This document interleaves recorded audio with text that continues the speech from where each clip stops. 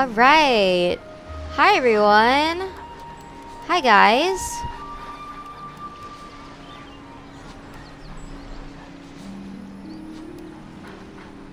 How is everyone doing today? Is everyone doing good?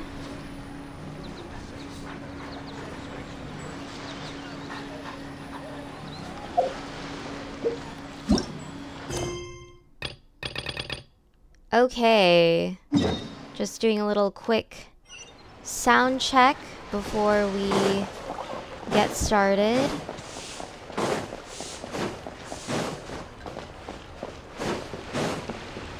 Add astro. Okay. I know no one is probably watching, but I hope the sound is okay. I'm just gonna do this to like test it.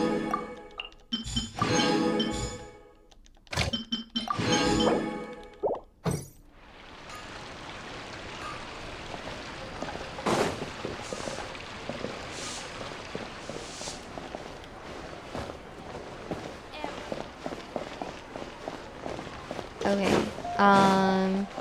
So I'm just monitoring myself, so making sure everything's good. And I think we sound pretty good.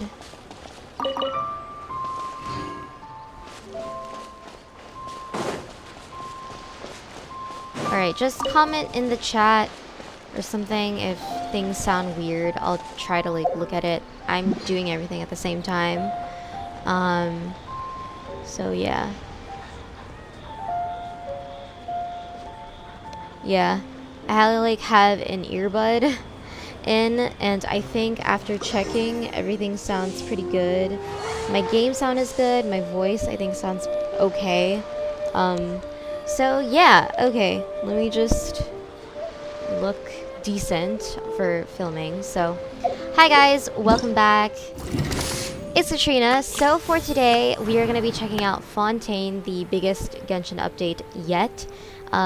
So I don't know why there's like no Archon Quest tab. Usually they have that for like every big update. They only have this for some reason. Linny is cute, but Linny is adorable. I just don't know why there's no like Archon Quest tab. But anyways, so we're gonna be doing Fontaine today. I did check the update just a teeny bit, meaning like when the update finished, I checked my Genshin Impact because I need to do my commissions for the Prima Gems to get the stuff for future characters and saving all that. So, and I also grabbed Lynette while I logged in. She had this really cool like animation thing when you like get her, like invite. It's not super like crazy, but it was really fun. I recorded it on my other phone, but I'm like way too lazy to like send the footage to myself and show you guys. But yeah, I ended up getting Lynette. She's really cute. She's really pretty. It's a shame because I can't level her up, but I really want to use her for the Archon quest because, you know, Fontaine and stuff like that. So anyways, we're going to be checking that out. For today, let's go and head on over to Caravan Debat to get started, because I'm pretty sure it's taking quite a while, you know, settling and all that stuff. So, let's go. Good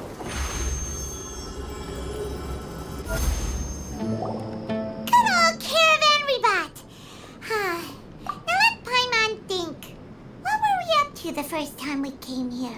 So, in case I'm just pausing, but in case you guys notice me like shifting around and like checking things with my like earbud and I'm putting it in my ear, it's because, you know, I'm a mod for my own like live stream and stuff, so I have to make sure everything's smooth for you guys. So, yeah, anyways.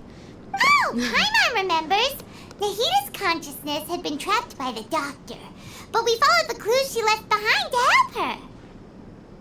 Ah, good memory, Paimon. I guess you may have stumbled upon this place at some point before. So much time has already passed since then, and it seems Sumeru's changing for the better now that Nahita's in charge, right? Paimon just hopes this peace will last a long time, and then Nahita won't have any more new problems to deal with. Yes, but as long as we're around, it's hard to say what will happen. Yeah, guess you're right. We somehow always find ourselves right in the thick of it. Who knows what will happen next? Come to think of it, maybe it's all because of you. Maybe you're just a magnet for trouble. I was just thinking that you might be the problem, Paimon. Huh? Me? Before Paimon ran into you, Paimon never ran into any trouble. At most, when she was super tired, Paimon got caught in some strange whirlpool and sucked out into sea. And even then, you fished Paimon out. Anyway, for Nahita's sake, maybe we should think about heading to our next destination for now. I guess next stop is Fontaine. Ah, look who it is. Running into you in a place like this? I can see you two still love wandering around. Oh, it's Dia! Since when are we just wandering around? We're usually taking care of some serious business. Even though it may have nothing to do with our journey. But never mind that. What brings you here? I just finished a commission in the desert for a usual client of mine. Nothing too interesting. Just escorting a shipment of goods. I'm on my way to report back. That's when I saw you two all the way over there, chatting away. What were you two talking about anyway? We're preparing to leave Sumeru and head to Fontaine. Huh? You serious? Can't say I saw that coming. But you are travelers after all. I guess you'd never stay for too long in one place. Bumping into you like this will become a rarity. I'm starting to feel sad just thinking about it. Hey, how about I gather a few mercs to escort you two? What do you say? Thanks, but no need. Oh, Paimon had no clue you'd miss us so much. But don't worry, we'll come back to see everyone when we get a chance. Sounds good. All you need to do to get to Fontaine is cross this stretch of desert and navigate some waterways.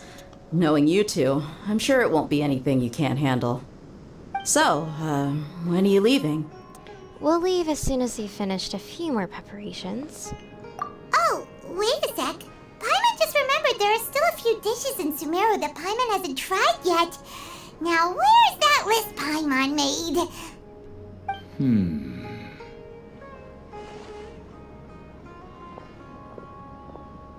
That guy is I see. certainly not suspicious. Guess you won't be needing a going-away party or anything. It's sad enough to see you go like this. Though, now that I think about it, Sumeru wouldn't be what it is today without you. Seems true heroes always prefer leaving quietly. By the way, should we go say Yeah. bye to Nahita? In her case, she'll probably know from our dreams anyway. Oh, good point. Then there's no need to bother her in the real world. Then, I guess this is goodbye for now, Traveler and Paimon. Whether as a client or a friend, you're always welcome to come find me. Take care. Goodbye, Tia. That sounded Goodbye, so Tia. dramatic for like no reason. Bye, Sorry. Sumeru. I was trying to like get into the feels for it, but not like too much. Oh well.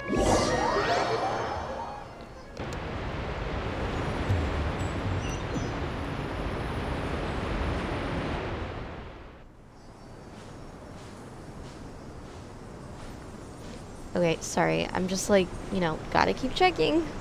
Making sure everything's smooth. Whoa. Oh my god, that looks so cool. we're only at the brink and that looks amazing. What? Bro, I'm like so excited right now. You don't even know.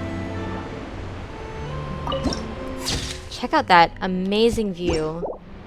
Also, I'm checking, and I swear, and I think there's like this echo, like my voice, I can hear my voice, and it sounds fine.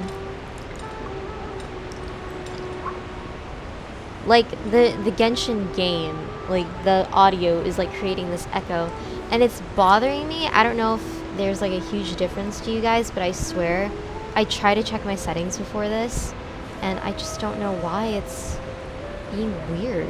So, alright, anyways, I guess there's no point in trying to deal with it for now, because I swear guys, like I was checking and everything, and yeah, like I was recording the other day doing a test and I was like, okay, the audio seems pretty good, and now it's like a little bit echoey. Like, at least you can still hear it, I assume, but it's just bothering me that I can't seem to get it right, and I'm just like, oh. Anyways, I think it should be fine though. Yeah, maybe it's because I'm like a new channel. Yeah. It's weird, it's like my old channel never had issues like this. Maybe it's because I'm like brand new, like, I don't know. But yeah, it's just gonna be a mess right now. Fixing everything. Okay.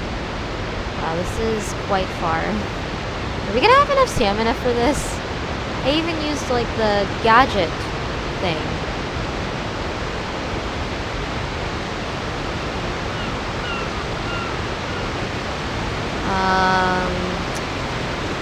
I probably should have maxed out the Sumeru statue. I still haven't done that yet. Speaking of which, I still haven't finished these 2 Sumeru world quests. You'll probably see it when I'm what is it?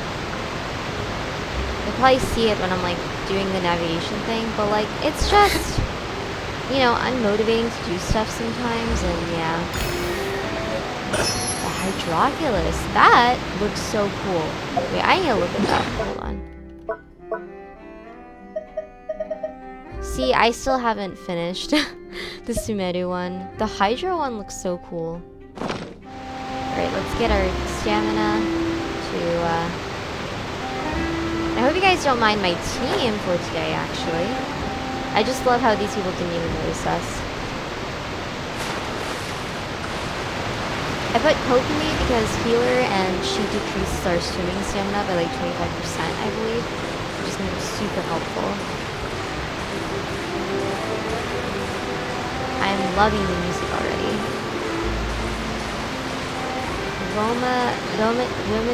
Romiti? Harbor? I'm trying to speak in French because Fontaine is based off of France. After crossing all that sand and water, we finally made it! Oh, this must be Fontaine's port! Wow! Everything looks so advanced in Fontaine! Paimon's heard that the industry here is extremely developed, and there are all kinds of unusual machines! So I heard, and it's about what I imagined.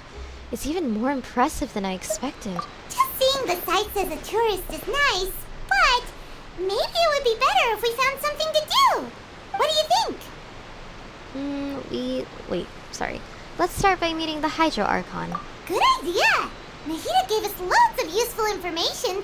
Seeking out the 7 is probably still our best source for information at this point. Our journey is to find my sibling, and to also find the truth. Yeah! The more we can learn, the better. So, what do you think the Hydro Archon's like? Will we get along? Nahida said that she has a very unique personality. Whatever that means. I'm a little bit afraid. To learn about a nation's god, start with the nation's people. There seems to be some locals talking over there. Let's go see if we can join the party.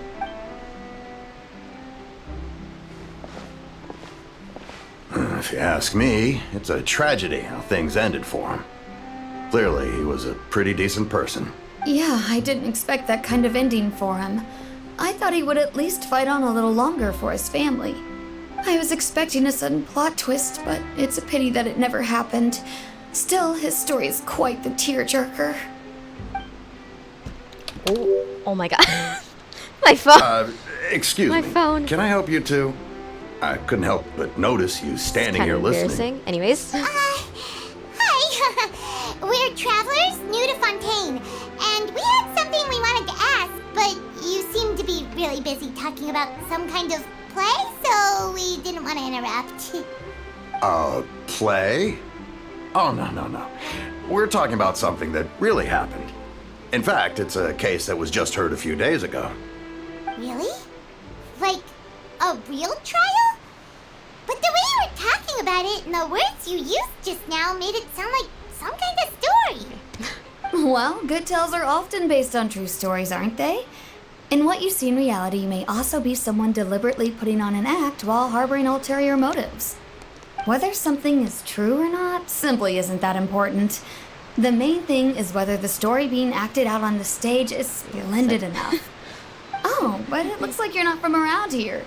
You probably don't know that the Fontaine Court of Justice is called the Opera Epiclese, or more commonly known as just the Opera House. So they see trials as a sort of opera? But, What do you think? shouldn't court cases be treated a little more seriously than that? Not to question Fontaine's way of doing things. It's just that putting someone on trial is usually a very serious thing. Oh, I see. Winnie's No worries. poster magic Other show thing. visitors to Fontaine have wondered the same thing. You could say that we just don't want to waste the moving stories behind those cases. And as for your worries about whether the cases are treated with due reverence, we have the absolutely just and honorable Chief Justice Neuvillette, as well as the Oratrice Mécanique d'Analyse Cardinal, a machine these created by the complicated Archon. French words. Between the machine and the Chief Justice, false charges and injustice are a thing of the past now. I mean, I took French or français in middle school, so I guess it's time to use my French brain, but I'm nervous because it's been a long time and I don't really know that much French, but you know, it's time to practice, I guess. All right, a judgment device created by the Archon. So this is the Nation of Justice. Pure trees? Is it some kind of machine too? Wait, I almost forgot to ask you our question. Do you know what we should do if we want to meet the Hydro Archon? Oh, that's easy. Just go to the Opera House. Lady Farina practically lives there. You could definitely say it's her biggest passion. I think what they mean is that they wish to speak with the Archon personally. In that case, I'm afraid it's going to be a tad more difficult. You'll have to make an appointment well in advance, and it'll depend on whether or not she has any time slots available. Make an appointment? Time slots? Huh. Is the Hydro Archon super busy taking care of official stuff? Wait, didn't you say that she's always at the Opera House? No. Lady Farina seldom takes an interest with the nation's affairs. The reason it's difficult to make an appointment is simply because she's incredibly popular. That's right. After all, she is the Archon. Though she may tend to get a little dramatic from time to time, people can't get enough of her. I don't like where this is going. First time Paimon's ever heard of an Archon being described that way before. Wait! Paimon gets now! The Hydro Archon is kinda like a big celebrity here, right? Yeah, I suppose you could say that. Perhaps you could even say our mascot. Hang on. This is still Fontaine's Archon you're talking about. You should show some more respect. Yes, you're right. I guess I should at least try to be a little more respectful in front of visitors. Otherwise, I might get arrested and find myself face to face with Monsieur Neuvillette. Come on. Sure, there's a lot of laws here, but nobody's going to be arrested for saying something disrespectful about the Hydro Archon. Seems like the people of Fontaine really like the Hydro Archon, but they don't appear to revere her either. Alright, I think we get it. Thank you! At least we now know that we can find the Hydro Archon at the Opera House. But who knows how long making an appointment will take? Guess we could have a look around the city in the meantime. Hey! What are you looking over there for? There's a girl over there. She's been standing alone for quite some time now. Is it Linny? Huh. Or Lynette? Maybe Sorry. something's the matter. She isn't going to jump into the water, is she? Maybe we better go check on her.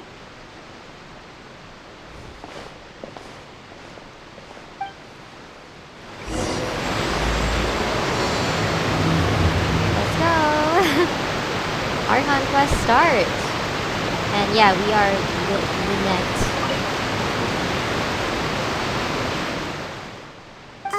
Hello there. Excuse me. Are you alright? Huh? I'm fine. Thanks. Oh, okay then. We just noticed that you seem to be worried about something. About many things, actually. But there's nothing I can do but just keep my troubles to myself. I was just reminiscing about a place my brother and I would play when we were kids. It was just atop that hill over there. See? You're pointing at the sea. Wait, are you saying that you and your brother lived in the water? Maybe they're mermaids? I mean, I don't know how that would work because she has cat ears, but who knows? Or a fantastical race from Fontaine, perhaps? No, people call the waters around Fontaine a sea. It's actually just an inland lake that's filled with fresh water. Really? That's a And lot of no, water. I can still see that hill clearly in my memories. Now it's been completely submerged. He would skip and jump, tossing sand in the wind.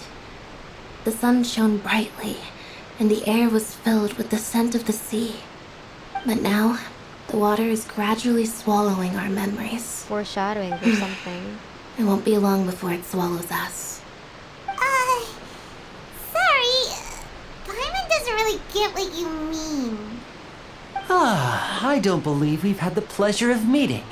Are you Lynette's new friends? It's Liddy. Oh, and you are? I actually tried his trial, the events page where you can like try out the characters. It's actually kind of fun, but I'm saving for Zhongli and the archons. I want to get all of them first before I get other characters. So that's the plan. So yeah. Sorry. Thanks for looking after my sister. She often comes here to reminisce about our childhood, that's all. There's no need for any concern. Allow me to introduce myself. I'm Linny, and this is my sister Lynette. He's so cute. If I had to guess, I'd say you must be travelers from abroad. Yep, Nice to that's meet you. us. Paimon is Paimon, and this is the Traveler. We just arrived in Fontaine. We were just talking with your sister. Even though we didn't really get what she was saying. I see. It's unusual for Lynette to be so willing to talk with anyone. In fact, she seldom speaks at all. I'm usually the only one she ever talks to. Oh, really? Then you two are just like us. Paimon's always the one talking for some reason. Yeah, because you don't let me talk. Anyways. There's hardly anything left for me to say with you around, Paimon. And it's because you always steal all my lines. So that's how you think it is? I also I'm think breaking my through the brother fourth can wall. be too talkative at times. Seems you were right, Paimon. We are quite similar. So, what did Lynette mean just now when she said that the water is engulfing your memories? And that it won't be long before it engulfs you too? Oh, that. It's from a prophecy that's been circulating in Fontaine for some time now. Well, I suppose prophecy isn't exactly the right word, because that implies a certain amount of uncertainty. There's no doubt about what's happening in Fontaine now. No? What's happening in Fontaine? Where to begin? Let's put that question on hold for a moment. We still haven't formally greeted each other yet, have we? Did all the introductions earlier not count? Hello, traveler. Hello, Linny. It's a pleasure to meet you.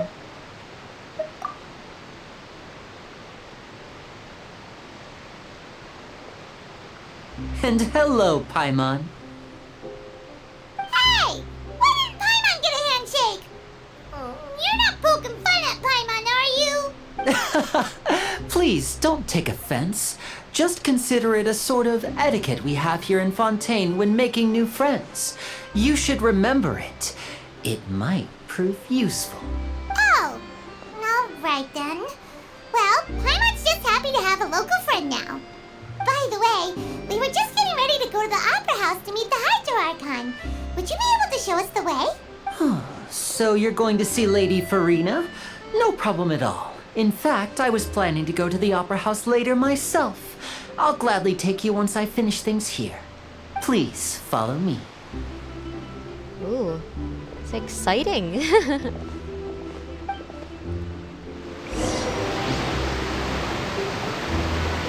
Alright, might as well be the traveler. So we're in character. And I'm assuming we're gonna unlock the hydro element today. Obviously. What am I saying? You said you were going to see Lady Farina? Well, it seems Lady Farina has come to see you. Wait, what? That's a first. What is happening? Oh my gosh, pretty character. I think, yeah, she's the one who has electro vision. Yeah. Oh. Huh. So, she's the Hydro Archon? But how did you know we were looking for her? My dear people, rich and poor, those with cup in hand and those with nothing at all, raise your glasses in celebration. If you don't have one, then just raise your hand in lieu.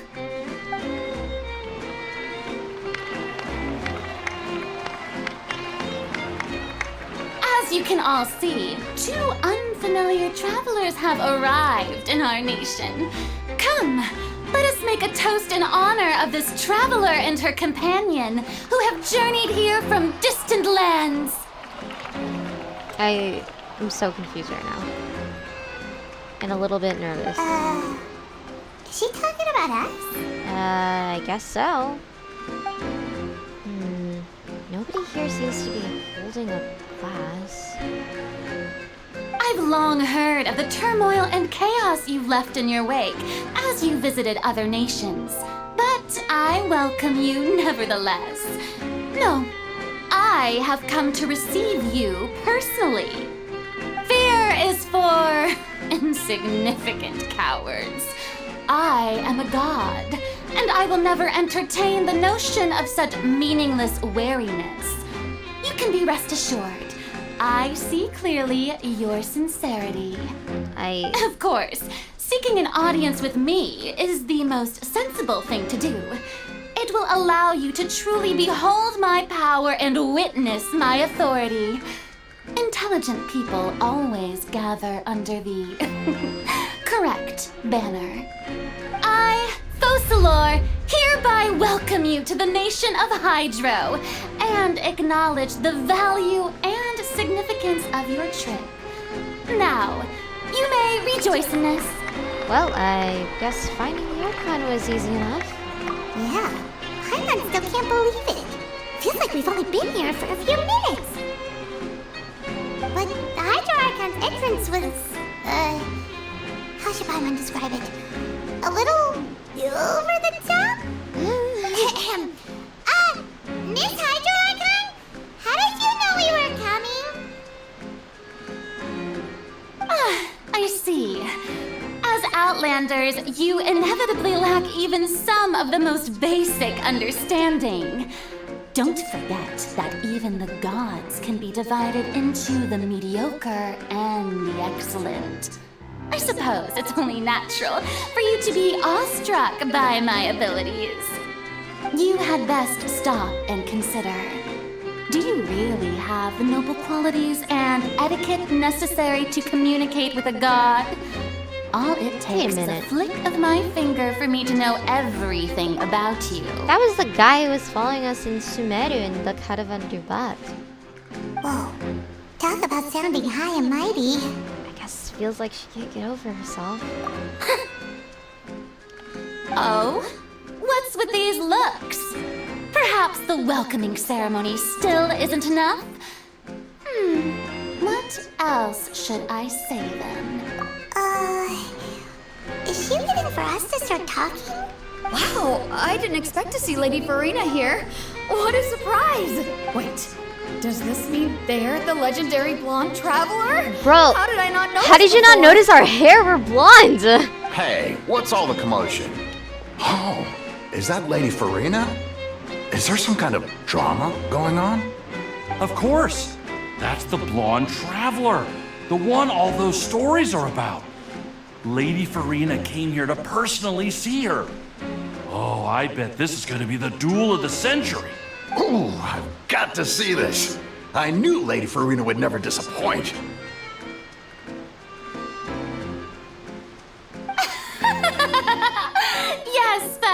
get too excited now. My dear believers and spectators alike tend to get quite rowdy, and despite the noise, I've come to tolerate all their ruckus.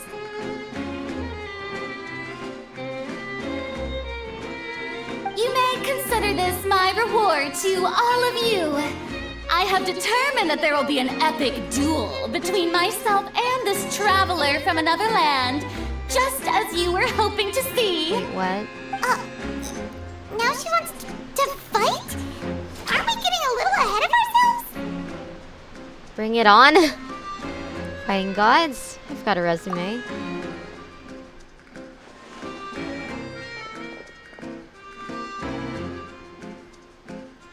Wait, we're fighting people? Oh, great. Are you not afraid? Might I remind you that this is a duel against the divine? What are you trying to do, traveler? Provoking a god in front of her people? Stand down, Clorend. I admire her bravery. Few have the courage to draw their sword against a god. She is obviously a true warrior. Unfortunately, people nowadays only crave to be thrilled, and a mere duel will not slake their thirst for excitement. Oh, yeah, she's right. Just a duel wouldn't be all that interesting. On Araneus, criminals are always requesting duels to defend their honor. I'm getting a bit old, to tell the truth. You see. Then, as the god of justice, I shall face this traveler in another kind of duel. A duel in court! All right! Now This is, that'll be worth something seeing! else, alright. Right. This is Fontaine, after all. Such a grand opera house. It would be a pity not to use it. Why do you care so much about the crowd's reactions? Seems you've spent a little too much time in the opera house. Besides, how exactly do you plan to have a duel in court? You mean you're going to put us on trial? And we haven't committed any crimes. We literally just arrived here. Oh, we have reason to put you on trial. It's obvious, isn't it? Obvious? According to Fontaine law, no one is permitted to release any flying objects within Fontaine city limits during the first 3 days of each month. You are clearly guilty of violating this law, no? How would we know this? We just arrived here. So that's what they've done wrong. That's our Lady Farina. Oh No my one knows god. the laws This of is. Fontaine like she I does. already knew she would be ridiculous, but. You call that obvious? What kind of law is that? Wait, flying object? You mean Paimon? Precisely! Now, if you two have no objections, then in the name of the Hydro Archon, I order your arrest. He sure is unhinged. Holy My crap. apologies, Lady Farina. I don't mean to spoil the fun. But if you would allow me to interject, I don't think that Paimon here meets the definition of a flying object. Linny's helping Tell us? her, Winnie. Finally, someone who's not crazy. Anyone call Paimon a flying object? I'm just fixing something. Great magician Linny, my beloved citizen. I'll permit you to object. But how exactly do you plan to prove your claim? Paimon's so angry, like, As a magician who just rained on your parade, I naturally should shoulder the responsibility of saving the show. So, with such an audience gathered here, allow me to perform a trick for everyone.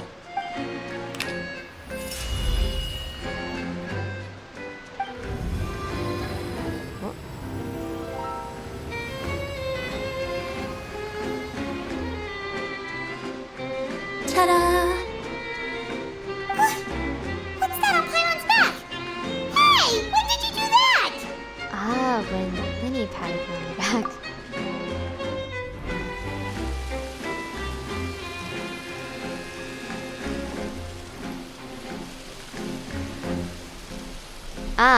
Must be something that should allow her to be okay to travel in There. Fontaine. As you can all clearly see, Paimon should be classified as, well, something like a balloon. This rope has been in the traveler's hand all along. It was just that no one could see it before. Wow, Vinny is so cool. You call that magic? You've got to be joking. Bro. I thought it was pretty good. Nice one. Huh. I'm not sure what to think. It seems Lady Farina's charges no longer hold water.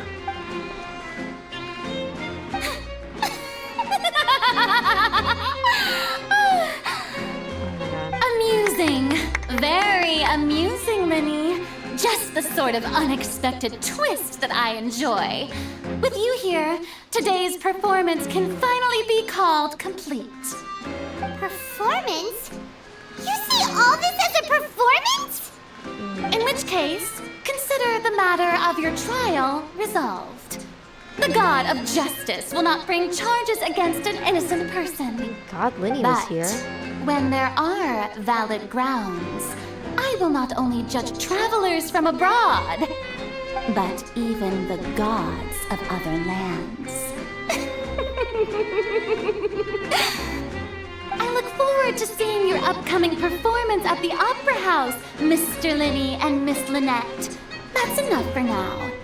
Toodaloo! Oh my god, she's literally so unhinged. Like, what? What?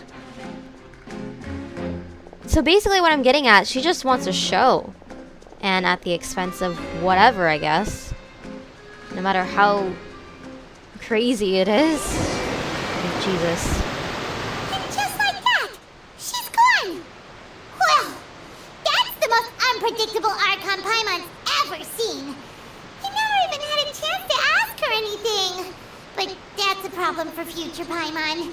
That whole scene just now was really... Thanks for... Oh. Thanks for filling us out, Linny. Did you know that was going to happen? Don't mention it. I just happened to remember that there was such a law, so I did a little preparation, just in case. I didn't think it would actually come in handy. He's so cute So- and smart. Now do you see what kind of god Lady Farina is? Yes, and he looks so cute in the shot. Stop tempting me hoiovers to pull for him. I must save her Zhongli. Zhongli She can be a only. bit Okay. confusing at times, but she is still amenable to reason. Yeah, confusing is a good way to put it, but is she really that reasonable? Anyway, Paimon had no idea you were a magician, Linny. It sounded like you'll be performing at the Opera House, right? I just know a few simple tricks I use to make a living. Lynette is my assistant. It will actually be my first time performing on the most prestigious stage in Fontaine, the Opera House. But isn't the Opera House where criminal trials are held in Fontaine? When there are no public trials being held, the Opera House hosts a variety of other performances. To the people of Fontaine, the line between a trial and a performance can be a little blurred. That does And not sound good speaking at all. of performances, I would be remiss to forego this opportunity gifted by fate. Might I invite the two of you to see my performance? My brother's always excited to make new friends. Oh, sure. We don't really have anything to do now, and we wanted to go to the Opera House anyway. I would be delighted. Splendid. In that case, why don't we go together? I'll show you the way. I just have something to take care of first. Is there any way I can help? You really mean it? Then I'll take you up on your offer. This is a magical item known as a magic pocket. Perhaps you can help me distribute them to the people here. Huh? What are they going to use it for? About that. You asked me before about the prophecy, right? Let me start by telling you a little more about what it entails. I'm not sure exactly when it began, but a prophecy has been circulating around Fontaine. It says that every person in Fontaine is born with sin. No matter how the nation of justice holds trial after trial, this sin cannot be absolved. Until one day, the water levels in Fontaine will rise, and the sinful people will slowly be drowned. In the end, the people will all be dissolved into the waters, and only the Hydro Archon will remain, weeping on her throne.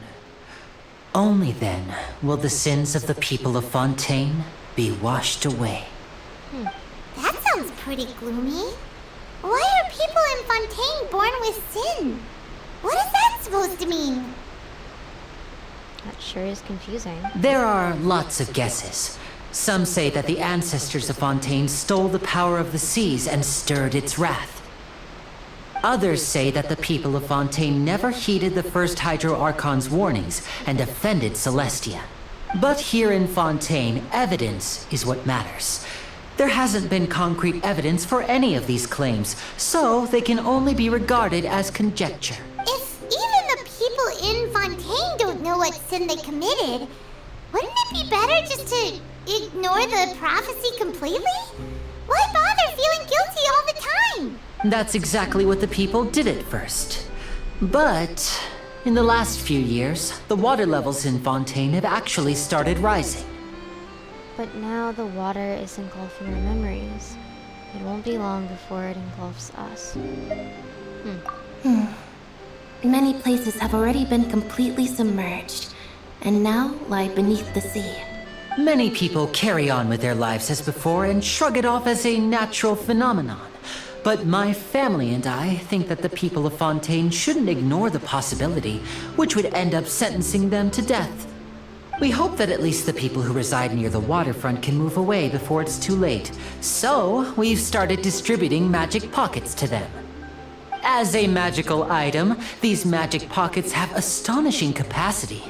I'm sure they will come in handy when people are moving their belongings. Oh, Paimon gets it! It's like preparing for a rainy day! But this is more than a bit of rain. If the prophecy is true, then is there no way to prevent the disaster? Perhaps only absolute power could ever contend with such a catastrophe. But who knows? We're just tiny specks in the grand scheme of things. Now, if you'd like to help, then please give these magic pockets to anyone nearby. Be sure to convince them to take it, regardless of what they say. Guess we'll have to give it to these people. What's this? So you also believe in the prophecy. Keep it. I won't have any use for it. What? You mean you don't believe in the prophecy? No, I believe in the prophecy. But I also believe in another story. The story says that people once lived in the ocean. They were one with the ocean and couldn't live apart from it. But as time wore on, people desired to live on land and developed blood vessels, encapsulating the sea within their bodies. Thus could people set foot on land. So, if you ask me, when the water rises and takes us all, it'll be like we're going home. Oh, we hadn't heard that one before. But people can't live underwater. They'll die. You should probably still take it. All right, I'll take it. I guess I just feel that being dissolved into the water doesn't necessarily mean death. The people here are just, kind of like the Archon, a little bit unhinged, but anyways. This person.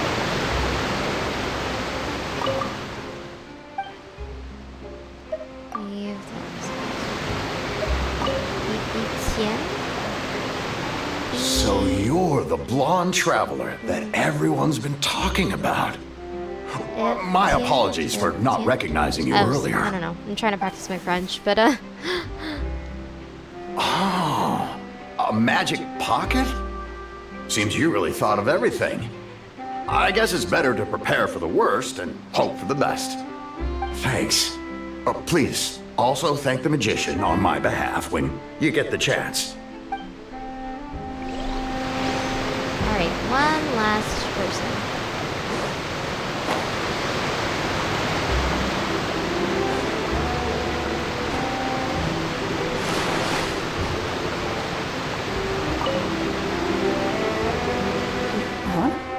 I don't want that thing. way I see it, if the prophecy's true, it's still gonna be a long time before the water can cover everything. Life is all about living in the moment. What use is there in worrying about the future all the time? We'll cross that bridge when we get to it. You should still take it. You never know when it'll come in handy. Oh, all right, fine. Thanks. It's just that if I start moving, that means I've already given up on the life I have now. I'd really rather not.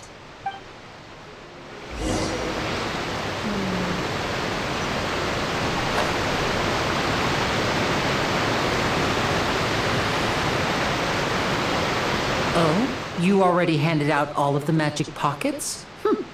That was fast. So, what did people have to say? I bet you heard some, interesting opinions. No kidding. Many are quite stubborn on this. Yes, but that will change once disaster strikes. I know they'll change their minds, so it's only right to help them prepare. Is there anything else you need to do before we leave? Yes, one last thing. I have the magic pockets made by a workshop in the court of Fontaine. Since we're out and about, I was thinking about bringing him some more materials. So, you want to collect materials? Just tell us what the materials look like and we'll help. Many hands make light work. Oh, that would be much appreciated. We'll need some romaritime flowers. I remember seeing them near the waterfront on the east side of the harbor. Wow, we're doing so much stuff before you can even get inside the nation. Like, okay.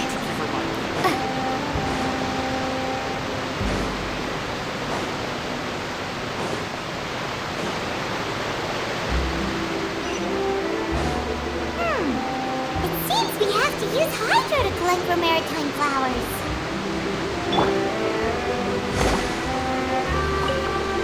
Huh, that's something.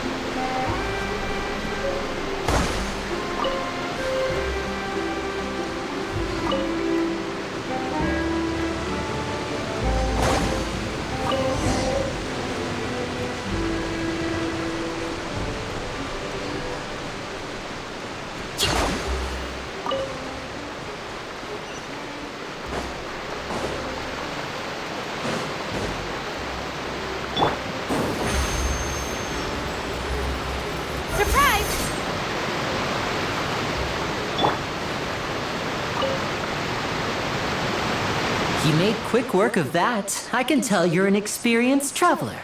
I've also finished collecting a few here. Maybe next time you'll feel like helping too, Lynette. No way. I'm in power saving mode today. Otherwise, I fear I may not have any energy left for the performance at That's the a Opera mood. House. I have like no energy all the time. I get Fine. it. Though the performance is still a long way off. Now that we're finished here, we should get ready to head back to the court of Fontaine. So, we're going to the court of Fontaine before we head to the Opera House?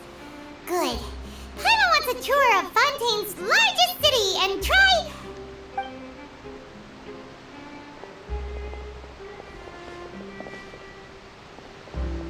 Wait, shh. Have you noticed that person over there? The young girl. Huh? What's wrong with her? Paimon didn't notice anything. She's obviously a thief. Magicians and thieves practice similar methods. We divert attention, and a distracted audience is one that won't discover what you're really doing. Watch her movements carefully. Wow. Sneaky. Oh, he's right! Shh, keep your voice down.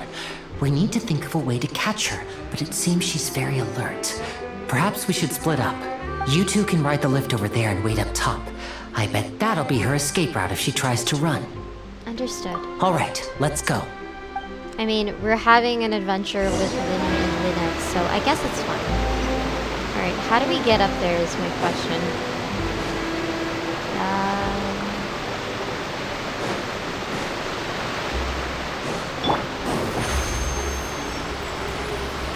Step on up!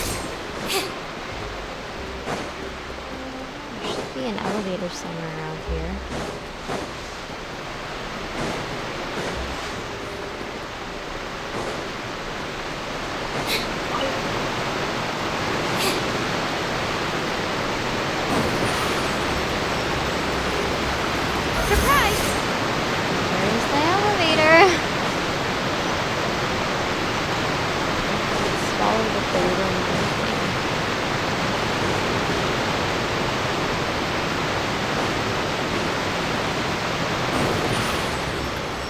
baguette? Step on up. Wait, what? Why would you name a dog Baguette? Good doggy. Now this is fun. Surprise! When you don't have Yelan. Because I'm saving for Zhongli.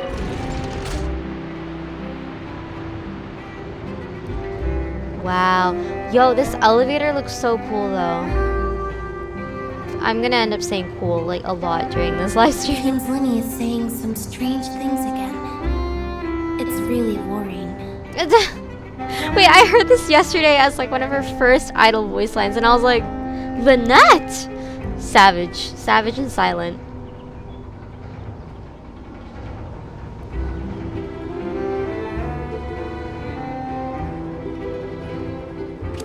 So, as our awkward conversations in the elevator.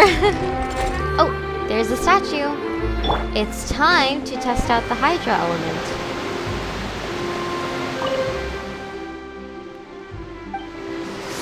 Here we go. Woo! Yeah! Look at that. I mean, I know Fontaine is probably gonna expand, but I was hoping for something, you know, is it bigger? Did light just start flooding from the statue of the Seven just now? Oh, that's so weird. Did anything like this ever happen before? It's normal for a statue of the Seven to glow. Traveler, you didn't feel uncomfortable at all? Water? Water's speaking to me. Like Paimon's gonna believe you. If you can crack jokes like that, then you must be fine. Though after it lit up like that, the air does feel a lot more humid. Maybe it's because of all that Hydra energy that was released. Paimon heard that in Fontaine, if you can use elemental energy properly, you can even swim underwater. Maybe you can find even sunken treasure. Sorry, I'm just voicing Paimon because it feels awkward in silence, so... Paimon will leave diving for treasure to you. Paimon will stand on the shore and wait for you. It'll be lonely going underwater alone. You should try doing something for once, Paimon. What? But being in the water is scary. What if Paimon accidentally gets swept in a current and gets all turned around and dizzy, and then she won't be able to fly away no matter what? Just like before Paimon met you back in Mondstadt. Then I'll fish you out again. Really? Then maybe Paimon can try going underwater with you. You better not go back on your word.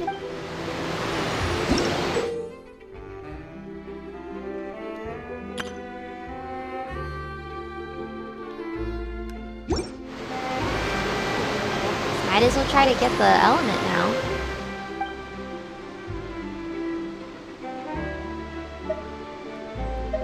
Resonate with Hydra. I wonder how Traveler's skills would be.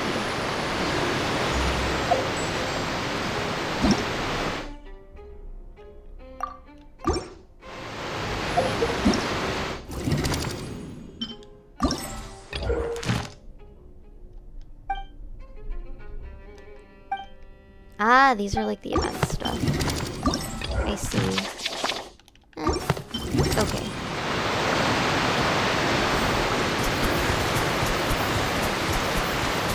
So this drains our HP.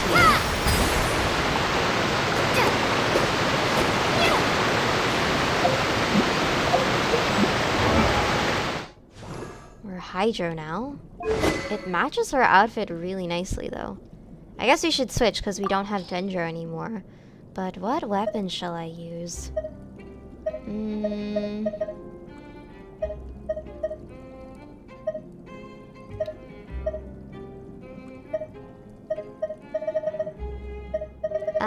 I guess I'll borrow Jean's weapon because I need I need Favonius. It's a perfect weapon for this.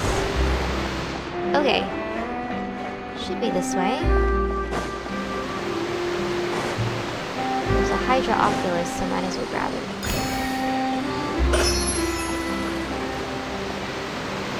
does it continuously drain her HP? Oh my god, it does.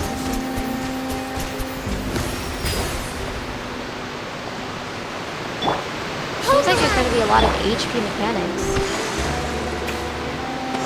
Alright, anyways. This is the spot where Linny wanted us to wait. Oh, look! Isn't that her? Get ready to stop her. Time to make an arrest. Oh no! Did she notice us? She started running the other direction! What should we do? Should we chase her? Our job is to block this path. The rest is up to Linny, I guess. You're right. She might also be trying to lure us away. Nothing's happened for a while now. Paimon wonders if Linny caught the thief. Seems there's no reason for us to stay here. Let's go find Linny. Yeah, let's go. I'm trying to think how you would pronounce his name in French. Would it be Rene? Rene? Rene? I don't know.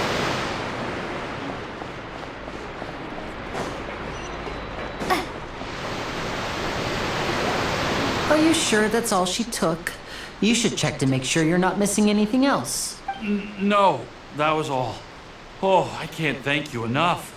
I didn't notice a thing earlier. Anyway, I should be going now. Thanks again. Too? Sorry, I'm just Oh, trying to were you returning with the ready my thief brain and for the stole it? French stuff we're gonna see in Fontaine. That's right. Pity I wasn't able to catch her. She distracted me by dropping the thing she stole on the ground. By the time I looked back, she was already gone. I saw the general direction she went, but Linny twisted his ankle, and I needed to make sure he was okay. God, what? Oh, did you get hurt, Linny? I'll be all right. It's just a twisted ankle, that's all. In fact, it's feeling better already. If you want to play at being a hero, at least try not to get hurt doing it. Imagine what would happen if you managed to derail our performance as a result. You're right. Sorry, Lynette. Lynette's like, I'm so done. I have to admit that the thief was even more skilled than I had anticipated. But at least we were able to get the stolen items back, so it wasn't a complete failure. What a slippery little thief. Guess things turned out all right in the end, though. Linny's initiative paid off. All right, let's put this little detour behind us. We should go to the court of Fontaine now. Alright, let's head on over. I think we're gonna meet one of like the cute NPCs or the cute creatures. I don't know what's like the proper term, but the adorable little cat-like creatures. We're gonna be riding on the boat. So exciting! Woo! Maybe it's because I love like checking out the sights on the sea and stuff, but So, we ride this thing to go into the city? What an ingenious way to get around. People in Fontaine really know how to use water. This is an aquabus. It allows people to travel between several key locations around Fontaine. It's pretty convenient, but the ride can become a little dull after a while. The scenery is always the same. That's why it's better to travel with friends. So you mean it's still boring even when I'm riding with you? No, that's not what I meant. It's just that, well, you don't really talk that much. Besides, it doesn't So really feel like a cute. real Okay. trip when it's just the two of us.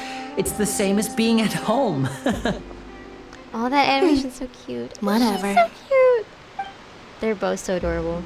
I hope we can see Feminette because that's what he's it's the like to third be an older sibling and I don't brother. want him to be left out. It's about time for us to leave. Let's get on board. All aboard the aquabus, as they say. Oh, is that Charlotte? Charlotte! Oh my god, I think my voice cracked.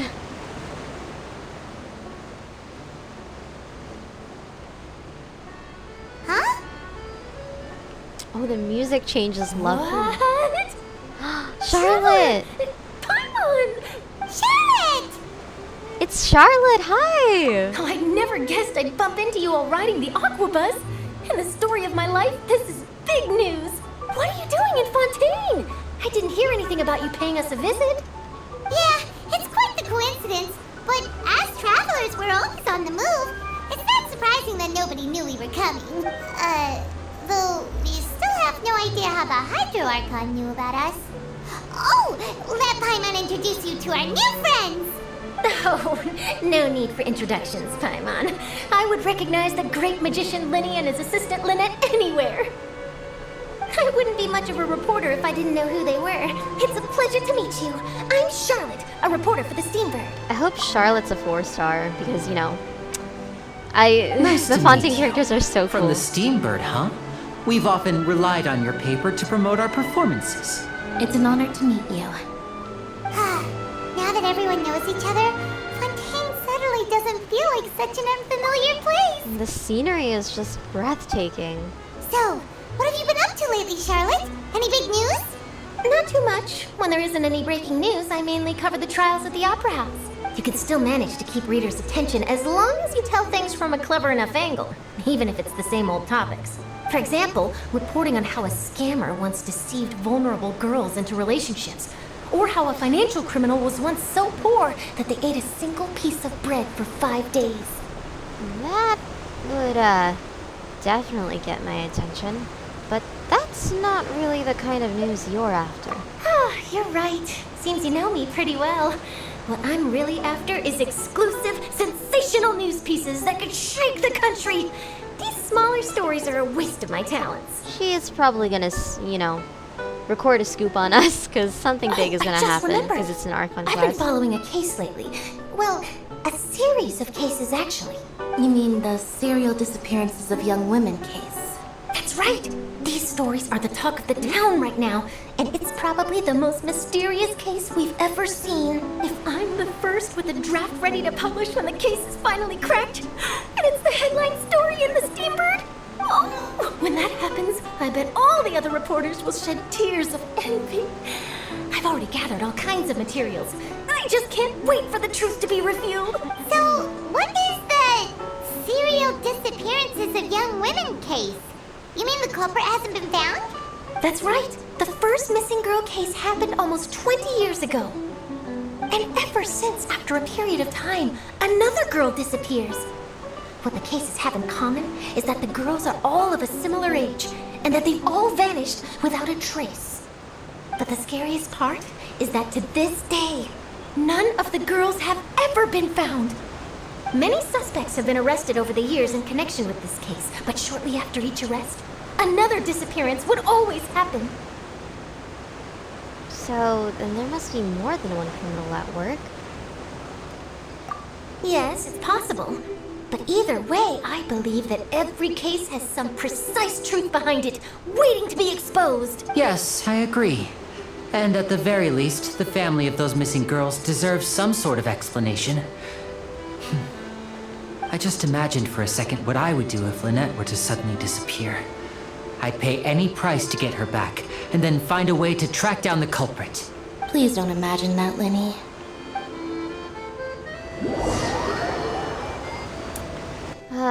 I wish we could see more of the scenery, but I guess we can do that for another time. But yeah, that was really nice to talk and chat with everyone. Hey, we're almost there! Look! Wow, okay, there we go.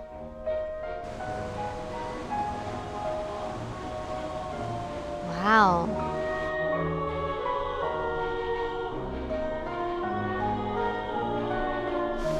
Whoa, the architecture in this is insane. Whoa! Oh my gosh. Dude.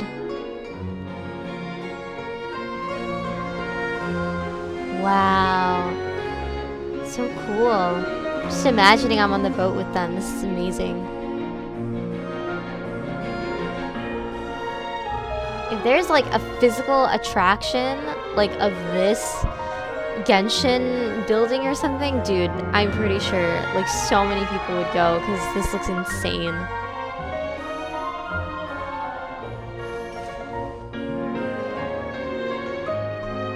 And the Well, music, I really they never enjoyed miss. chatting with you. Life should be full of pleasant little surprises like this.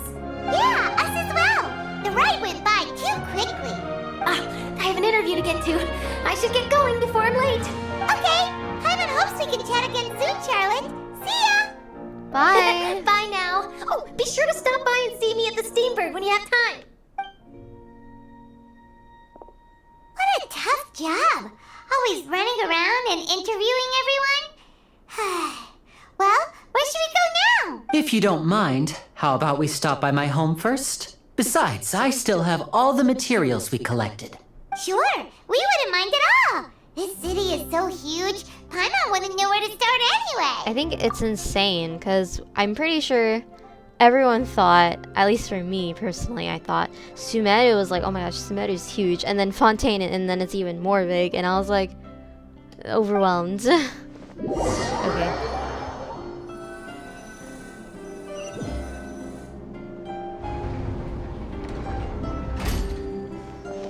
Wow.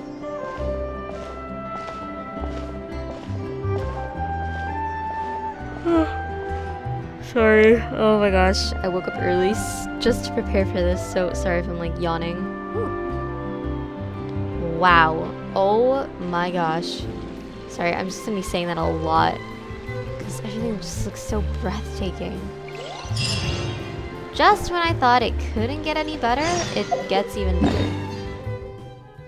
Okay, let's see if we can find the statue of the seven.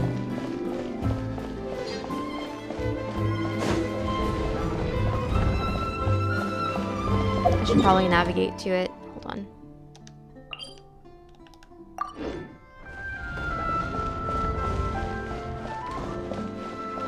Let's keep looking. I'll help you find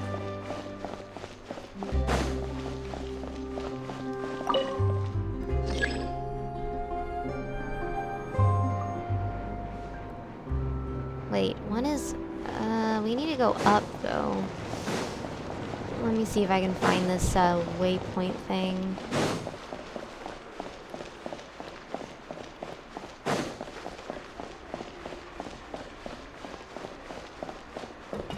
Fourth floor. Third floor. I guess we should go to the third floor? Let's see. Up we go.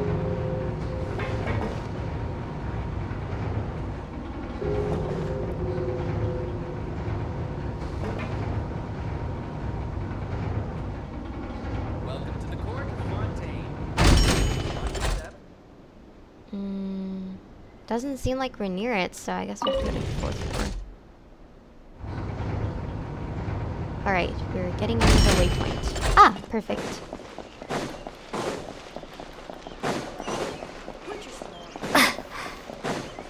And there's these tiny... Oh my gosh, they're so cute. Liaf? Ah, such fine weather. You think so too, don't you? I shan't bother you further then. There's no problem. You can enjoy the weather together. I don't know why I suddenly went British, but anyways. This world quest. I'm just gonna speed through this since there's like no dub on it.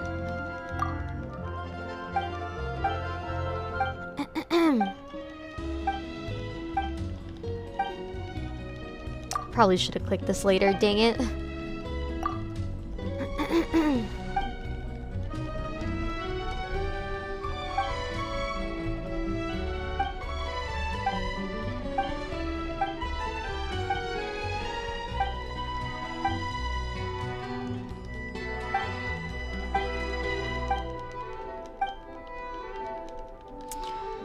Dude, I should have clicked this later when my curiosity is a little too strong.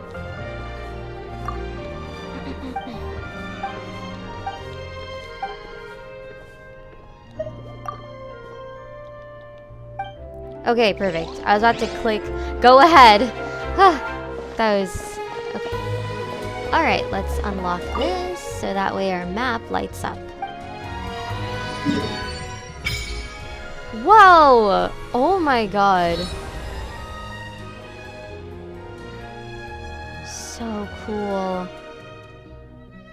Is there any more Statue of the Sevens, or is that it? Oh, there's one more, I think. Wait.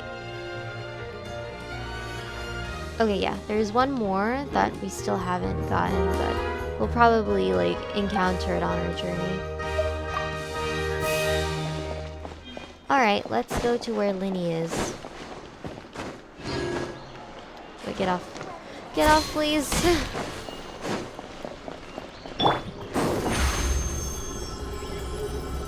Step on up! Alright, let's go to the first floor.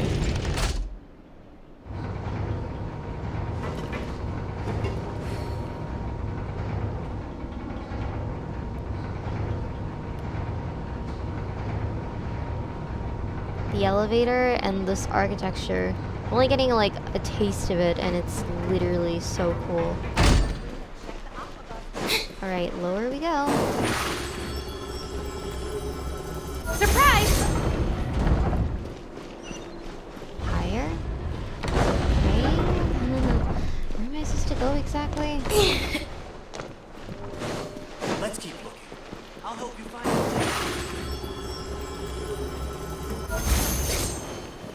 I'm so confused where I'm supposed to go. Okay, okay, calm down.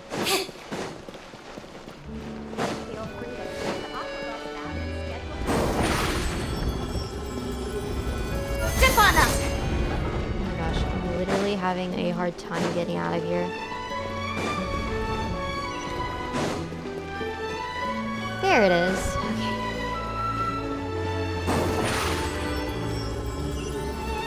Surprise!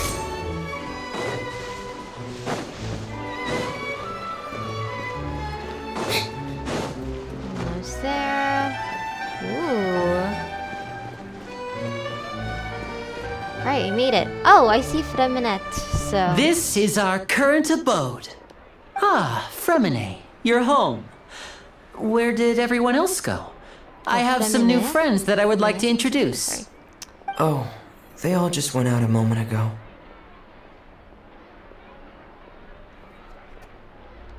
I see. Everyone is getting busier now that Father will be returning soon. I suppose that can't be I helped. wonder why father's in quotation marks. Allow me to introduce you to my little brother, Fremine. He is a phenomenal diver. Hello. Hi. Nice to meet you! Paimon is Paimon, and this is the Traveler! Oh, you sound very proud to have a diver as a brother, Linny. Linny sure seems to have a big family. What a talented one. Linny, could you come here for a moment? What is it, Fremine? Do you have something to tell me? It's alright, you go ahead.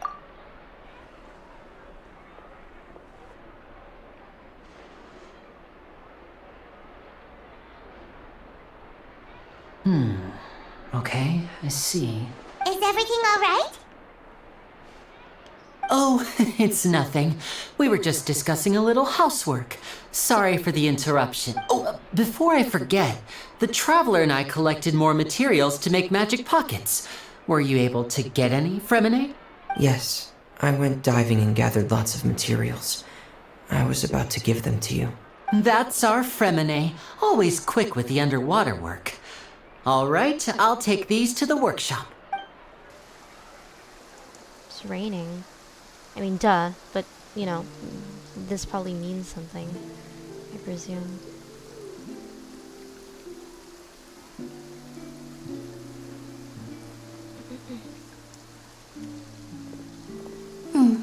Looks like rain. Oh, you're right. But wasn't it clear and sunny just a moment ago? Fontaine's weather sure is weird. I'm afraid that's just how it is here. It often rains on days where there are trials being held in the Opera House, but don't worry, it'll clear up soon enough. Suspicious.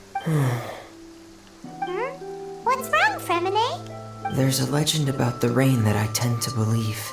It's said that a dragon of water once resided in Fontaine.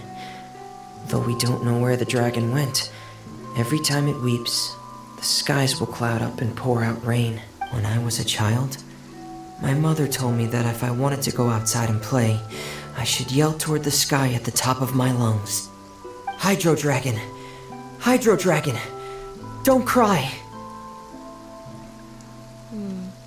Would that Hydro Dragon be the elemental dragon of Fontaine? That's another If it's elemental an elemental dragon. dragon, then having the power to make it rain wouldn't be very unusual. Let Paimon try something. Hydro Dragon, don't cry!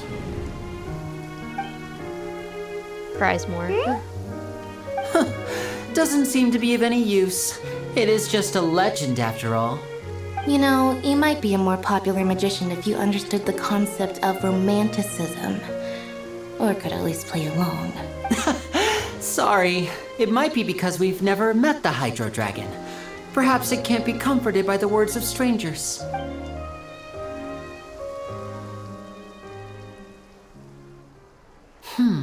It rained for longer than I suspected. Oh, it's already getting late. Was there something you needed to do, Linny? Yeah, some preparations for the show at the Opera House. I need to find a way to catch the last aqua bus of the day.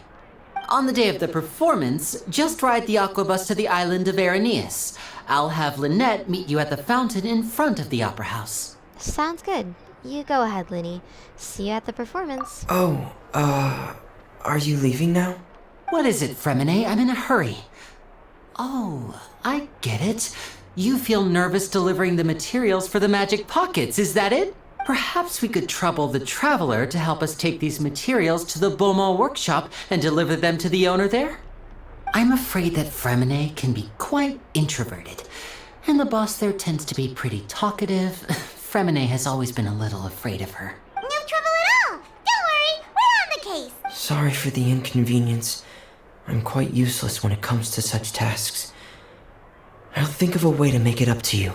Oh, no need. This will be a walk in the park for us.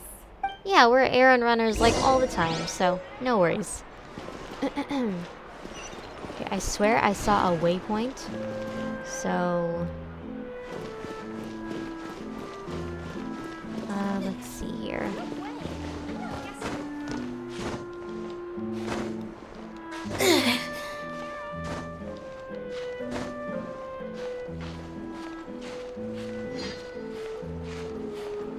Ah, over there. Okay. Wait a second.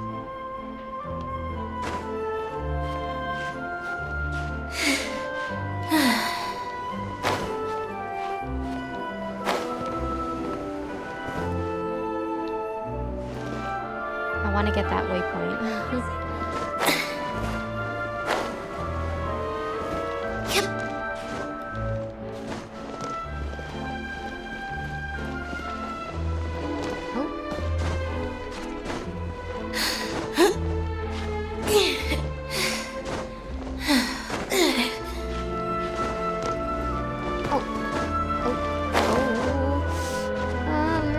Top of something.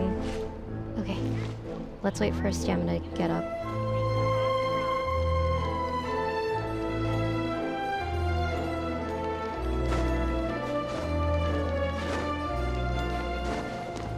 I saw a waypoint somewhere that popped out on screen, but oh, it disappeared.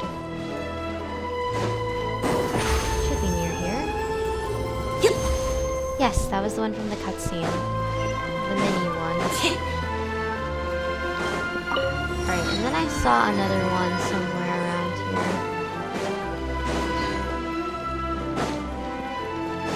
Ah, yes. That one. Over here!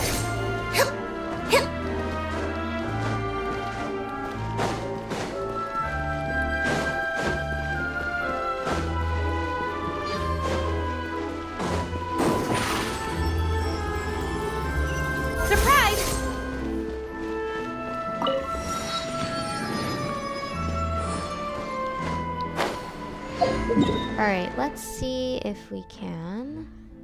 So it seems like there's another waypoint here. Let's just teleport to this one. Okay. Melusines, that's what those tiny cat-like creatures are called.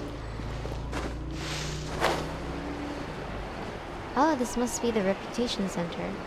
I'm just curious, hold on.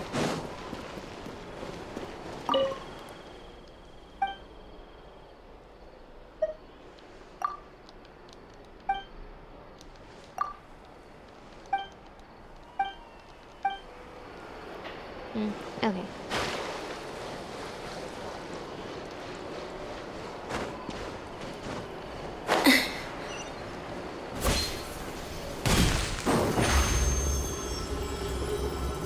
Step on up!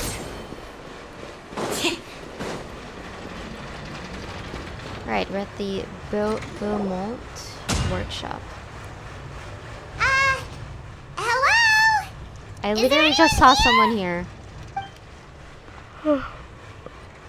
Oh, hello there. Okay, New jeez. I customers? thought they Looking disappeared. to buy, or do you need something made? Or perhaps you're just looking for a chat with me. Okay. Oh no, we're just here to deliver some materials. Here they are. They're for making... what were they called again? Ah, these must be for magic pockets. I could tell right away. I've already made several orders worth now. Do we need to pay? No need. They've already prepaid several batches worth. When they told me what they'd be using them for, I even offered them a discount. But they insisted on paying the full amount, saying that I had a business to run. It seems both their hearts and their pockets are made of gold. Whoa. So, is Linny actually loaded? Oh my god, Paimon. I can't say for sure, but who knows? Maybe there's good money to be made being a magician in Fontaine. Hey, is this machine what you use to make stuff here? It looks really advanced. Why use your hands when a machine can do the work? It would be a waste not to use the latest technology, and wasting is a kind of crime. But where does a big machine like that get its power from? Well, it's a little complicated. I'm not sure I can put it in layman's terms for you, but basically, everything we usually use here in the city is powered by indemnitium. It's a type of energy that's produced from trials. Huh? How can trials produce energy? Well, I'm not completely sure of all the details myself, but basically, when a trial is in session, the Oratrice Mécanique d'Analyse Cardinale harvests people's belief in justice and converts it into energy to be used all around Fontaine. Oratrice mécanique d'analyse cardinale? Yeah, I probably butchered the French, but I just wanted to try it. See if my French that I took in middle school was worth So it. that's what its other function is? Paimon heard that the Oratrice was created by the archon to make judgments. But Paimon still doesn't get it. How could something unreliable like people's beliefs be turned into a stable power source for these machines? Well, Venti and Nahida both said the gods rely on belief to obtain power. Oh, yeah! So that means the Hydro Archon relies on the machine to take the energy created by belief and turn it into power for all of Fontaine, right? Even though I've never heard anyone really put it that way before, it sounds like it makes sense. Besides indemnitium, we have another type of energy called mumusia. It isn't produced by the power of the Archon, but it is unstable by nature. Even now, it still cannot be widely used by civilians. I thought I'd find you hard at work, but here you are chatting the day away. Since you're already talking, I'm sure you wouldn't mind a few words with me. You again? Didn't I already promise you that I'd have the more I owe to Confrérie of Cabriere by next month? Why are you hounding me now? Yeah, but how do we know that you won't go running off by the end of this month? I want 50% today. Wait, no, 70%. Huh? You... Seems business isn't so great for the workshop. We've already finished our job and delivered the materials. Maybe now's a good time to leave? You're right. Sounds like a usual case of someone owing somebody else money. Hey, hold on! Before you go around Child. trying to collect payments, why don't you settle your own debts first? If Confrérie of Cabriere wants to poach clients from Northland Bank, that's fine. But I'm afraid you still owe the bank a hefty sum of mora. So why don't we work things out between us first, before you get back to your little conversation here? What is child? You're from Northland Bank. But we said we'll pay everything we owe next month.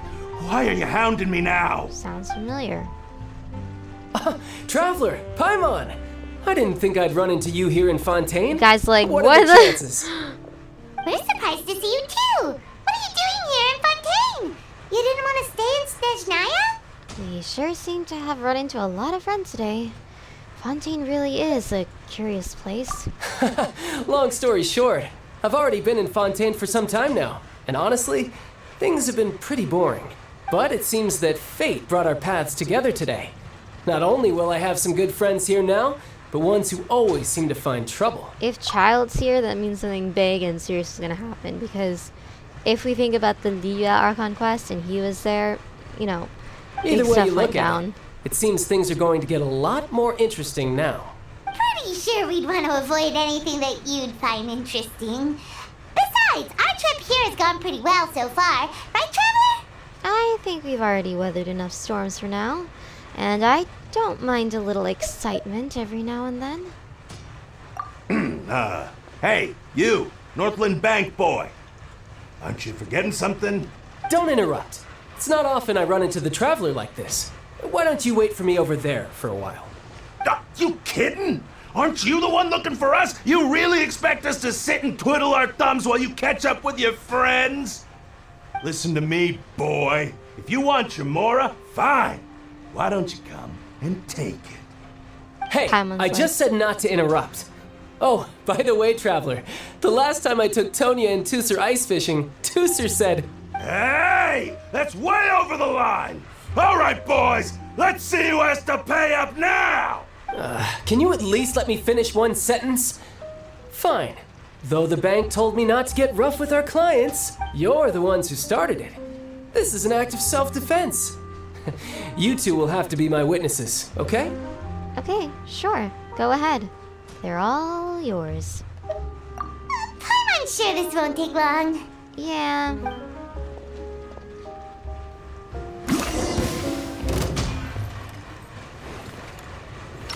You can run, but you can't hide.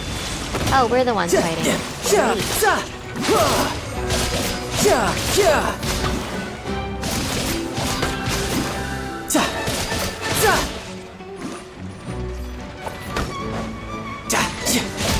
Shouldn't let your guard down. The guy just flew. Please. What's your deal, Brad? How are you so strong if you're just a staffer from Snezhnaya's Northland Bank? Wait, don't tell me you're... Oh, now you notice. It's a little late, don't you think? Just make sure you understand that you don't mess with Northland Bank. Got it?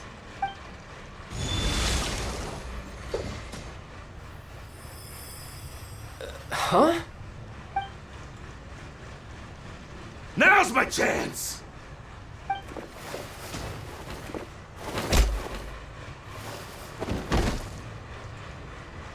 Huh. That was weird. What just happened? Are you feeling alright? I'm not sure.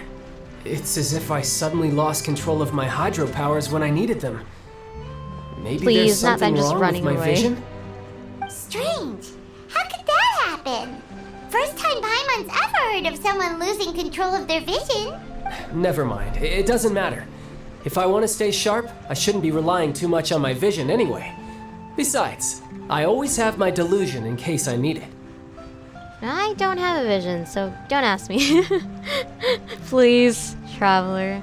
You'd better not use your delusion too often, though. So what are you doing in Fontaine, child? And don't say it's work for Northland Bank. Well, I guess it's because I've been in a bad mood lately. Huh?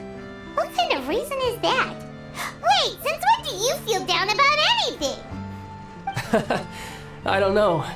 Maybe I still have a lot to learn about myself. But recently, there seems to be some sort of restless power stirring inside of me. And I don't know why, but every now and then I feel like I'm in a terrible mood. Maybe you losing control of your vision just now is connected with that power you're feeling inside. That is a possibility.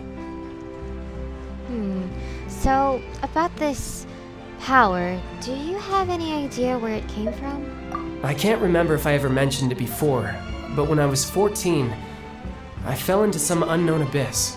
It was during that time I learned nearly all of my abilities. The one who took me under her wing and taught me was named Skirk. She was always quiet and very mysterious. Nobody knew where she came from or what she had been through, and she was always very strict when teaching me combat techniques. One time, I asked her why she was willing to take me on as an apprentice. From what I could make of her answer, it was because I had awakened it, and traces of it remained on me. She said that all my combat training would be useful in the future. But what is it? What did you awaken? She never explained that, but my guess is that it's related to a dream I saw when I had just fallen into that abyss. In my dream, I was in the deepest depths of the sea, and the boundless seabed was all around me.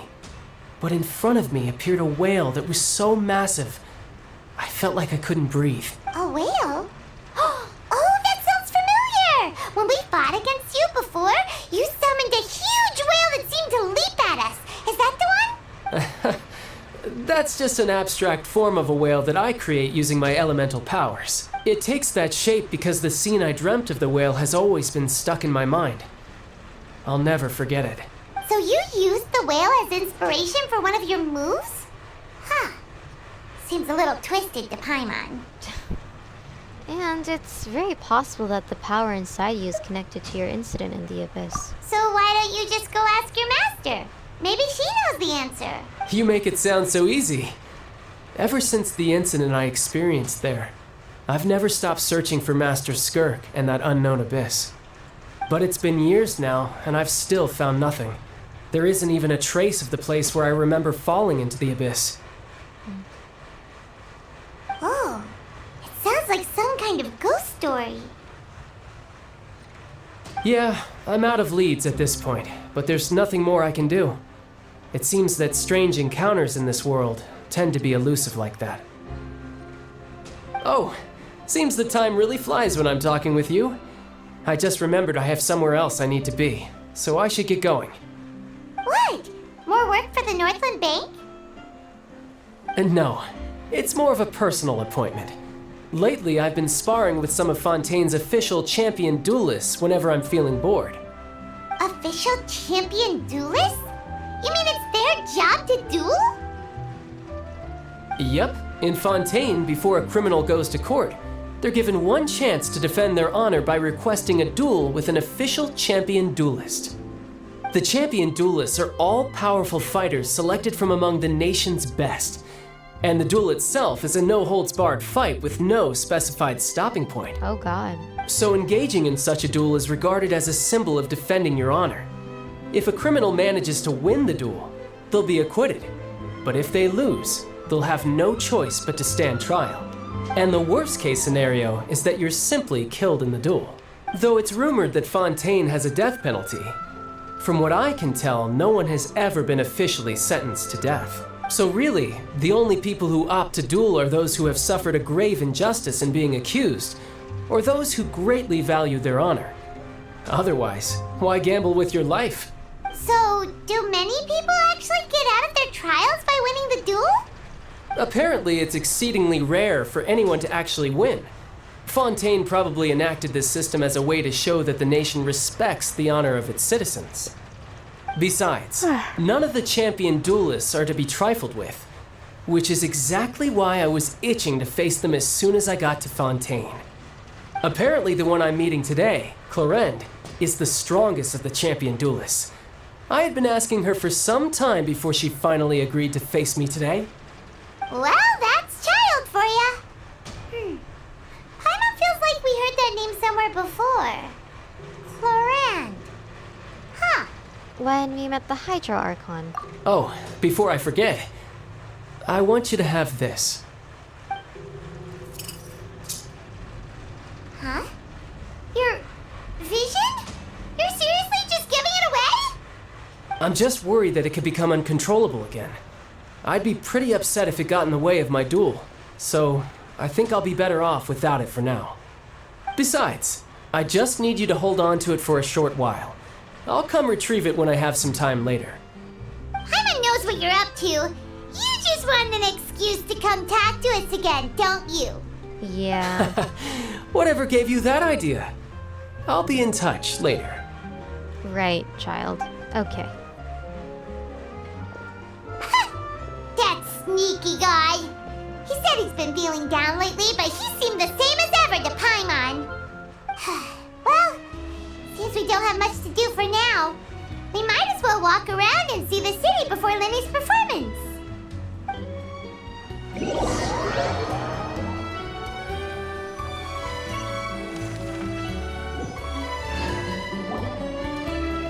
Wow! Who could have seen that coming? The reporter who was barely around for most of the story was the murderer all along! Hey, don't blurt it out, Paimon. It's rude to spoil the mystery for everyone else. Sorry. Paimon was just surprised, that's all. Paimon never saw that twist coming. The murder mystery novels here are amazing!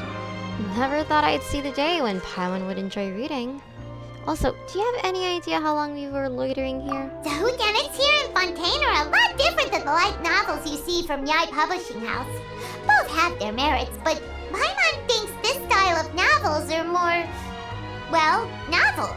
It's so exciting to reach the moment when the mystery is uncovered, especially in the one Paimon was just reading. You should buy a copy and read it too.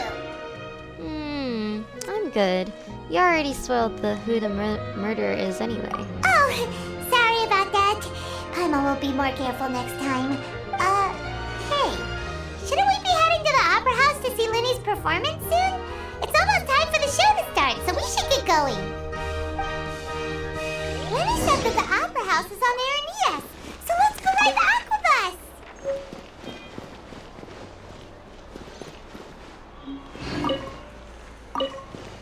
Alright, let's see if there's a teleport near... Okay, great. Doesn't seem like there is.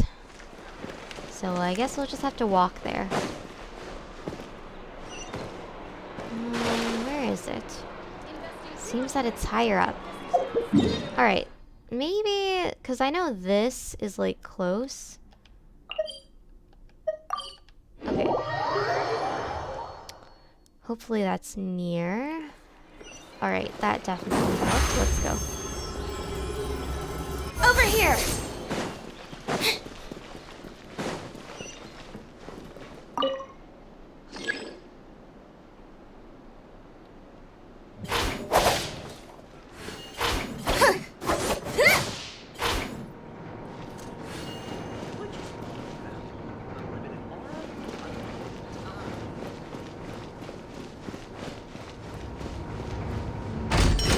Perfect.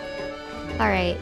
We're already pretty close, so I guess second floor. And I hope this is like the area that we still haven't gone yet, so I can unlock the last statue.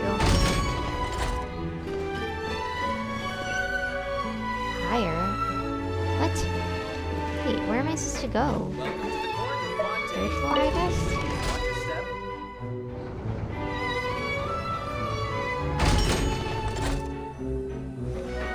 Ah, there we go.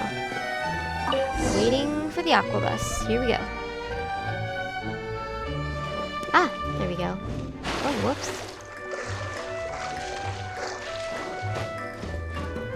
Alright, all aboard. The Melicusine? Not Melicusine. The Melicine, sorry. Howdy do. We'll be voicing it so it's not awkward. So, when does... Immediately. What? Okay.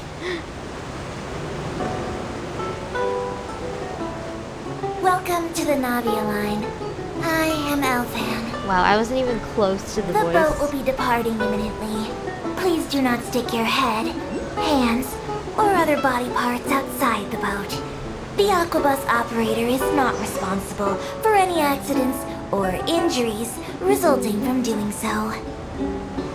Also, please remember to buy the Steambird, though I don't read it myself. The destination of the current tour is Aeneas. Points of interest worth visiting include the Fountain of Lucine and the Opera Epiclese. There's water. If you look to the left in the direction we are currently traveling, you will see the famous Fontaine Research Institute up in the sky. An experiment gone wrong turned new sightseeing opportunity. Human ingenuity truly is a wondrous thing.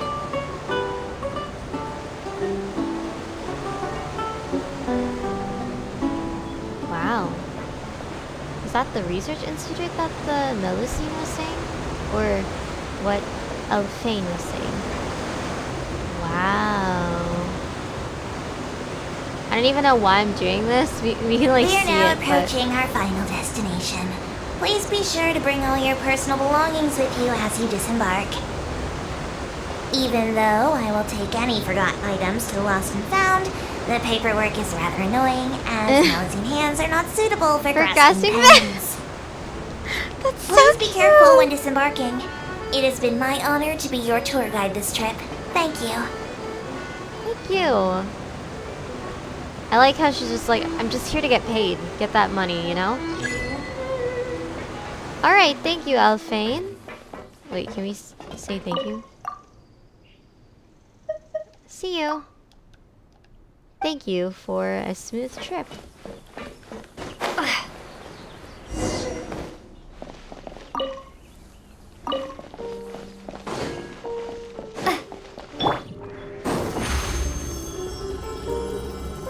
Stefana!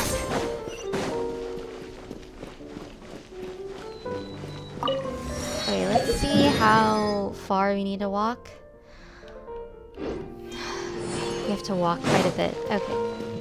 I guess we'll enjoy the scenery while we're walking. Wow. Look at that. The fountain is so pretty.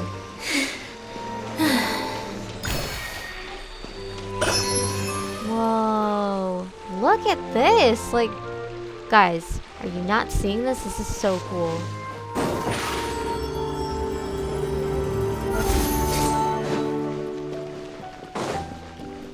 The dog just chilling in the water.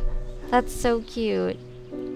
Although the body's like inside the wall, so I feel like they need to fix that, but...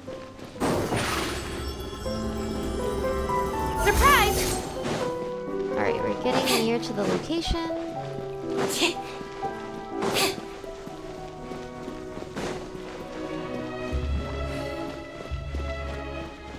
Wow, the architecture here is like no joke. Stefana!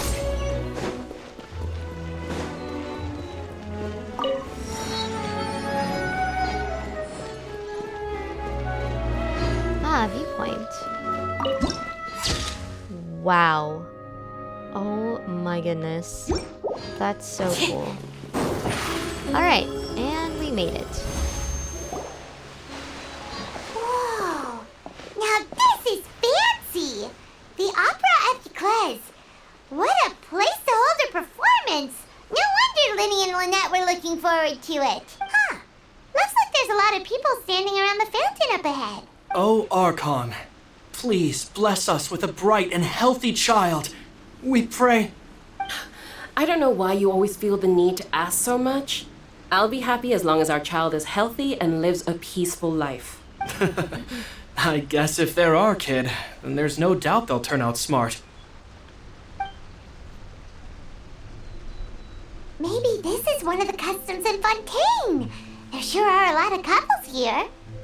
She's just like, I don't know. I don't know either. I've been single my whole life, so... Vache. Huh? Huh? What's wrong? Vache. Vache. What?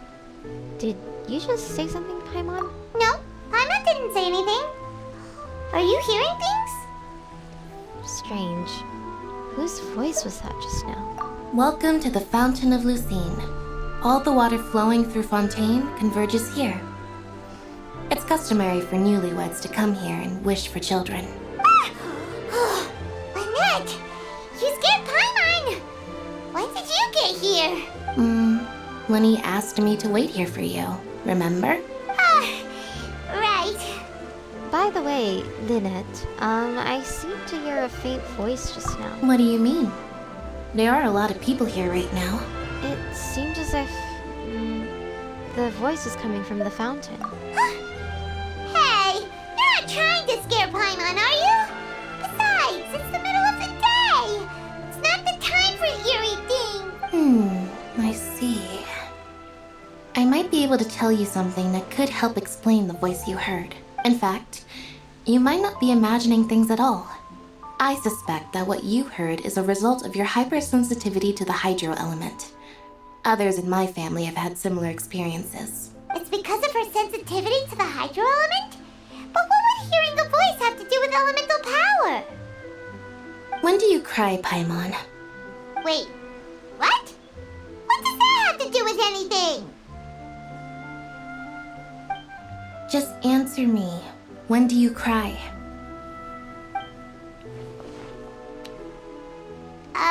When Paimon's really sad? Oh, and when Paimon's super happy. Oh, and also when Paimon's really, really scared. Then you should understand that tears contain your most intense emotions. Like I just mentioned, the Fountain of Lucine is where all the flowing water in Fontaine converges. Even the tears that fall to the ground will eventually gather here. So maybe what you heard was the intense emotion coming from someone's tears. Huh, that's an interesting explanation. Not sure whether I buy it though. So, what did the voice say? It seemed to be calling out someone's name. Huh. If you were hearing their emotions, then Paimon wonders what happened to them. Rather than worrying about them, we should worry about my brother first. Don't let that calm look of his fool you. He tends to get pretty nervous just before a performance. So chatting with Linny might help him relax a little before he goes on stage. Oh, right. That makes sense. Let's go in and see Linny.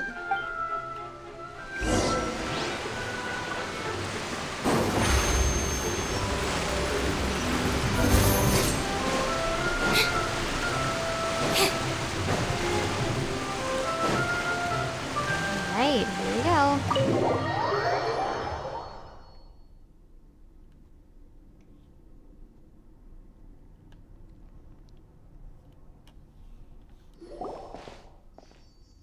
Wow.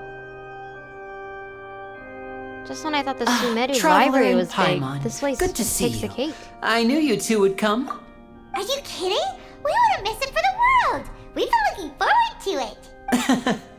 I can tell, judging by how early you've arrived. But you're actually right on time.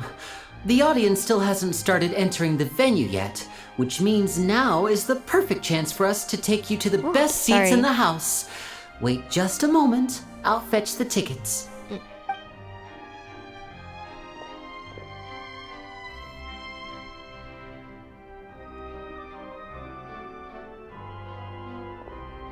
The Opera House has assigned seating, so you always have to make reservations.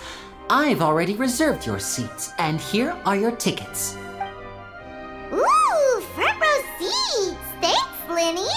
Don't mention it. There's no need to keep thanking me. Hey, Linny! Could you come over here and take a look at this? Oh, I'll be right there. Seems there's an issue with the stage props over there. That's Cal, my assistant, calling me. I'll go lend him a hand. Sure. Yeah, we'll just go to our seats. You go ahead, Linny.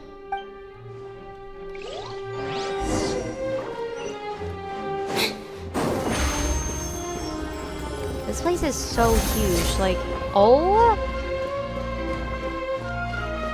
Is this supposed to be... This is not an auditorium. This is a freaking, like, coliseum or something. Wow. Oh. Wait, that guy looks like from the teaser. The one who sits near Folklore? Oh, these Or should be our Farina? seats. Come on, let's sit down.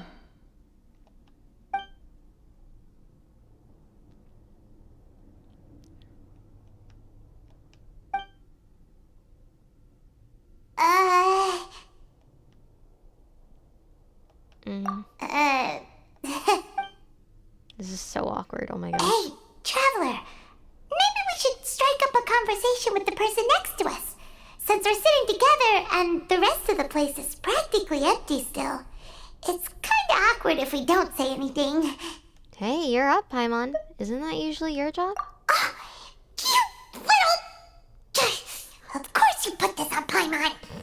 Excuse me, I did not realize you felt awkward.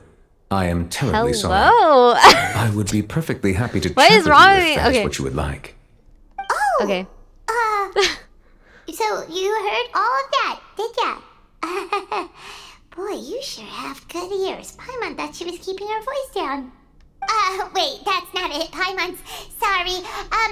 Paimon's the one who was being rude, talking under her breath like that. Let's talk, but, what should we talk about? This is getting even more awkward. Oh, Paimon's got it. You're also here early and sitting in the front. Are you a friend of Linny's too? A friend, you say? Well, if Mr. Linney would like to be my friend, I would be more than happy to reciprocate. Oh, so you're not friends with Linny then? Oh, this is getting more awkward by the second. Paimon nearly forgot to make her introduction. Nice to meet you. Paimon is Paimon and this is the Traveler. We just arrived in Fontaine. It is an honor to meet you two. I have heard of your deeds across Tevat, and as required by proper etiquette, I will also introduce myself. I am... Oh, Monsieur Nervillet. What an honor it is to have you here to see my show. Ah, Mr. Linney. I should say it is in fact an honor for me to see your performance in person. Wait, Nervillet? Could he be... I saw you all chatting just now, but it seems you still don't know who Monsieur Nervillet is. Allow me to introduce you to Fontaine's Chief Justice. That seat is always reserved for him. It wouldn't be too much to say that he's the symbol of justice and honesty here in Fontaine. Whoa! Sorry for being so rude just now. Paimon had no idea you were such an important person. No offense taken. Being Chief Justice is merely what I do for work. Nearly every person has their usual reserved seat, so I'm not so special, really. And by the way, I should probably let you know, even though I would prefer not to, there's someone sitting up there in the VIP seats that has been striking a pose for quite a while now. I believe she is trying to give you a most elegant and impressive first impression. So I think you should take notice of her sooner rather than later, otherwise she may become flustered. Farina? Yeah, Farina, that's her name. Huh? Oh, it's Farina, the Hydro Archon. Huh. She sure has a smug and satisfied look on her face. Paimon's face, Because she though. has no idea that you saw right through her act. Very good. That is for the best. No need to pay her any more attention. We may now enjoy the show. Huh? So is this what things are like between the Chief Justice and the Hydro Archon?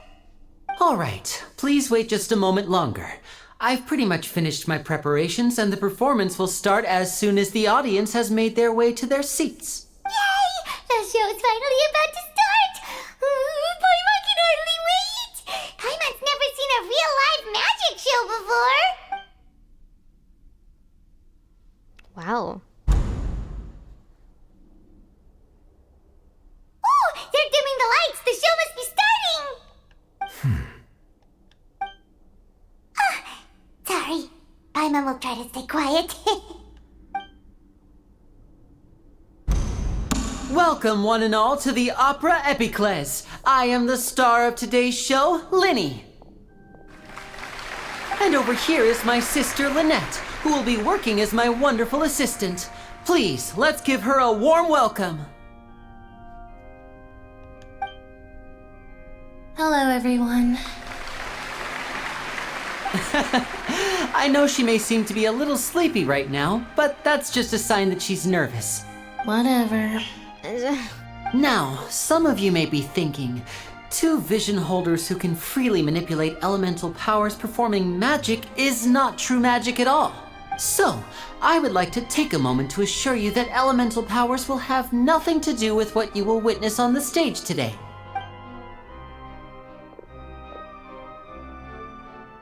Is that... Both Lynette and myself have removed our visions for the show. That way, even the gods won't be able to help us. Oh, good point. That's what makes the show real magic. Now, without further ado, let the show begin. Lynette will now exit the stage to make some preparations. I know you might miss her, but don't worry. She'll be coming right back on stage momentarily. Perhaps in an unexpected way. I'm sure she'll be stealing the spotlight soon enough. Oh, and before I forget, there's one more thing I should say. You never know what can happen in the blink of an eye.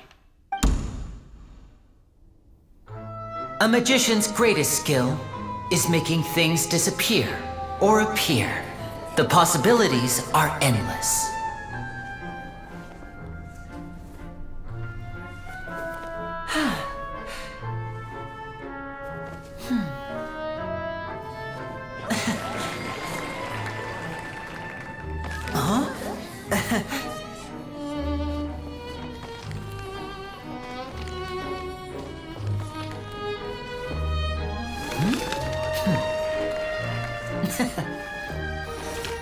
Quaver's trying to tempt me and probably a lot of players to pull for him, but I this must isn't what stand you strong. came for. These little tricks, you've seen them all before.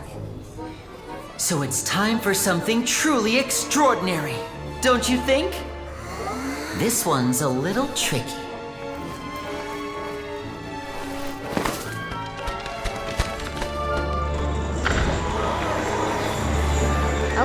Using this water tank, I shall make my sister vanish completely, right before your very eyes.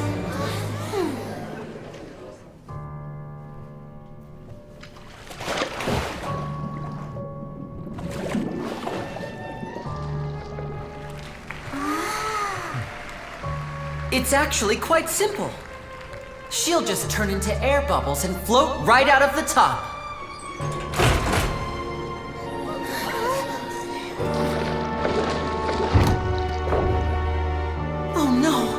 I told them to check all the props carefully. With the lid on, even air can't escape. An amateur magician would be getting very nervous right around now. Luckily, it's me on stage, so let me show you what a true virtuoso can do.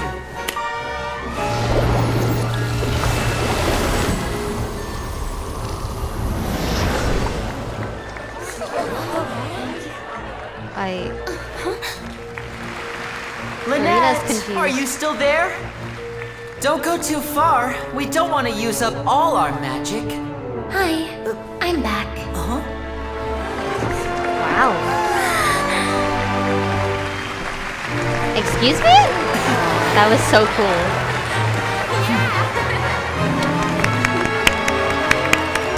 Bravo. Karina is enjoying herself.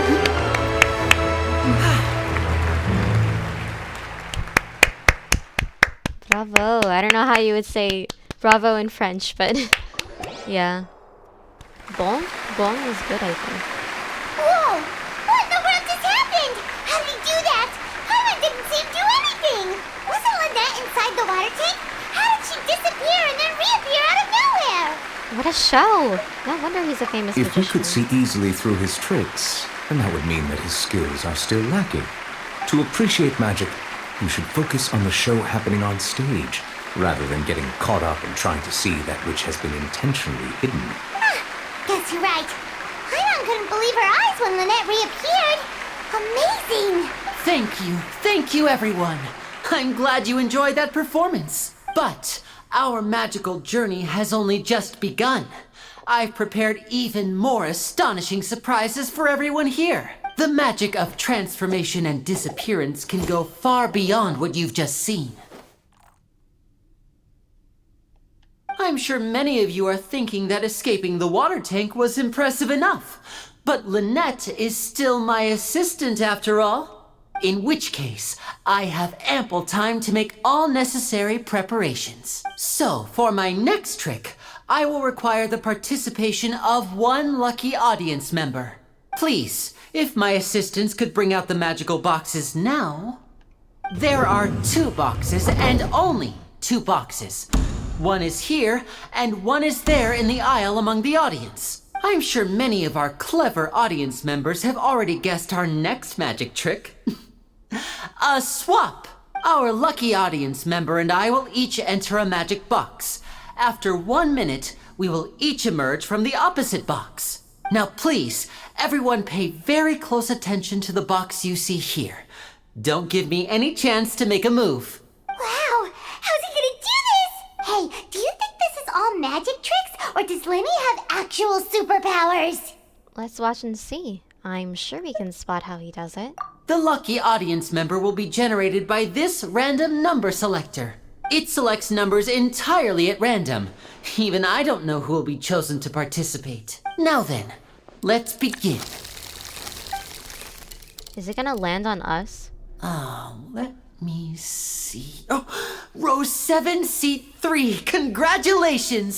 You now have the chance to experience magic firsthand for an entire minute. Please, come forward. My assistant will take you beside the magic box. I'm sorry, it might be a little cramped inside, but no need to feel nervous. We've carefully arranged everything for you to be as comfortable as possible. You don't need to do anything, but no matter what strange things may happen, don't come out of the box. If the magic is interrupted, who knows where you might end up? You might even find yourself in the Fortress of Meropide. Oh, okay. All right. She's like, I don't even want to be here right now. Box, there is one more thing I need to ask the audience to do. Could you all give me a countdown? Like this. 60, 59, 58. Just keep counting down. You can go a little faster or slower if you like. I won't be able to see anything in the pitch black box, so I'll be relying on your voices to know when time is up. Oh, and no tricks now. If you quickly count from 60 in just 30 seconds, then I'll be in a tough spot. Ooh, Paimon kinda wants to count faster after hearing him say that. I'm sure Looney's prepared, and with the whole crowd getting together, you couldn't even if you wanted to. No, that won't do. I can see it in your eyes. You still can't be trusted. Let's practice together. Come on, repeat after me. 60, 59, 58. 60, 59, 58! That's right, perfect. Keep it going. All right, I'll see you all on the other side once you've finished counting. 54, 53, 52? Why aren't you counting, Nervalet? I am counting in my head. I think things are exciting enough in here as it is. Merely a consequence of my identity and personality. Do not worry about me. Just enjoy the show. Oh, all right. You look so serious that Paimon thought you might be feeling uncomfortable or something. 40, 39, 38! Mr. Linney, are you all right in there? Is everything ready? Yes, I'm fine. I'm just double checking the direction of the magic. It would be a disaster if we get sent to the wrong places. For example, midair right above the audience. Even though he's saying that, Lenny doesn't seem nervous at all. I think it's all part of the show. Or maybe he's just supremely confident in his abilities. Huh? What was that noise? Did you hear it too? Did it come from the stage? Maybe it was just to divert our attention. Not sure. Anyway, it doesn't seem like anyone's worried about it. 25, 24, 23! What's wrong, Mr. Linney? I can still hear you moving in there. I seem to have accidentally knocked over a decoration. I'm trying to fix it, but it's pitch black in here. I can't tell left from right. Never mind the decorations. There's no time for that. The show is what's important. No, that's unacceptable. I want my show to be perfect. Don't worry, we still have 20 seconds. Hear them counting? 19, 18, 17! It seems things aren't quite going as planned. I apologize, everyone. It feels like you're all starting to count faster, but that's all right. I know it can be tiring to do such a long countdown. 10 seconds and change is still plenty of time. 10! Almost there now. 8! Swapping two people is harder work than you might think. Even a master magician like me can't guarantee I'll get it right the first time. Hey, wait! Is this the back one? I can't tell. They both look the same inside. Huh? No, that's not it. I'll try again. 7! Hey, slow down! Honestly!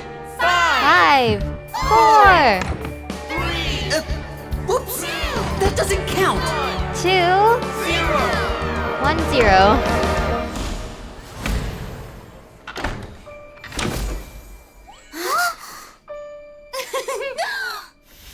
Ta-da! Wow.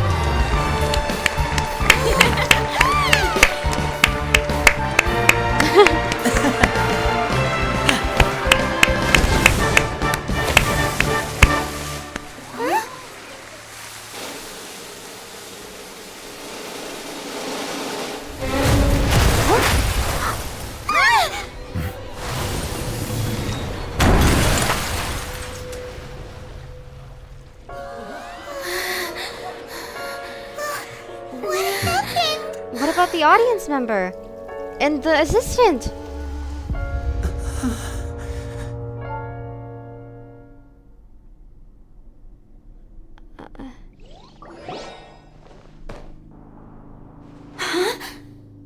Is this part of the show? Mr. Lenny, you're going to use magic to fix the stage now, right? What happened? Oh no. Maybe this isn't part of the show. The girl was still in that box, right? This performance is over. Medical staff with me. Guards, secure the scene and detain all the performers. Seal the exits. No one is allowed in or out at this time. Yes, that's right. If this was just an accident, then we must investigate the cause. But if this was all part of some scheme, then those accountable will not escape the judgment of the God of Justice. No need to be alarmed, you two. We'll get to the bottom of this soon enough. That was so scary. What? Unfortunately, the person who is in the magic box has been pronounced dead. His name was Cowell, one of the assistants in Linny's magic troupe. Oh my god. Apparently, the fireworks on stage ignited the ropes that were suspending the water tank, which then caused the tank to fall onto the stage. As of now, we are still not sure why we found Cowell in the box, rather than the guest from the audience. And after an initial search of the area, the guards have confirmed that the girl is nowhere to be found. It appears that this incident was not merely some mishap with the performance, and there are many indications that it is connected with the case of the serial disappearances of young women. The serial disappearances case? That's the case that Charlotte mentioned before. And to pull it off like this, in front of an audience including the Archon and Chief Justice. I know the truth. I can see through the whole thing.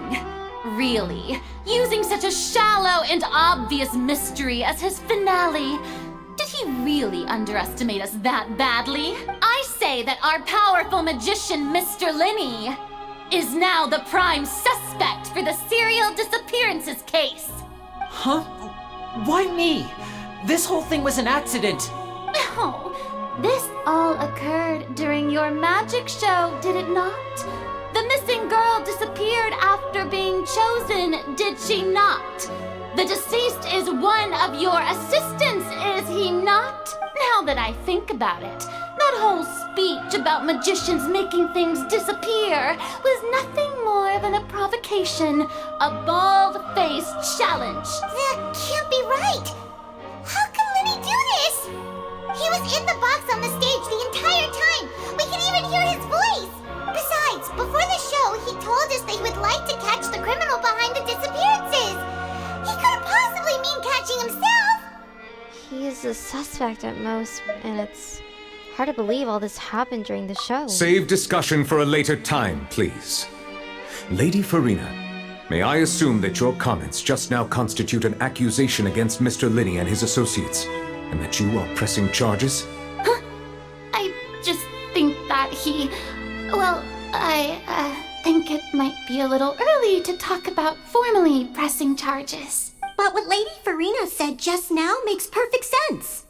Looks like she's gonna personally deliver justice. A kidnapping and murder carried out under the cover of a magic show. Lady Farina said it all. I mean, of course, my dear people. But what excites me even more than the obvious truth before our eyes is the opponent I'll be facing. That's right. I mean you, traveler. You'll support Lenny, won't you? After all, he was the one who helped you the first time we met. I trust Lenny. Then was no problem at all. You know, the Traveler and I already had a duel the first time we met. But with Linny's help, our little duel ended in a draw. But draws really are the most boring possible outcome. So no more draws. Between the two of us, there must be a clear winner and loser. And what better place to hold such a riveting showdown and decide the true victor than here, on the grandest of stages, the Opera Epiclese. It wasn't a draw. She obviously lost last time. I understand. Charges have now been pressed, and as such, a trial is in order. Well, Traveler, seems Lady Farina has set you in her sights.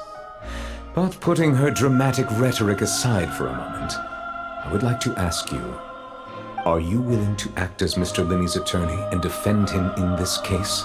Yes, I am. Very well. The trial will be held a day from now in the Opera House. Both sides may investigate the scene to build their cases and search for the truth. Linney and his troupe are all potential suspects and shall remain within the Opera House. The audience may begin to leave in an orderly fashion once they have been cleared by the guards. A day isn't that long. Let's see what kind of case this big shot Outlander can build in such a short amount of time. I'm really quite looking forward to hearing it. She's so unhinged. Like, really? Farina and Yvette. Linny! Sorry about everything that happened just now. Were you frightened? Yeah, a little bit. Who wouldn't be scared after witnessing an accident like that? Yeah, I'm a little shaken up myself. How could this happen? And poor Cal. I know you already claimed that you would defend me, but now it's just us talking. Tell me, do you think I could possibly be the murderer? No. Good to hear. Thank you so much for trusting me. I'm sure everyone sees me as the biggest suspect at this point. But if you ask me, the whole thing is mysteries layered upon mysteries, such that all that's left is confusion. I don't know whether what happened there on the stage was purely an accident or not.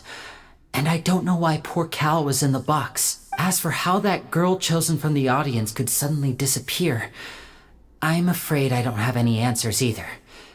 If someone tampered with my performance, then we need to figure out what they did. Even a skilled and knowledgeable magician like myself couldn't pull all that off in just 1 minute. Yeah, it is very strange. But there's no denying what happened. Which is precisely why we need to investigate! As this book says, the impossible could not have happened. Whatever happened must have been that which is possible. Where did you get those glasses?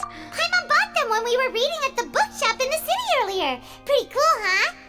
Don't worry, Paimon used her own savings to buy them. It wasn't from our travel funds. I think they look cute on you, Paimon. You have good taste, Lynette. She does look adorable. That's the right attitude. Feeling depressed isn't going to help me now. I need to get back to my normal self. But with the guards watching our every move, it's going to be especially difficult for Lynette and I to prove our own innocence. Good thing you agreed to be our attorneys. Thanks for that. We'll be counting on you. Yes, thank you so much. I won't let you down at all. I'm kind of used to this sort of thing. Yeah, just leave it to us. Oh, since we're going to start investigating, Paimon has a question first. Where did Lynette go during the performance? Well, I'm afraid that would involve some of our essential trade secrets as magicians. The secrets behind our magic are past saving, Linny. I suppose you're right. The truth behind our tricks is going to be important evidence that will be weighted during the trial. 'Tis truly a pity. As a magician, our magic show is a work of art. We've poured countless hours and spared no effort in perfecting it. But if revealing our secrets will help you uncover the truth behind what happened, then it will be well worth it. We should go somewhere else if we're going to discuss our magic tricks. We'll go speak with the guards, and in the meantime, you can go investigate the stage and the seating areas. All right, let's go have a look while the investigation teams are still here. Detective Paimon is on the case!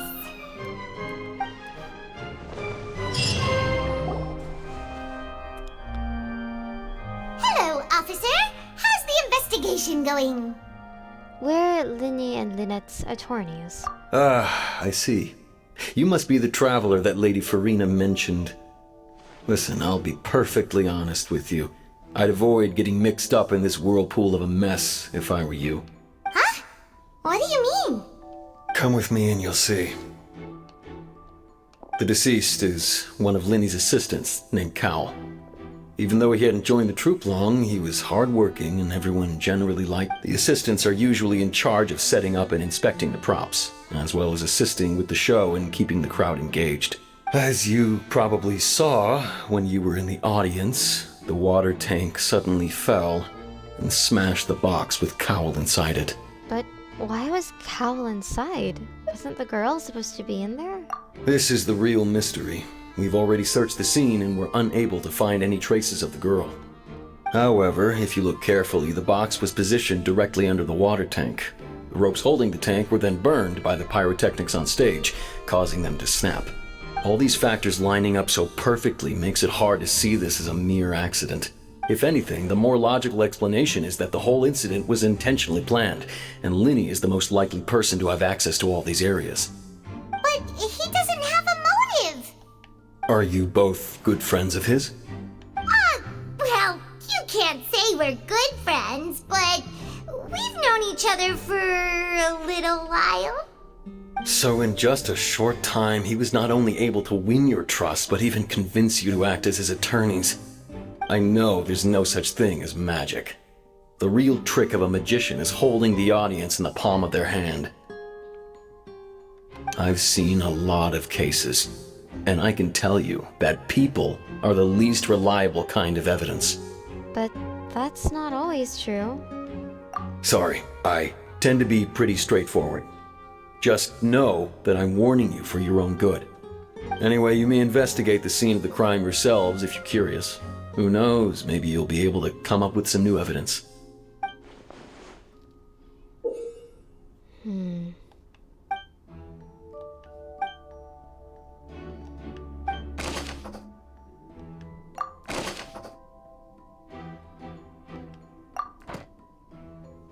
I guess the investigation is starting. Whoever the murderer was, they must have made preparations well beforehand. Whoever the murderer was, they must have made preparations well beforehand.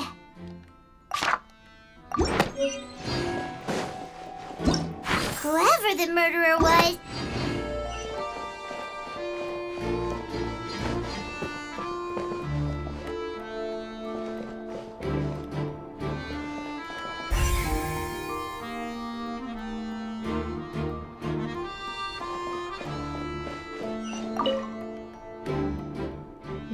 Looks like an ordinary box, but Lee somehow moved instantly from the stage to being inside of it. How did he do it?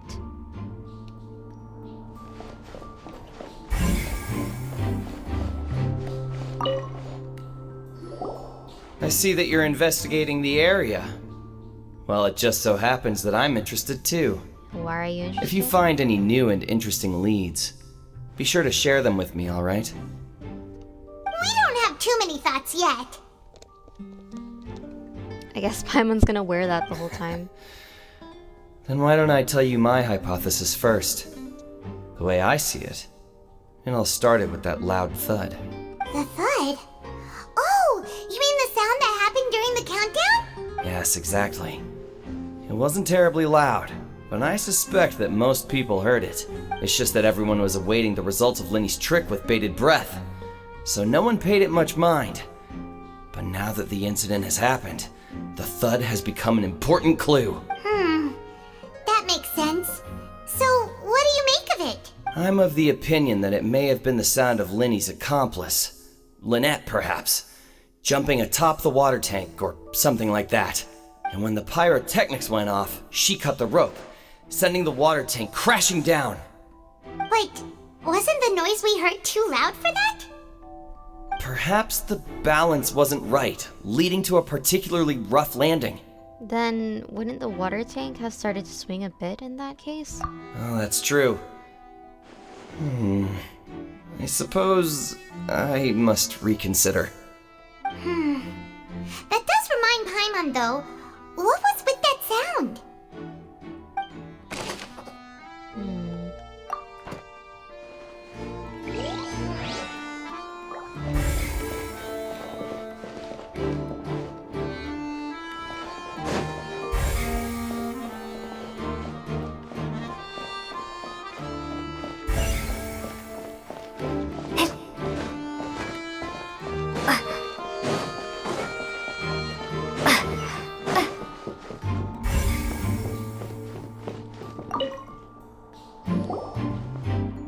The investigation team has some new findings.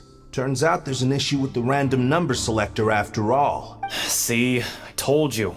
What if the machine picked some big guy's seat? You think the murderer would have still made his move then? Sorry to interrupt, but we're helping Linny and Lynette with their side of the investigation. What were you saying about the number selector? There's something wrong with it? You're trying to help them? That'll be a tall order. Linny used the machine to pick a random member of the audience during his performance, right? The lucky girl that later disappeared.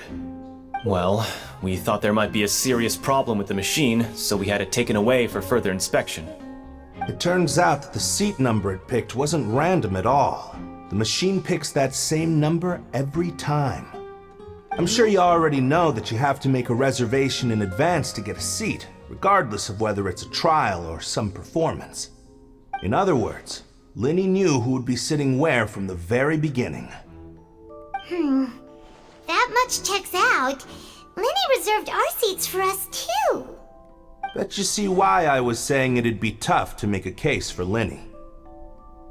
Thanks. Sorry to bother you. Even though it's bad for Linny's case, Paimon had better write it down.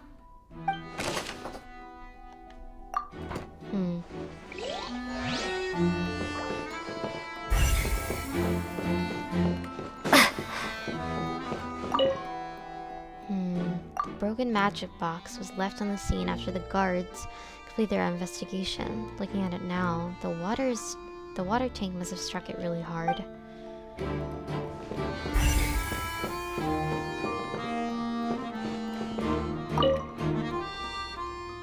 This is where the magic box was struck. If Cowell weren't inside that box at that moment, he might have dodged the falling water tank.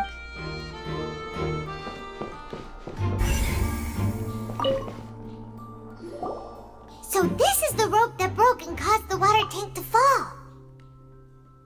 The rope looks pretty durable. How can it be burned through so quickly by fireworks? So either Linny didn't realize this was a safety concern, or... Why are you suddenly so serious, Traveler? I'm just looking at where the rope snapped. Whoa. Look! This bit is made from different material! Most of it was burned away, but there's still a little bit of it left. It seems to be flammable, like a type of flash cotton. So if a rope meant to hold something was made with that kind of material in it, then that means... Wait! Why don't you write all this down? Let's take notes! Writing all it down.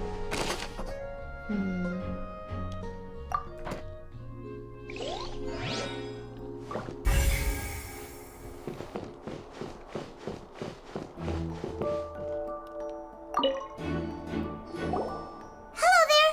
What are you investigating? Oh, this location has also been cordoned off because the Magic Troop members are currently considered prime suspects. The investigation team is still collecting evidence. The seats were all booked in advance, so we were able to deduce the missing woman's identity by checking the guest list. Sorry. Could you tell us who she is? We're Linny and Lynette's attorneys. Sure, it's not like this is confidential information. We will publish it later anyway when we petition the public to help us find the missing person. Her name is Halsey. She's a painter from Fontaine who's made a bit of a name for herself. Apparently, she wasn't a regular at the Opera House, but she'd been feeling some pressure with her work lately, which made her decide to come see the magic show. The magic troupe members all claim not to know her. We have looked into her social connections. It seems that she has no personal grievances or conflicts of interest with the suspects. Simply put, she wasn't related to the magic troupe at all, which matches the features of the previous serial disappearances. Were the victims of previous cases also chosen at random? That's how it seems to us, in any case. Apart from the fact that they were all young women of around the same age range, there really weren't any other connections between them. Okay then. Thanks for letting us know all this. No need to be so formal. If you do happen to see the missing girl, please be sure to contact us. It is of utmost importance that we get to the bottom of these disappearances.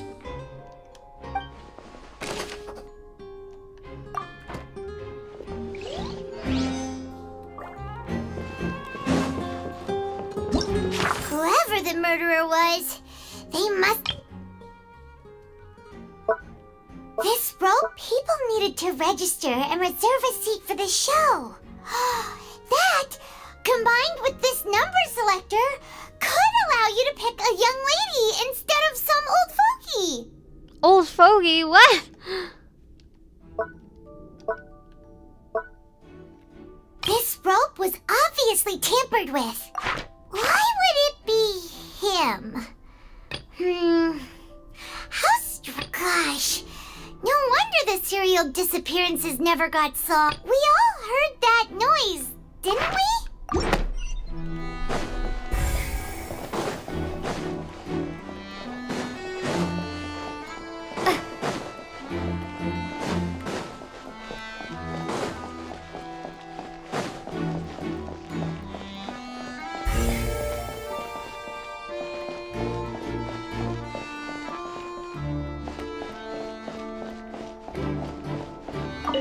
Lenny's still talking to the guards.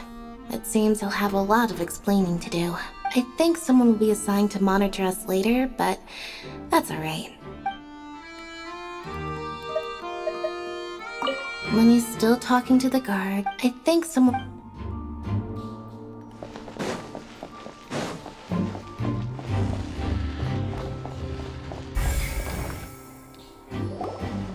Hey, you!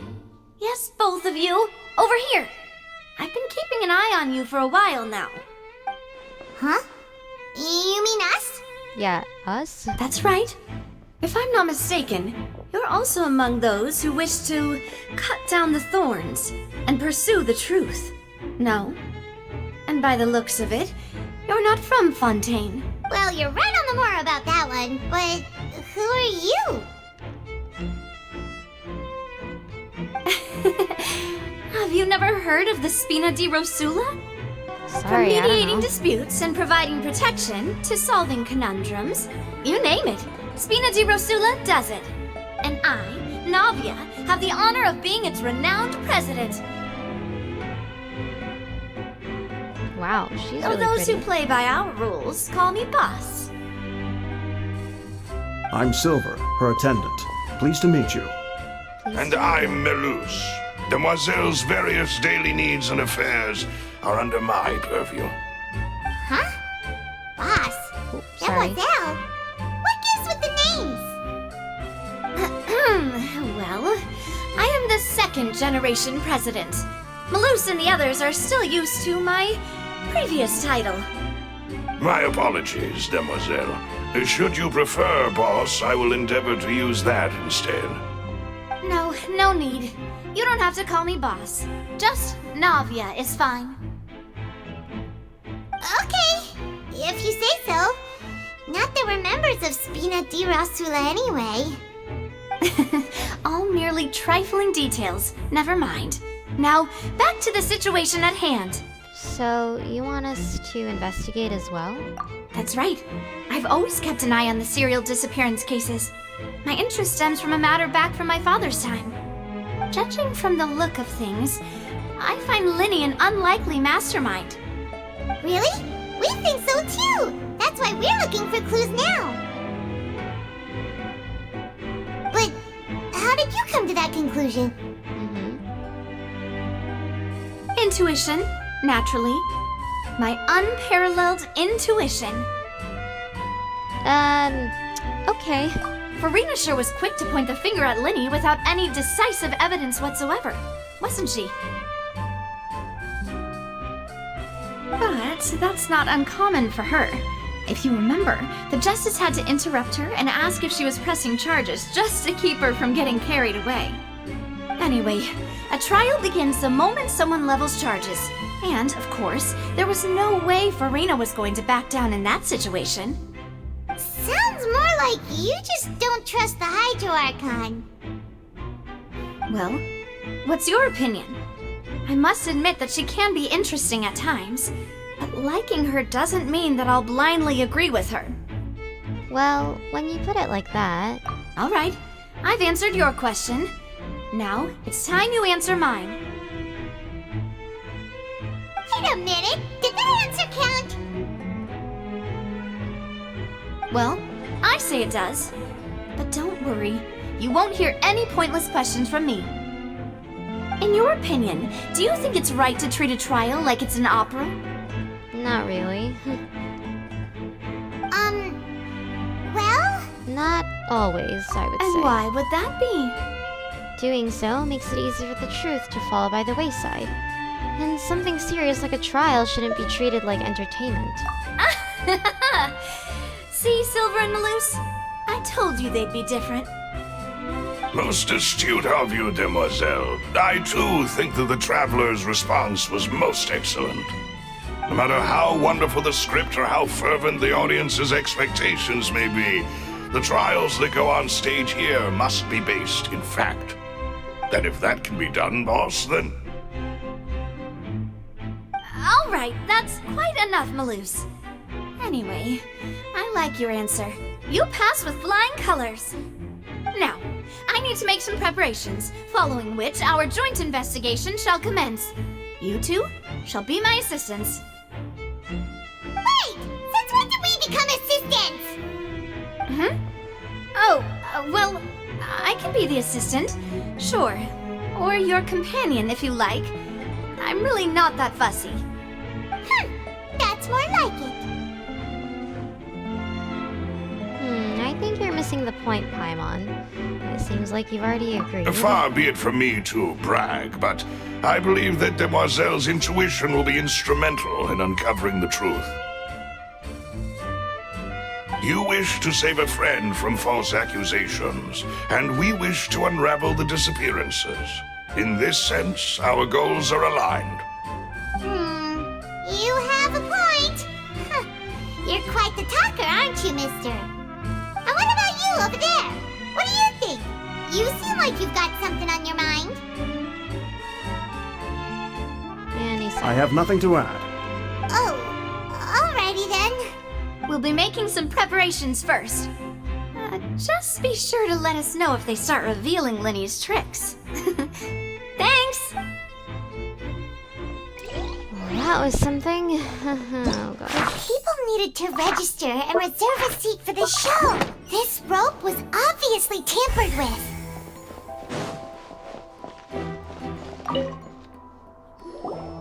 Sorry, but no one can freely enter or exit the Opera House at the moment. If you wish to leave, you must register your identity with us first. No, we're not leaving. We're representing Linny and Lynette as attorneys, so we're investigating the case. Were you always guarding this entrance? Yes. After the Chief Justice gave the order, everyone coming in or out must undergo a strict inspection. So, the missing girl couldn't have left from here. At least, not from that point on. What about during the show? I doubt there was much opportunity then either. How can you be so sure, Well, because I was in charge of security near the entrance at that time, I couldn't see Linny's performance from here, which was quite a shame. Just my luck. But still, I did not abandon my post, and I stayed put no matter how loud the applause was. If someone had so much as even approached the door, I would have noticed it, let alone if they had tried to leave. We Melazines are good at that sort of thing, you know. So, it's safe to say the girl couldn't have left through here. Alright, thank you for your help. This'll will be useful info.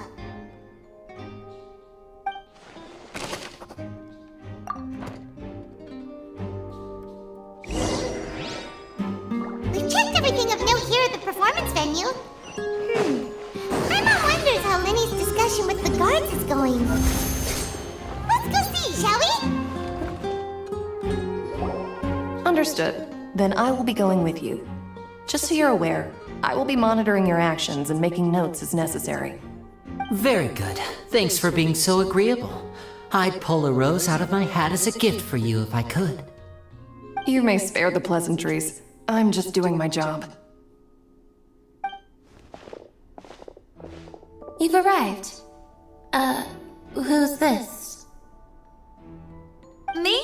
I'm Spina di Rosula's guardian angel. If you've got a problem, I've got the firepower. Sorry, I got a little carried away there. Call me Navia. I'm a partner of theirs, and we'll be helping investigate this whole situation. And these are my companions. Would you mind if they join as well? Fine by me. Oh, new helpers? I would be most grateful. Well, let's just say we're tagging along. It's not every day you get to see the secrets behind magic performed on such a large scale. I appreciate your kind interest. Come with me. We'll be heading below stage. Huh? Below stage? Yes, a world of secrets is hidden beneath this magic box, prepared specifically for this switcheroo trick. But before I reveal everything, you should have a look first. Notice anything strange here?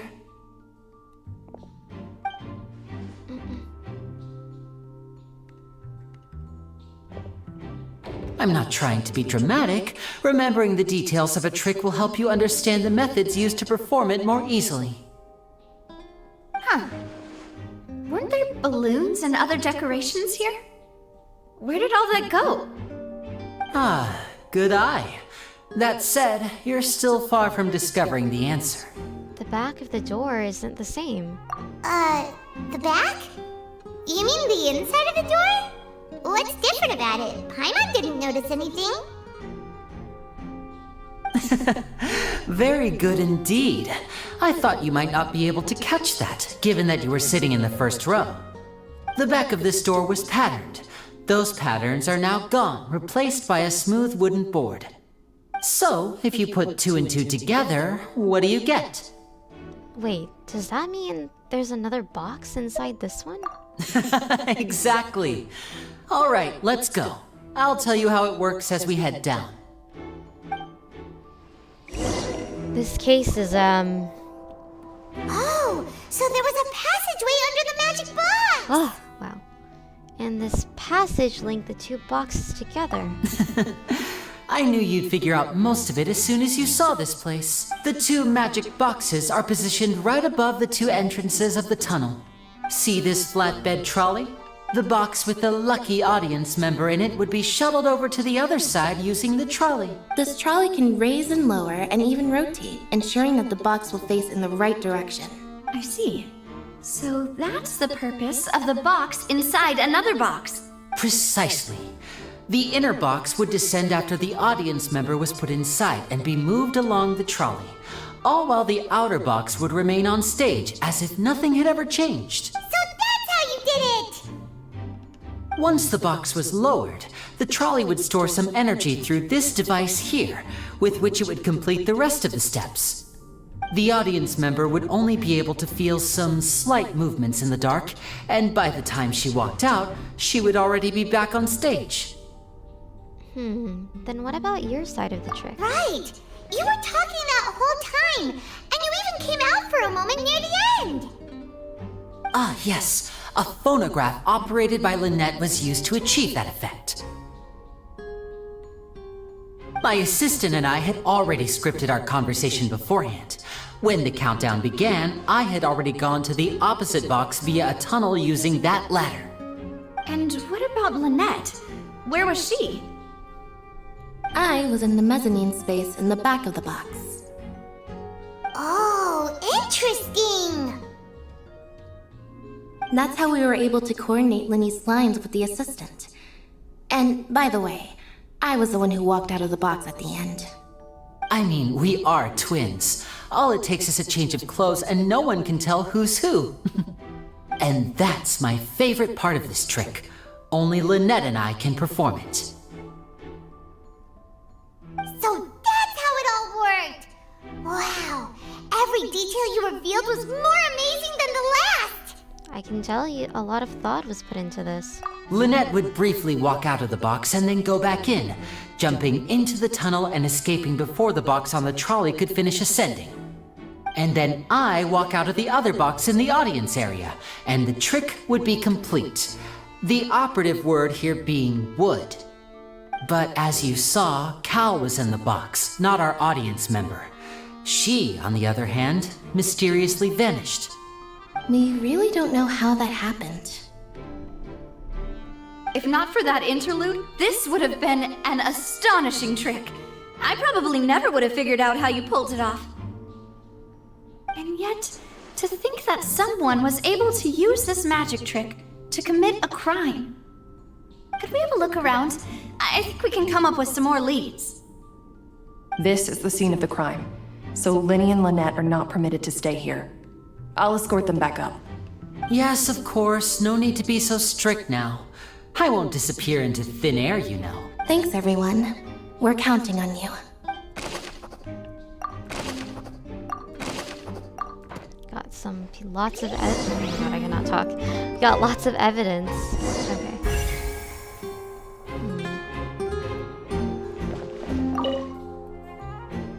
This should be the control device for the trolley. It seems to be able to operate automatically.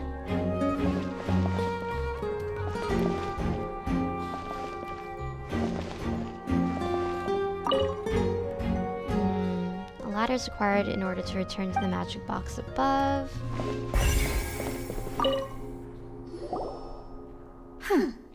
What's this? Looks like a hook tied to the end of a rope. Huh? There's all kinds of odds and ends here. Linny didn't mention this earlier. Perhaps it was a prop for a different trick. But why would it have been left here? Whatever it is, let's make a note of it first.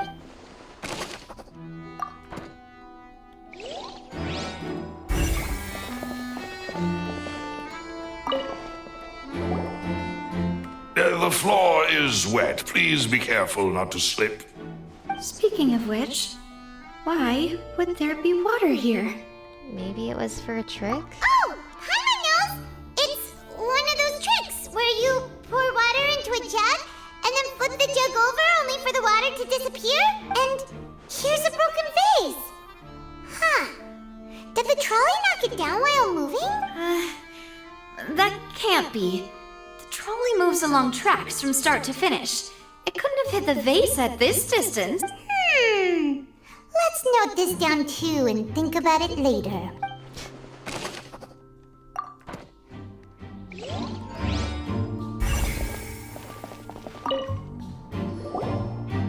Oh, these are the clothes that the lady chosen from the audience was wearing, right? Her clothes are here, but she's nowhere to be found. Linny didn't mention the guest having a wardrobe change. Right! And do you really need to do that if you're kidnapping them? Ugh, this is so confusing. Paimon doesn't want to be a detective anymore. Oh my god, Paimon. This is so funny. Dude, I need to screenshot this. This is so cute. Hold on.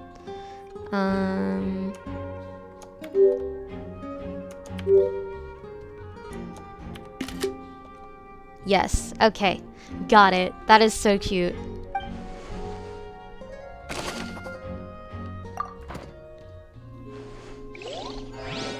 Okay, what's next? One last thing. High precision is required to complete this magic show, and tracks are perfect for making the trolley stay on its designated course. Never mind, seems like there's more. The trolley is crucial for transporting the magic box to the other side. Colbert must have used this to execute their plan.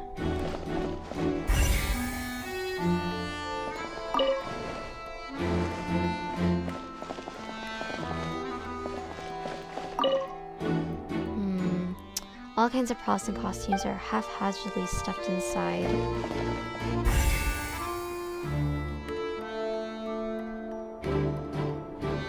Am I missing anything?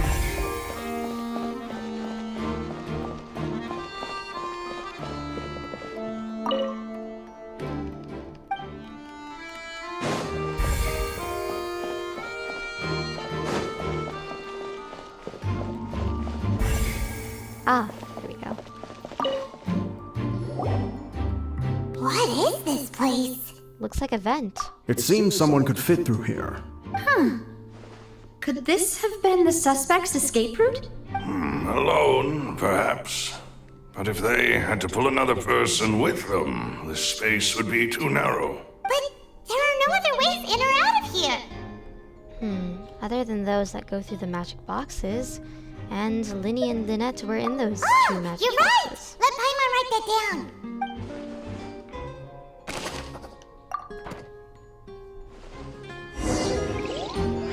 Seems we're just about done investigating down here. Yes. Let's head back up.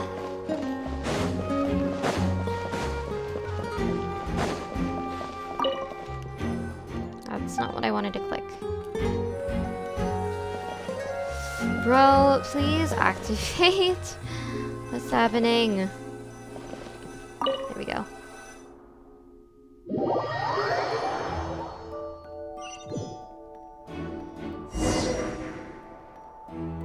Well, we've ascertained the state of the crime scene. Let's find a place to sort out our findings once Malus returns.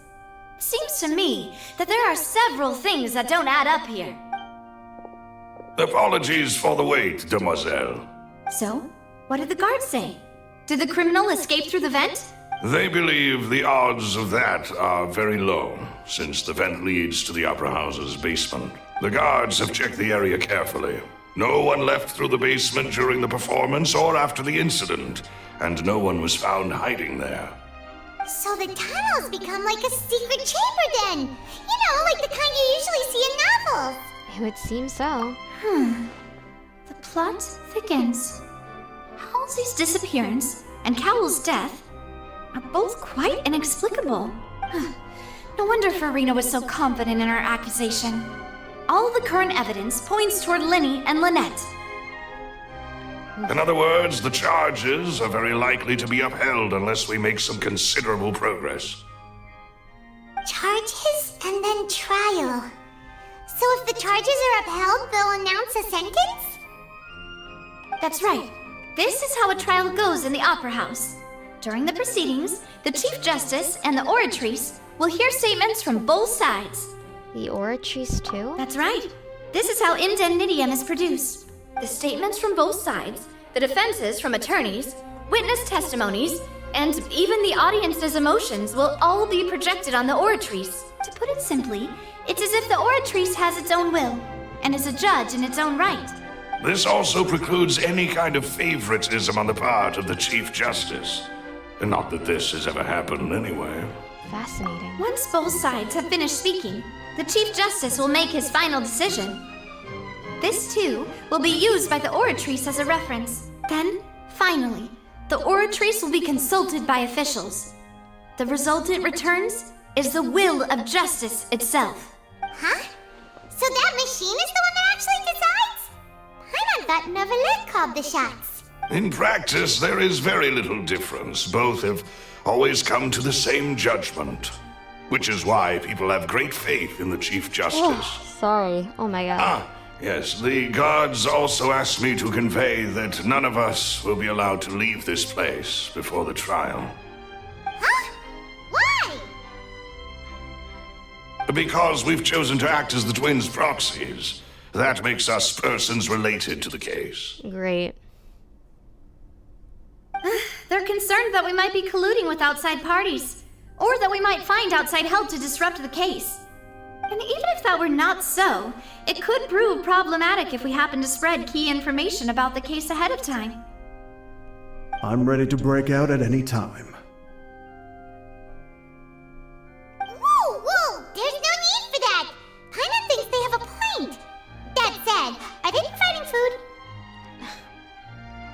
Are you serious right now? Of course. I just hope you don't mind the lack of options. I'm afraid that catering to all tastes is not in the cards, nor is any guarantee of balanced nutrition. Now's not the time to be picky. In that case, let's just sort out our findings together here. Pity. I was hoping to take you to try some of Fontaine's famous desserts, too. I mean, what better way to properly think through our findings than over some tea and sweets? Huh. Breaking out suddenly doesn't seem like such a bad idea after all. Paimon. Just kidding! Paimon will still do her best, even if there are no snacks. What do you mean, no snacks? Of course we'll have snacks. If we cannot buy some, then we'll simply make some. Huh? Here? But how? Understood, Demoiselle. Everyone, please come with me.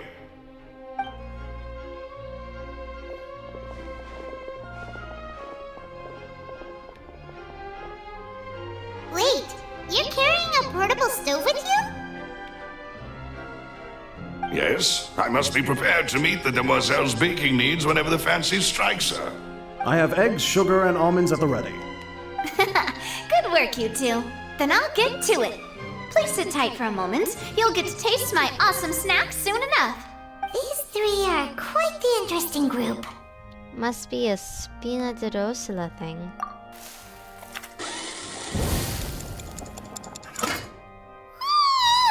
And Paimon thought it smelled good while it was still in the oven! Oh, it's even better now. Those look so good, though. Paimon can't stop And they're dreaming. huge. Oh my gosh. From the way you had these two guys carrying all that stuff around, Paimon thought you'd have them do more during the baking process. But you ended up doing the entire thing by yourself! Beating the egg whites, grinding almonds, everything! I was applauding. And I was giving encouraging smiles. That's not quite what Paimon meant, but okay. Paimon was just thinking, aren't you worried about getting your fancy dress dirty, beating egg whites and baking like this? Well, I don't think it's carved in stone anywhere that fancy ladies can only read books, sip tea, ride horses, and play the piano. I just really enjoy making snacks. Don't underestimate beating egg whites, by the way. It's a real arm workout. You also need to beat them to just the right consistency, or your macarons will crack. Anyway, give these a try, fresh out of the oven. There's 3 for each of us. Ooh, Only 3? I want to eat those. Aren't there a lot? Eating too many sweet treats might send all that sugar to your head. You wouldn't be able to think clearly about the case on a sugar rush, would you? Tea is ready to be served as well. This is Demoiselle's favorite, strong black tea with a floral fragrance that clears the mind and lifts the spirit. Thank you. Why didn't you take a break as well? No need for concern. I'm merely doing as I should.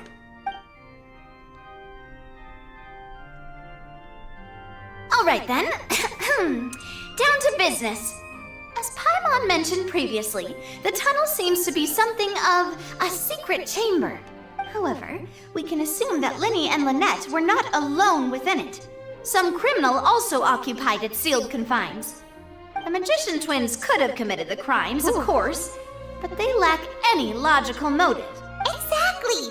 Why would they do such a thing right when everyone was watching? So, apart from the twins, we're left with 2 other people. The missing girl and the deceased. The flower vase and the thud we heard during the performance could indicate some altercation between Halsey and the criminal in the tunnel, resulting in the shattering of the vase, the discarding of her clothes, and her abduction.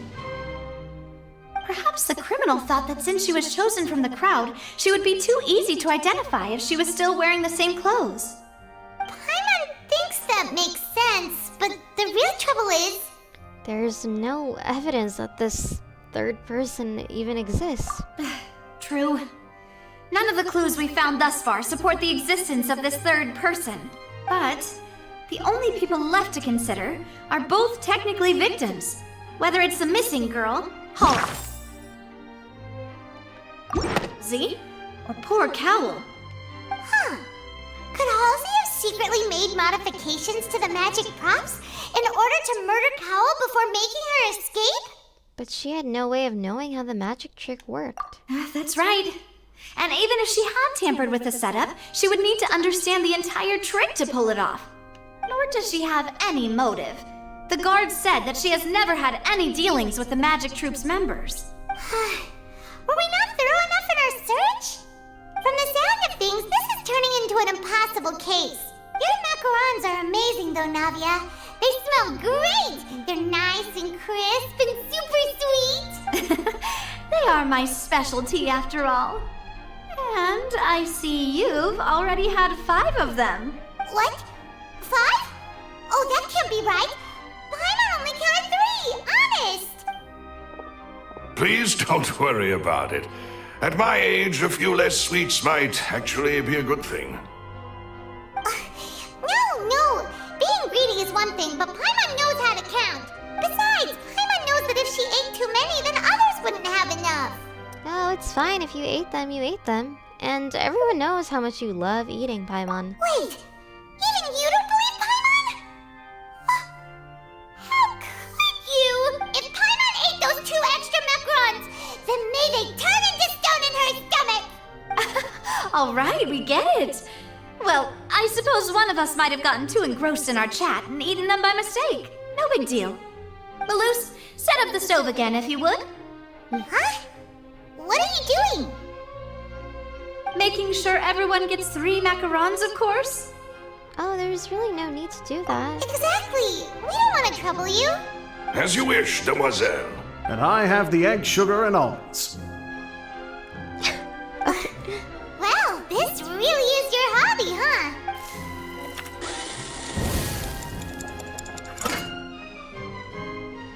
Well, that's it for snack time. I'm going to have another look around the area. I don't know what we're looking for yet, but we've still got some time. As attorneys, I suggest the 2 of you think the case over again. It would be awkward if you got all tongue-tied on stage during the trial.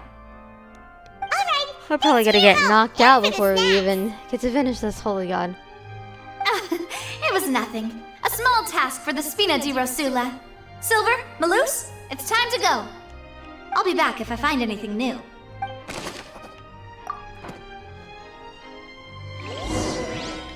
This It's time. Dang it, I actually... Oh, it's probably gonna be a long and difficult case. There's no point in worrying about that now. We just need to prepare. Here, take Paimon's notes. They should help you review the situation.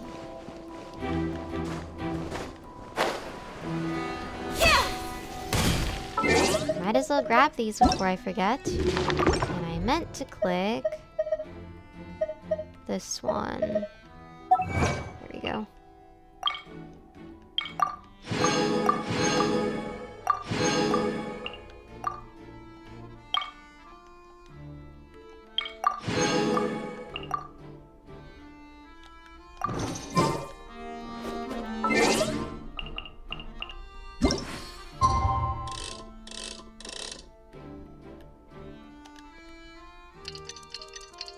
Oh, even the outside of Fontaine, the time is changing. That makes sense. Here we go.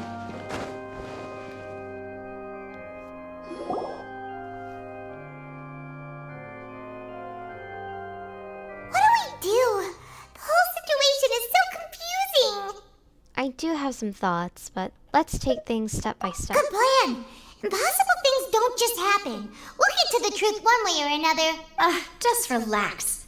Even if everyone else suspects Lenny and Lynette, at least we will be supporting them from the stands. Besides, I doubt Farina understands any more about what happened than we do. Thanks, Navia. Well, we'll be going then. Best of luck to you.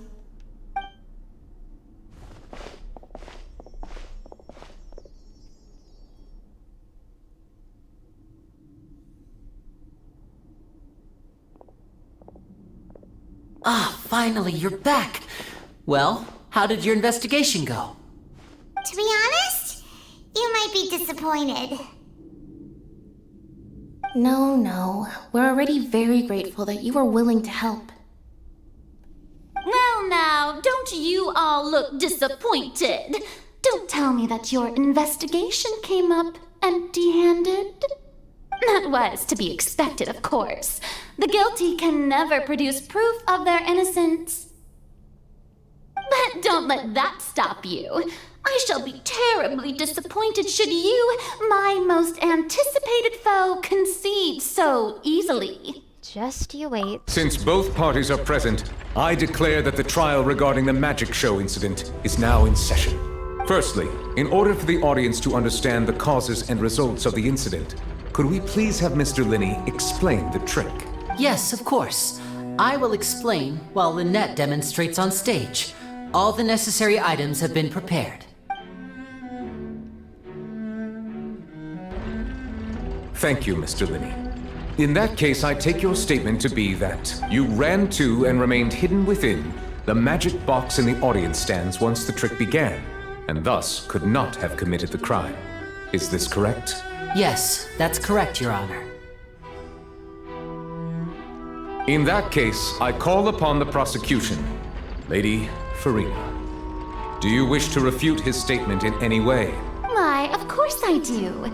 Allow me to take the first shot and break this case wide open. Mr. Linney is clearly lying. There is no way you could have been in the box the whole time if you were to abduct Halsey and murder Cowell.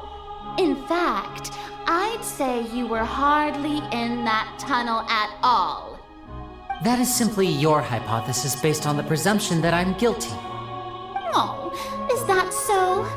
And if I may ask, what did you hear while you were inside your box? The roaring countdown of the crowd, of course. That's how I kept track of the time and built anticipation for the finale. And you didn't hear anything else at all? Nothing that might leave an impression of any kind? No, nothing. I see. But when the count reached 30 seconds or so, there was a thud. One so loud that I believe practically everyone heard it. Huh? Hey, hang on. Something's not right here. How could Linny not know about that sound? Yeah, I'm sure he could have heard a noise that loud from inside the box. I was right by the box and I definitely heard the thud. Look at those scales. Could those mean... They probably represent the oratrice's stanzas on the trial. Well then, ladies and gentlemen, allow me to use the words of the magician himself. You never know what can happen in the blink of an eye. Indeed, it seems his alibi can also collapse in the blink of an eye. Of course, I have armed myself to do far more than smash your alibi. Confidence cannot go unfounded, and my foundations are rock solid. Tell me, aren't you and Lynette actually from the House of the Hearth? The House of the Hearth? They're Fatui? Wait, what? No wonder they did something like this. So the serial disappearances were the Fatui's doing. Now it all makes sense. I've got a feeling that what happened on stage probably wasn't just an accident. I'm so shook. How are they Fatui? That's irrelevant. Our identities have nothing to do with what happened. What? Indeed. Then perhaps you could tell us everything that happened during that 1 minute. Your first priority is to prove yourself innocent after all. I'm sure there is little that needs to be kept secret now. Unless your script already has holes in it. The Outlander is speechless. My, oh my, don't they look flabbergasted? Now comes the infighting and discord, I suppose. This was almost too easy. Good thing I made all those preparations. Seems the all-nighter I pulled last night is really paying off. Wait, is she the one who did this? Just to satisfy her twisted desire for entertainment? Hey, Linny! Why didn't you tell us this before? Linny and Lynette are Fatui? I did not expect this at all. Order! Order!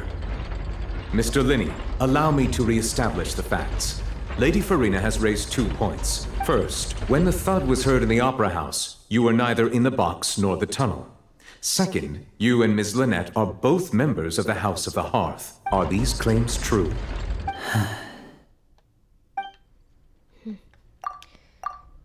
There's no doubt about a magician's ability to con others. Given how Linny had concealed his identity, this could all have been set up beforehand.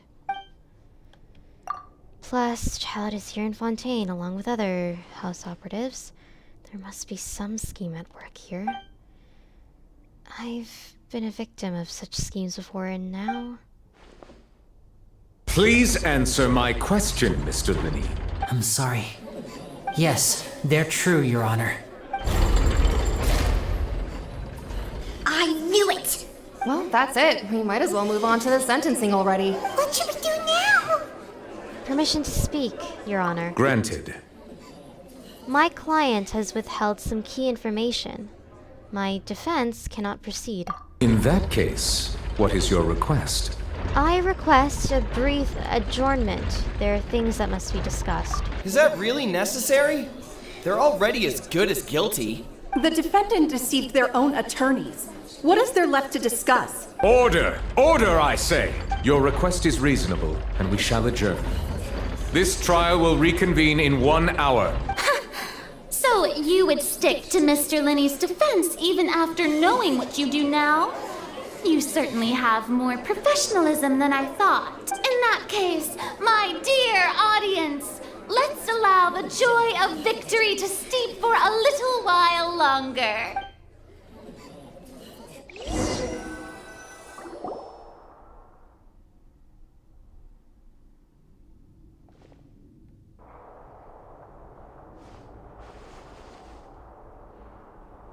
Well, this is awkward. I didn't think the Hydro Archon would dig all that up. I'm sorry, Traveler and Paimon.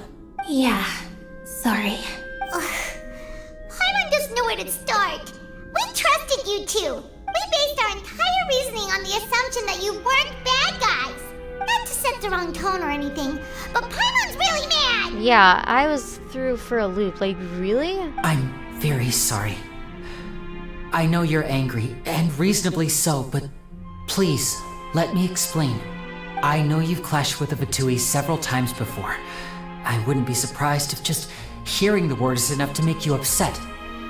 But our organization is very, very large, and the Harbingers have very different personalities and goals. Right now, we want to save people. As many as we can. That's right. I'm sure we're on the same page when it comes to this nation and the disaster that its people might face. I knew if it weren't for our respective identities, we could become good friends. That's why I didn't wish to flat out lie to you, but chose to hide some details instead. The truth is very important, but being completely transparent about everything would see us spending more effort than we need to. But how can we know this isn't all just another lie? Right. So, you be the judge. Heck, if I were you, I fear that I'd even struggle to trust me at this point. You met a Fatus who works as a magician, a trickster by trade. All by coincidence, too. But still, I'm asking you to trust me. I am no criminal. At least, not in this case.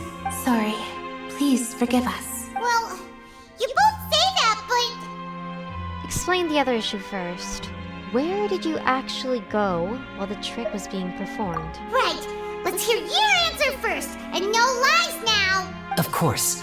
I'll answer any question you ask. We've been trying to find out how the Oratrice operates. We want to know why it has a consciousness. Why can it deliver sentences accurately? During our investigations, we learned that the machine's core is beneath it. From that moment on, Lynette and I have been designing this box swap trick with the objective of getting close to the core. Is that why you needed a whole minute? That's right. In truth, the audience would take about 75 seconds to count down from 60, while I would only need 15 to get to the opposite box. So, after jumping into the tunnel, I accessed the Opera House basement via the vent, and went to investigate the room in which the core is stored. That air vent was created during the construction of the tunnel specifically to execute this step. And what did you find? Well, nothing. As soon as I reached that room and was about to investigate, I heard someone's voice. Which should have been impossible, of course. I was quite certain that I was the only one in the room. That voice seemed to recognize me and tried to speak to me. I chose to err on the side of caution and retreated the way I came. On the way back, I saw the broken vase and the clothes on the ground, but the countdown was almost finished, so there wasn't time to give it any thought. After that, the homicide occurred just as you saw. Well, that explains why you didn't hear the thud. But why do you want to understand how the aura trace operates? Because of that prophecy I told you about, of course. We must know all we can about this nation's secrets in order to deal with that prophesized crisis. That's the only way we can save everyone. So, there you have it. The whole truth. I swear, I didn't hide anything from you this time. It was never my wish to proceed under this cloud of mistrust either. But like I said earlier, you can be the judge. If you want to leave because you don't trust the Fatui, there's nothing I can do to stop you. Well, Traveler, you decide. Paimon will follow your lead however you choose. I mean, we don't have a choice. I believe in the facts.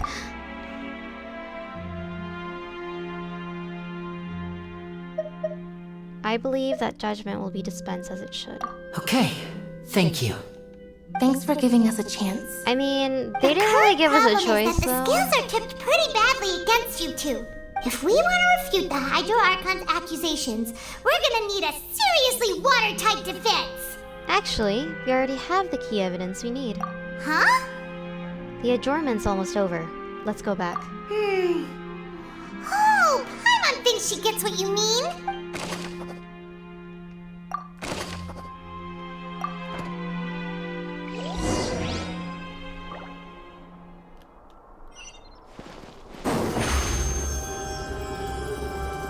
Zip on up!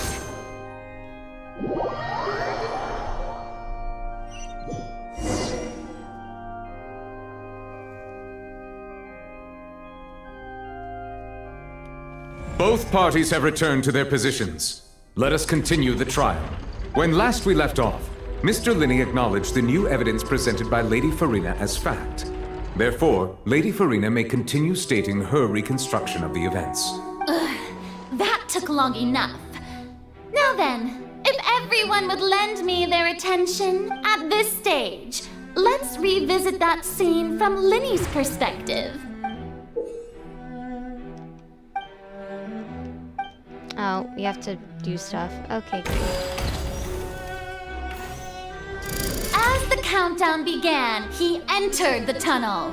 When the flatbed trolley passed, he opened the box and got into an altercation with Halsey, which caused the loud thud.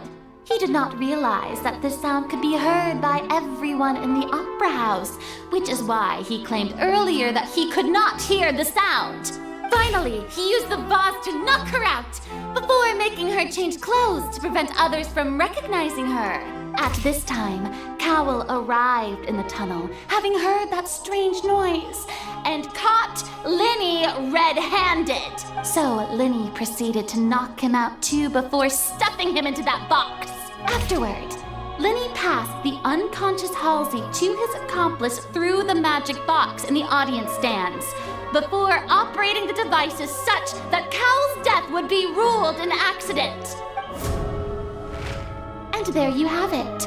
That's the truth behind what happened. Does the defendant's side have any objections to Lady Farina's description of the events? The key to refuting Lady Farina is the order of events. What Linney experienced and what he saw.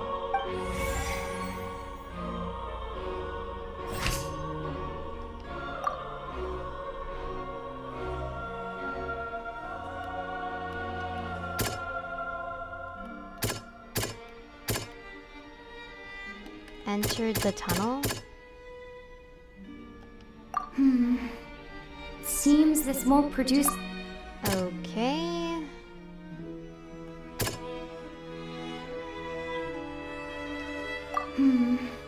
I don't even know what to choose.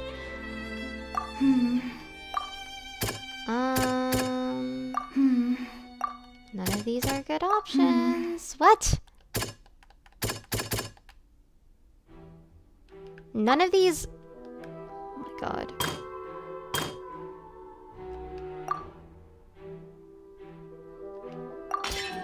According to Linny, he left via the vent after entering the tunnel. He couldn't have had that altercation with Halsey.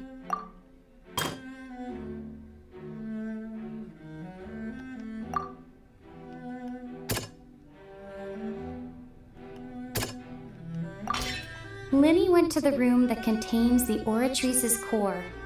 This is the actual truth.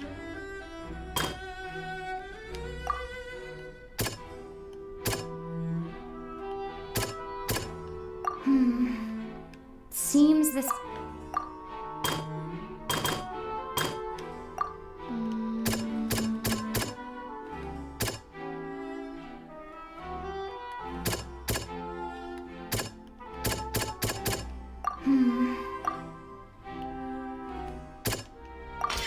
Linny did not take part in the underground altercation. He only witnessed traces of the aftermath. Attention! Ace Detective Paimon has something to say! When the countdown started, Linny did indeed go into the tunnel, but he immediately used a vent to access the Opera House basement, which is where the underground core of the Oratrice is stored. Once he reached that area, he heard a voice in what should have been an empty room. Since he felt something was amiss, he returned immediately.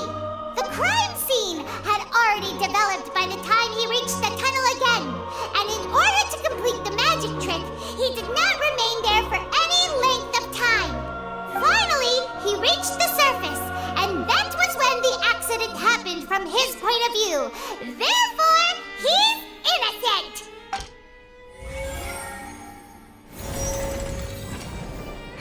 Wow. That was cool though, the animation flash. Paimon did it! Paimon actually managed to say all that! Wasn't it awesome? In other words, you believe that he knew nothing of the incident? That's right! Moreover, I believe my opposition's reasoning is flawed. My reasoning? The onstage equipment was clearly tampered with in a premeditated fashion. However, you say that Cowell bumped into Linny by chance. If that's the case, then if Cowell hadn't entered the tunnel, who was the entire setup meant to kill? Assuming that what you say is true, Linny only needed to kidnap the young girl to cause a new disappearance case. What would the point of killing someone on stage be? Oh, they have a point. Yo! That's right, you tell them! And that's why they're partners of mine. They've managed to turn things around. We just met and we're partners? Okay. Well, your denial is very strident, I'll give you that. But what proof do you have to back your claims? Do you happen to remember how you refuted Linny's alibi initially? Of course I do. If he had been in the magic box the whole time, how could he have not heard that sound? Why do you ask? You're saying that he wasn't? Your claim has now become my weapon and a critical clue.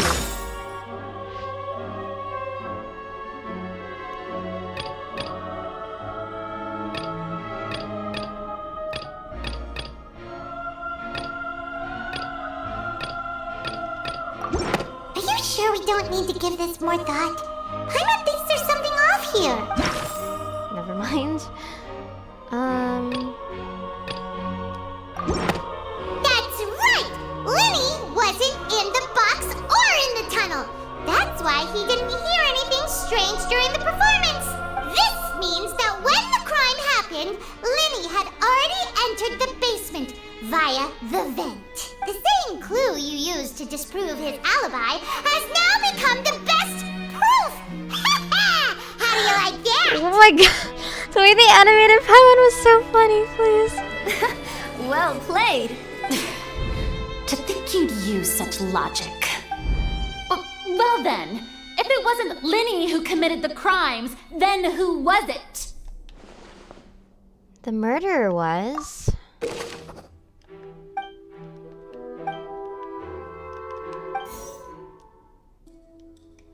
Guard's investigation report indicates that the fireworks released near the end of the show ignited and burned through the ropes suspending the water tank above stage.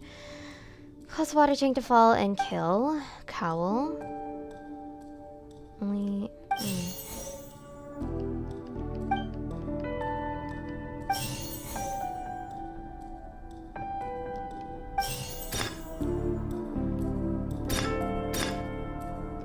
Could there have been a third person involved? Is that really a possibility? Halsey is the missing person and an ordinary audience member. Or did she have her own scheme all along? That's what my theory is, because, like, who else would it be? What? Okay, then. The deceased person? Name is Cowl. But he's dead, so, like... Could there have been a third person?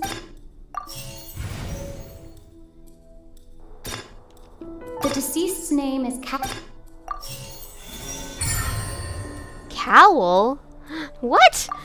He's dead, though. How does that work? That can't be right. Are you serious? The killer was, in fact, Cowl, the deceased!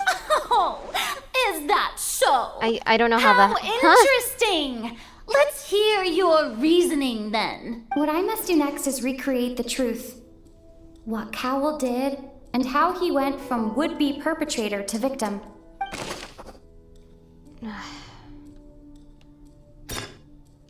No one entered or left the The deceased's name is Cowl. Halsey's clothing was in the sound we heard may have come from a clash between...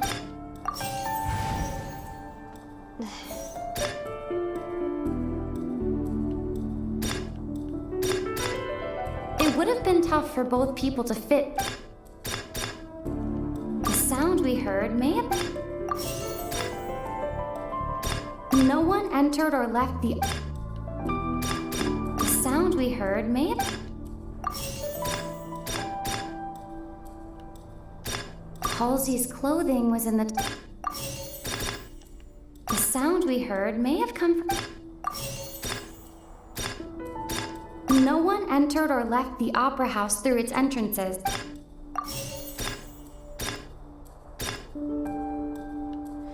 I don't know what I'm doing. I'm just name is Cowl. clicking random stuff. I just want to be done, please. Oh my gosh. Linny was not in the tunnel at that. It would have been tough for both people to...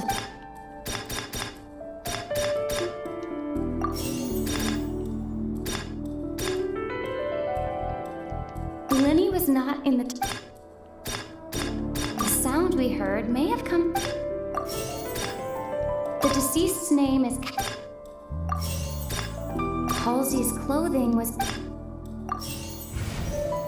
Okay, two of them are right. Linny was not in the tunnel. No one entered or left. It would have been tough for both. No one entered or left. I'm just clicking random stuff. Just let me finish, please. Please. The criminal must have understood the methods behind Linny's magic trick and must have been in a position to easily modify the equipment. Leaving aside how he died, Cal had all the means to commit the crime at his disposal. The strange noise could likely have been the sound of Cowl and Halsey struggling. Linny was not in the tunnel for 1 minute. This would have given time for Cal to bring Halsey out of the magic box in the audience stands. According to the guard's testimony, no one entered or left the opera house, so even if he had taken her, there'd be no means of exiting. Exiting from the box would have been a full view of the audience, pretty much guaranteeing that they would have been discovered. What's wrong, Traveler? Are you still having trouble figuring things out? Where in the world did Halsey go? I see how it is. So this was all just a bluff. And here I thought you had something to show for it. But it seems you're still far from the truth. Look, since we're at a dead end, why not consider a different track? Just like the trick as it transpired, the end result must have been utterly different from the magician's initial design. If only we knew how Halsey disappeared. Well, that would be nice, but the tunnel only has 3 exits, and none of them seem very likely. And it's not like this is a magic trick where you can just make a real live person disappear. You know, like you did from that water tank, Lynette. Magic. Escaping from the water tank? Wait. Could it have been the water? Excuse my interruption, dear opponents, but do you not see that the crowd is growing impatient? There is no greater sin in this opera house than an awkward delay in the performance.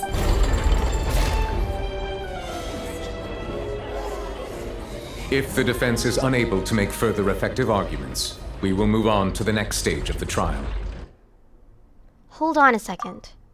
Oh god, here we go. Lenny was not in the tunnel at that moment, which gave our criminal ample time. The sound we heard may have come from a clash between the missing Halsey and the criminal. The deceased's name is Cowell, Lenny's assistant. He would have been able to tamper with the equipment. It would have been tough for both people to... No one entered or left the The vase was not broken by chance. It was used to cover important evidence. The water. That's it. Oh my god, okay, please. Paimon gets it! It all comes together if Halsey disappeared instead of being kidnapped.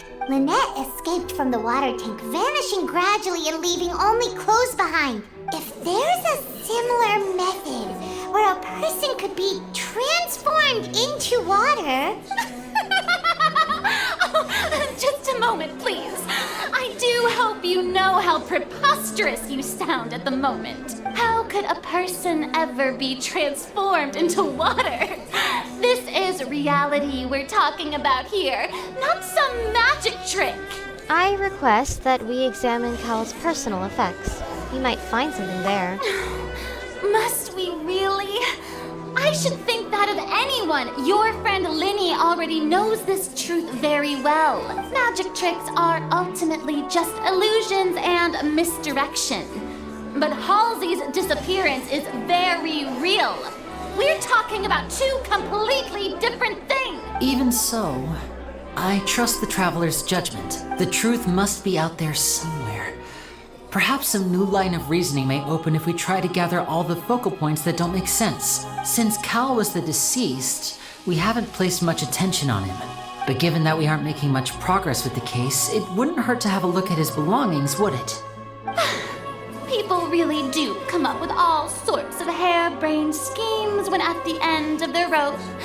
The way I see it, your suggestion that we broaden the scope of our investigation is nothing but a tactic for stalling the trial.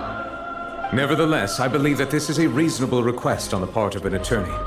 Since the trial does indeed appear to be at an impasse, I believe that additional evidence may help us make more progress. Guards, please step into the lounge and examine the personal effects of the deceased, Cowell. We are still examining the items, but we have already made critical progress that we feel must be shared with everyone post-haste. We discovered several test tubes of fluid within Cowell's baggage, each labeled separately. The notebook in his backpack claims that these fluids are... water from the primordial sea. That's it. The primordial sea. The note's contents also indicate that Cowell belonged to an organization that sells illegal drugs and that he had an accomplice. The notebook has many entries concerning safe usage of these fluids, in which the keyword dissolve appears many times. One of these tubes was labeled Opera Epiclese, along with yesterday's date. It is empty. The notes also state that these dissolution properties work exclusively on people from Fontaine. It's likely that Halsey was chosen as some sort of test subject. As such, we believe that the defense's hypothesis is, in fact, supported by sufficient evidence. Let's go. You gotta be kidding! People dissolving into water? Could something so ridiculous actually be true? Wait a moment. This reminds me of a certain prophecy, but it's just a coincidence, isn't it? If become water, does that mean that the water tank's real use was as a means to hide water stains? And if Cowl was targeting that girl... Wait just a minute. Could that mean... You two, with me, quick! Demoiselle, wait! What about your partners? Let's go. Just trust me. Order! Order! It is undeniable that further examination of the deceased's personal effects has yielded some surprising results. But we cannot yet verify the veracity of these clues. Still, let us assume that these clues are indeed authentic, albeit with the understanding that Ms. Halsey has yet to be found. Guards, please continue examining the items along these lines. Mr. Linney, it appears your hypothesis is supported by the evidence, so please continue speaking. Of course. Thank you, Your Honor. If we uphold this hypothesis, I believe that many of this case's seemingly unrelated clues can be connected together. Right! Like the metal hook! That one didn't make sense at all. Let's think about this. Cowl's methods must have something to do with that water from the primordial sea.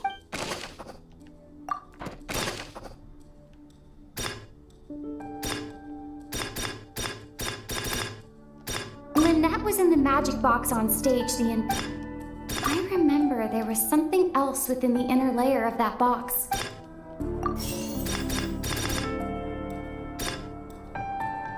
The rope that strung the water tank.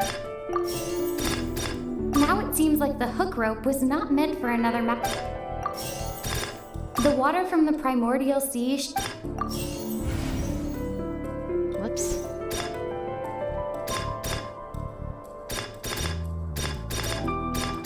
The water from the primordial.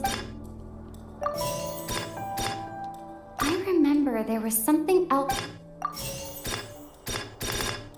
The rope that strung the water tank. Now it seems like the hook rope. We're not doing super well on this. Lynette was in the magic box on. Lynette was in the magic box on. The water from the primordial sea should already have been.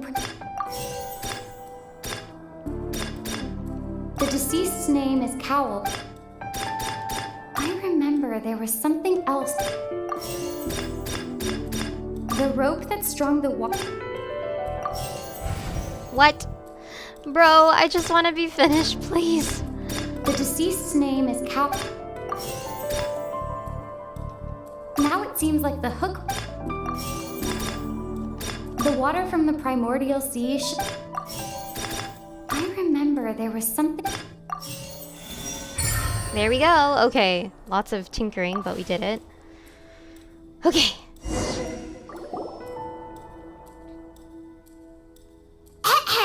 It's Ace Detective Paimon's time to shine again! In the original plan, Cowl would tamper with the water tank rope and the number selector securing his target.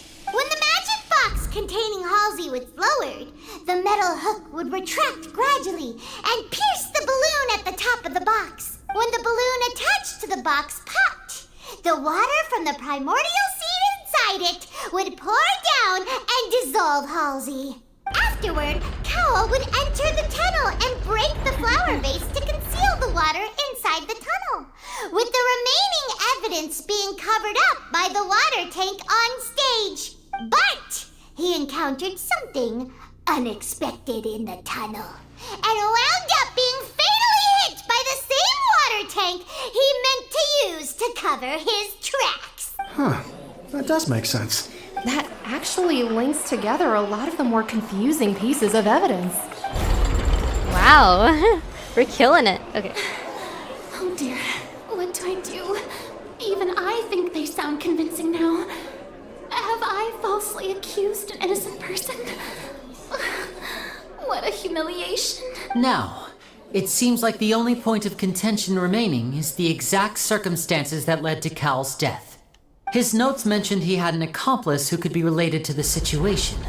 On that note, the guards have just contacted me indicating that they uncovered new evidence. I shall now invite him on stage to share it with us. Thank you, Your Honor. We were just inspecting the luggage of the other people involved in this case. And we found an identical sample of the water from the primordial sea among Linny's personal effects. What? That can't be. Oh, I see.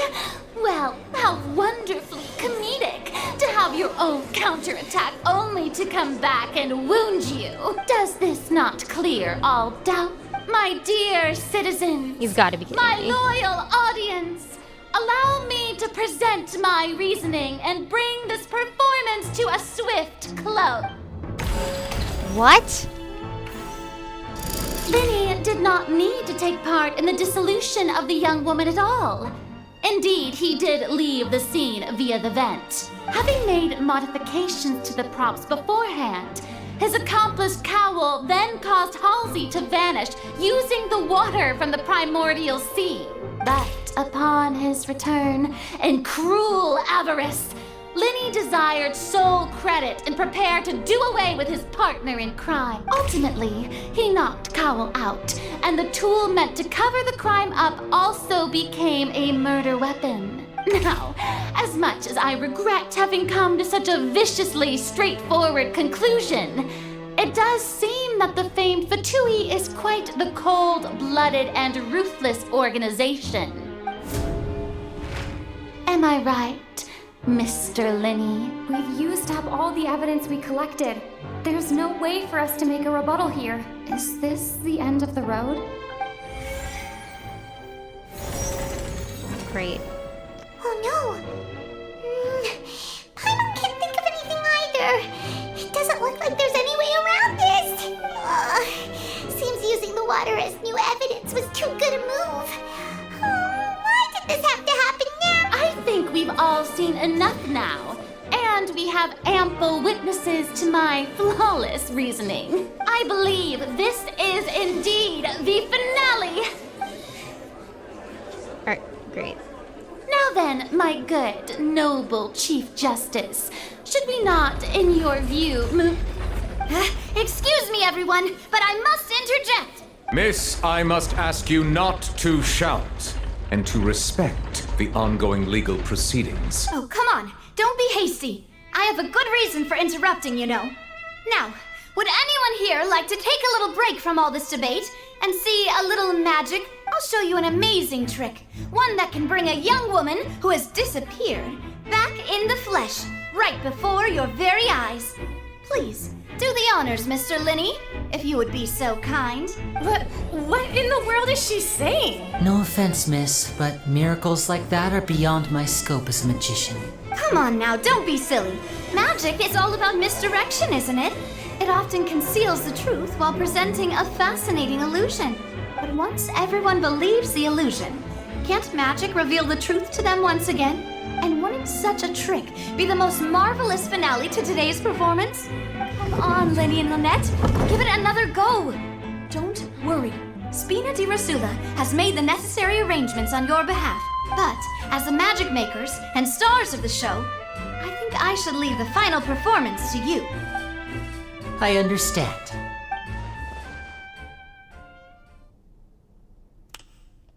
And voila!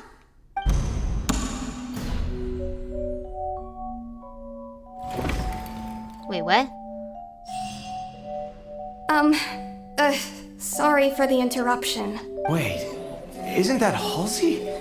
So the whole thing about people dissolving wasn't true after all? To be clear, I'm only here because this person told me that if I testified, the merit of doing so would lessen my sentence. I was hiding outside this room listening to the proceedings because I was afraid that I would be the one put on trial. I was just feeling happy that no one had noticed me.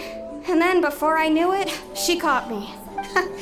That'll teach you to underestimate us three. Where should I begin? I'm sorry. I'm the one who killed Cowl. I admit it. I knew it, because, like, who else would it be? The place is locked down. She's the only one who's kind of a mystery, so... What? Why? Firstly, my name isn't Halsey. It's Lillian, and I'm originally from Mondstadt. I heard that Linny's show was gonna be a real thriller, but I missed the chance to buy a ticket, so I stole one. That's how I make a living. I steal stuff here and there. And I'd never been caught before. Also, when I saw her face, I was like, wasn't that the thief we encountered before we entered Fontaine? So I was noticed at the harbor a few days ago, and I barely got away. Lenny was the one who caught me in the act. Hey, no wonder you look familiar. So you were the thief! Liddy even mentioned that you were pretty skilled. Well, and I thought that would have been the end of it, but then the number selector chose me. He even mentioned the Fortress of Meripede. That's a prison, isn't it? So you can imagine how shocked I was. I thought he was on to me for sure. So I played along with the show while looking for an opening to flee. But then I got water poured on me for no reason, and then someone jumped into the tunnel to nab me. I wasn't going to take that lying down, so I knocked him out and stuffed him into the box. There was nowhere to run from there, though, so I had to change my clothes and hide in a box containing performance costumes. I slipped out after the first guard arrived at the scene and continued hiding inside the opera house. Can a person even hide in there? if they're a practiced hand at concealment, probably. A professional thief could make it work. But I swear I didn't know that the water tank would fall down. Really, I swear it. Had I known that, I wouldn't have put him in the magic box. I may be a thief, but I'm no killer. Well, that makes everything pretty clear now, doesn't it? Yes. Yep. Now it's time to refute the Hydro Archon's previous reasoning. This time, we need to tell the entire story from Lillian's perspective.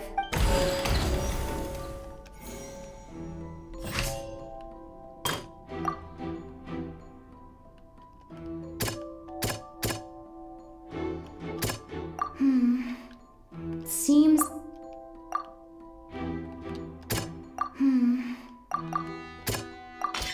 The strange sound wasn't from a fight. It was Lillian's attempt to break out when she was frightened.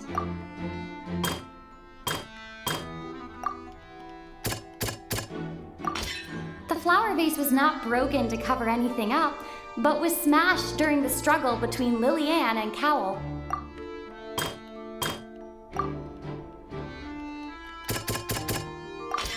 Lillian was afraid that she would be recognized if she left, so she changed clothes and hid, biding her time. Just what one might expect of an experienced thief. And it's Ace Detective Paimon time! Having been selected out of the blue, Lillian panicked. Her panic only intensified after she entered the tunnel and had water poured on her head. So she kicked the door open, producing the thud we all heard. Hearing the commotion, Cowell leapt into the tunnel, only to discover that Lillian had not dissolved. He did not know that Lillian was not from Fontaine, but was a thief who made her way in by stealing a ticket. Mistakenly believing that the water from the primordial sea needed time to take effect, he tried to force Lillian back into the box. The two broke the flower vase during the struggle, but Lillian came out on top, knocking Cowell out and putting him in the box. With no way of escaping, she changed her clothes and hid in the costume trunk until the performance ended. And that's the real true story. We did it! Woo! I was about to give up hope for a second, but in the back of my mind I was like, she's gone though, so like, how does that work? Like, she disappeared. She knew that she would have to go through guard inspection if she tried to leave afterward. So, she has been trapped in the opera house these last 2 days. She had already become desperately hungry by the time we were chatting over macarons. So, she swiped 2 of them right under our noses. Talk about a sneaky thief. At this point, all the events that happened in the tunnel have now come to light. Ah, so that's the whole story. Bravo! Bravo! Y'all just really care about your entertainment, do you? Now then, Lady Farina, do you wish to speak against the defense's statements? Please answer the question, Lady Farina. Also, if I may add, the trial has not yet ended. As such, I request that the prosecution not leave the room before the proceedings have concluded. What? Are you reading my mind now? No, I have no further arguments. I admit defeat. But really, could you at least have left me with some dignity? Wow! Look at that! She's like a deflated balloon now!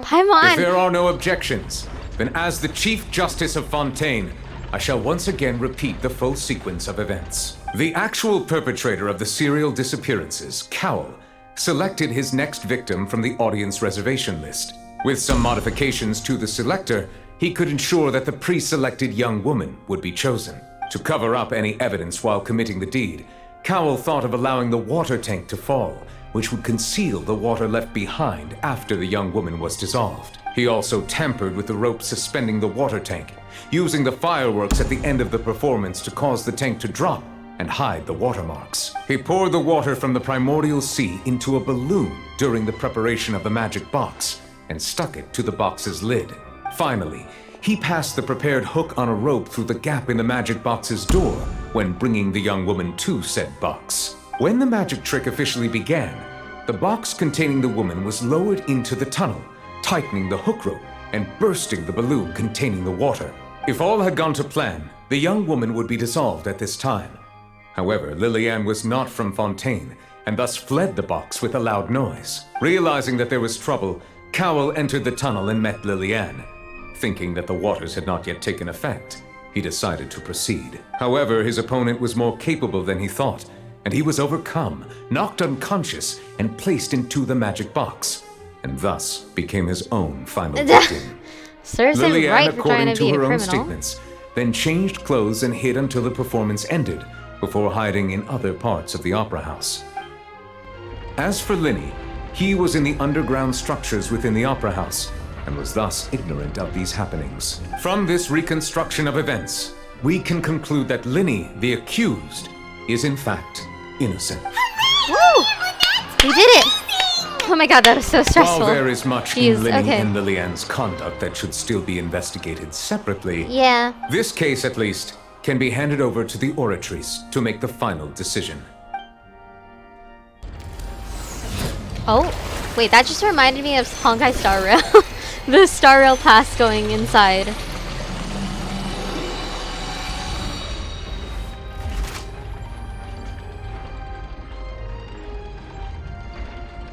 As such, Linny and Lynette are officially declared not guilty.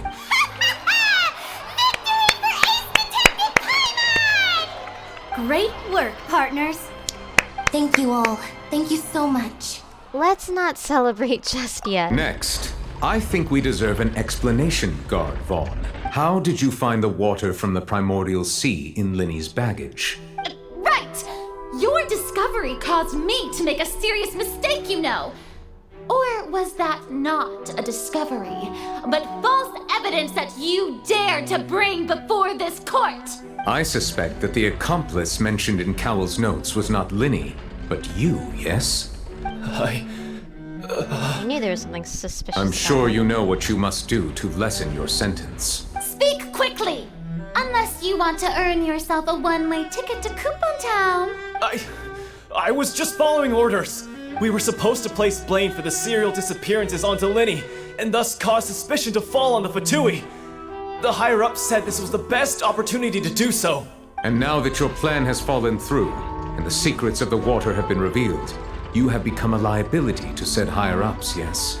Therefore, you would be wise to tell everything you know, and seek the protection of the guards. Yes, I'll tell you everything I know. Our boss discovered that the water can cause people to dissolve. It can also be made into a potion, which when extremely diluted, can cause people to experience unforgettable exhilaration. We've been in this business for a while now, and have made decent more off it. The disappearances were also the boss's idea.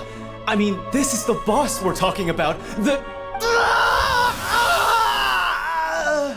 Oh my... He... turned into water?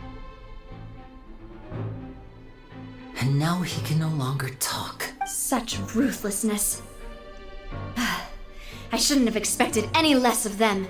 An outrageous act. All present, please submit to inspection immediately.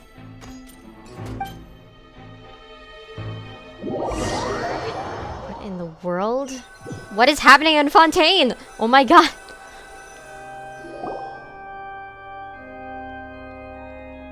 So, we're just going back now?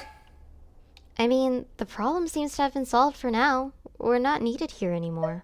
That's true, but... Traveler, Paimon! Please wait. Lenny... I know you may not want to speak to me right now, but still, let me thank you again for defending me to the end, even after you learned that I'm a member of the Fatui. I just didn't wish to see anyone be falsely accused. I just wanted to be sure that we're square. I guess. But regardless, I'd like the opportunity to set things straight. I didn't approach you with any ulterior motives or ill intent. I've spoken to you as myself, just plain Linny this entire time. As for why I'm a Fatus, it's because the goals of the House of the Hearth align with those of an orphan like me. That's all. That was how Father, who you might know as the Knave, approached recruiting us back then too. The Knave? The one who controls the House of the Hearth? She's your father? That's right. And since we're here, I was wondering, would you mind hearing a story? It's about my past. Back when our parents first died, Lynette and I were left wandering the streets. To survive, I took to surreptitiously observing an older street performer who did magic. It took me several days to figure out how he pulled off his amazing tricks. I took my sister through several streets until we found a crowded corner, and we began to perform magic tricks there. To my surprise, we proved to be pretty popular, and we could at least stop worrying about where our next meal would come from for a time. But I didn't want my sister to remain a street rat together with me forever. Before long, an aristocrat came to me and claimed that he wished to take us in after watching my performances. So you went from orphans to nobility just like that? That was how we felt at first too. As if fate was on our side and we could What say about goodbye Feminette? to those Was he not painful with you days. guys? But I gradually discovered that while we were called foster children, he was really after my talent for magic tricks. He would constantly take me to all sorts of banquets to garner attention, which he would then use to expand his social circles. That doesn't seem too bad either. Better than roaming the streets at any rate. It took a while for me to realize just how dark his heart really was. After one particular performance at a banquet, I discovered that Lynette was not on the same return vehicle as me. I waited a long time after we returned home, but she did not come back. I went to that noble's bedroom and asked him about her whereabouts. The answer he gave me was, she caught the eye of the most eminent person at the banquet, so I sent her over as a gift. I mean, you'll be able to perform your magic regardless of who your assistant is, yes? That's so dark and messed up. What the heck, Genshin? Sent her as a gift. You guys are not thinking what I'm thinking, right? Like, that type of person? Special deeds and weird... I don't want to think of that way, but... Oh god, that's really messed up. Oh no. So he was gonna... But wouldn't Fontaine's laws deal with such people? As far as outsiders are concerned, this is a relationship akin to adoption or foster care, and they have their ways of escaping the eye of the law. Villains. Vile, disgusting human beings. So, what happened after that? I managed to ferret out the location of the mansion of that so-called eminent person and hurried through the night. But by the time I leaped over the walls, avoided the guards, and made my way in, all I saw was the moonlit ground covered in blood, and the knave standing there in the darkness. So, she'd already taken care of that guy. That's right. She had rescued my sister before she could come to any harm, and had even discovered several girls hidden in a basement, all of them orphans. Father, I mean, the knave, might have seen something in me, and so she made me an offer. The House of the Hearth welcomes you, for your interests align with ours. Here, none will ever betray you. Indeed, betrayal shall never be permitted here. I was hesitant to trust her. I mean, I had just been betrayed by nobles. But she was also quick to destroy the noble who had taken us in at first, giving us back our freedom. Oh, so that's how the two of you joined the House of the Hearth. That's all in the past, though. The knave is after the Gnosis, isn't she? She has her own plans. She has gained permission from the Sarita to first use the Gnosis' power when she obtains it. She plans to use it to find a way to break the prophecy and save Fontaine. So, she believes in that prophecy too? That's right. The whole House of the Hearth is currently working to combat that crisis. Today's case has also proven that people from Fontaine can indeed dissolve into some sort of water, thus further supporting the prophecy. All of us house members here, Lady Arlecchino herself included, are from Fontaine. We won't give up on defending our homeland. To us orphans, the only connection we have left to this world, apart from our family, is our homeland. So, from small deeds like distributing magic pockets to huge schemes like stealing a Gnosis, everything is aimed at dealing with that prophecy. I'm sorry, but I still can't completely trust It's all right. I understand. The only thing I can do is relate all this to you. I just hope you can understand that even as a member of the House, I have never stopped making my own decisions, and that I believe what I'm doing is right. If you should need anything at all in the future, feel free to find me. I will do my best to help you, as plain Linny. I understand. Goodbye. So there's quotation marks, so is this even their real identity? Bye, Linny!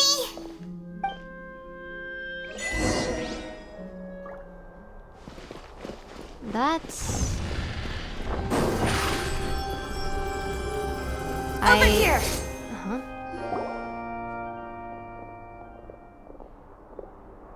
Hey there!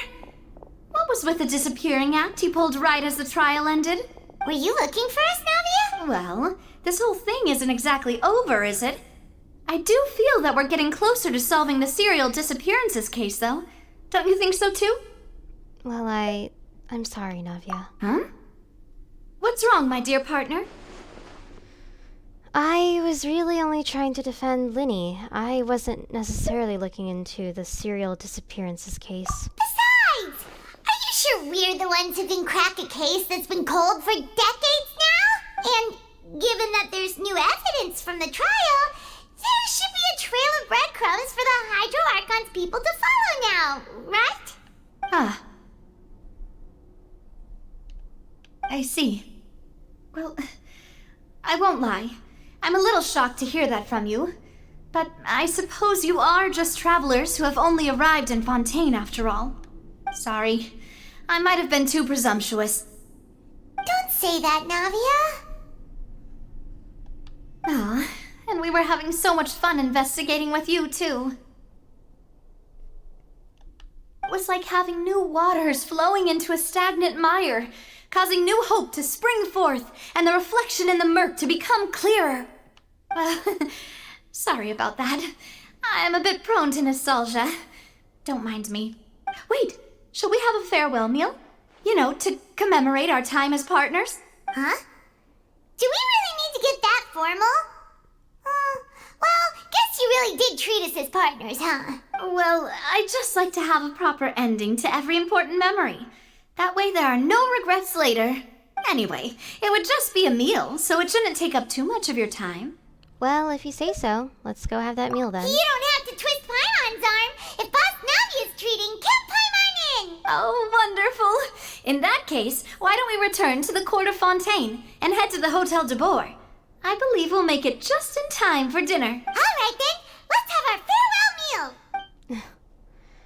For food. Oh.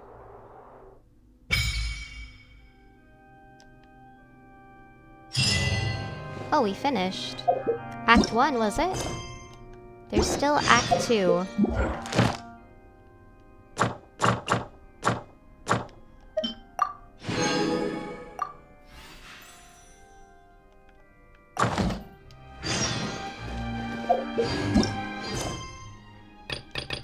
Yeah, I have a lot of quests I still have to do. Okay. Actually, hold on, guys. So I will be right back. I just have to do something really quick, but I'll be back in a few minutes, so hang on tight. I'll see you in a bit.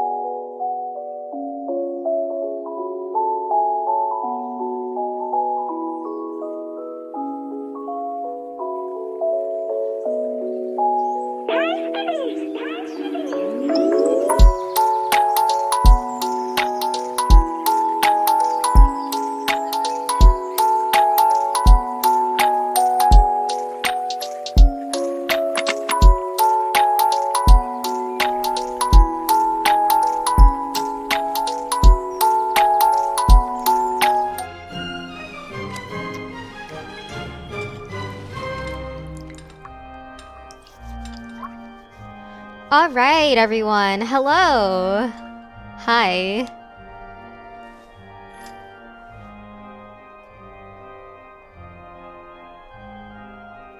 We are back. Sorry for the intermission, I guess people say, right? Hang on, just let me check everything is sounding good. Seems Linny is saying some strange things again. It's really worrying. Okay, we're sounding pretty good, so perfect. So hi everyone, we're finally back. Sorry about that, for the like intermission, and stuff. I had to take care of a few things because I had to pick up my package, you know, since COVID and stuff like that. Had to take care of like my orders that I did online, so hang on. Sorry, you're just gonna see my messy room, because the earbuds that I use to monitor on my different device is running out of battery, so oh my gosh, everything's shaking. I have to charge it. Tea is ready? Now it's time for But anyways, a short finally rest. back. Sorry about the long wait, but I really just wanted to get my package before I forget it, so that's why it took me a while, but we're finally back. So, as I was saying, we are going to go to Hotel de Bourg, which is gonna be right here. I actually unlocked that waypoint, so that's perfect, honestly. Okay.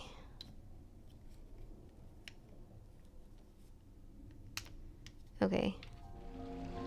Let's head on to the hotel. This is really fancy. We're gonna be doing Act 2 now. I came here several times with my father when I was little, but stopped eating here as often after growing up. I hope the food here will be to your taste. Oh, don't worry. We haven't eaten at a hotel like this in a while. Paimon's getting excited already. In that case, I'll go order for us first. Please wait here a moment.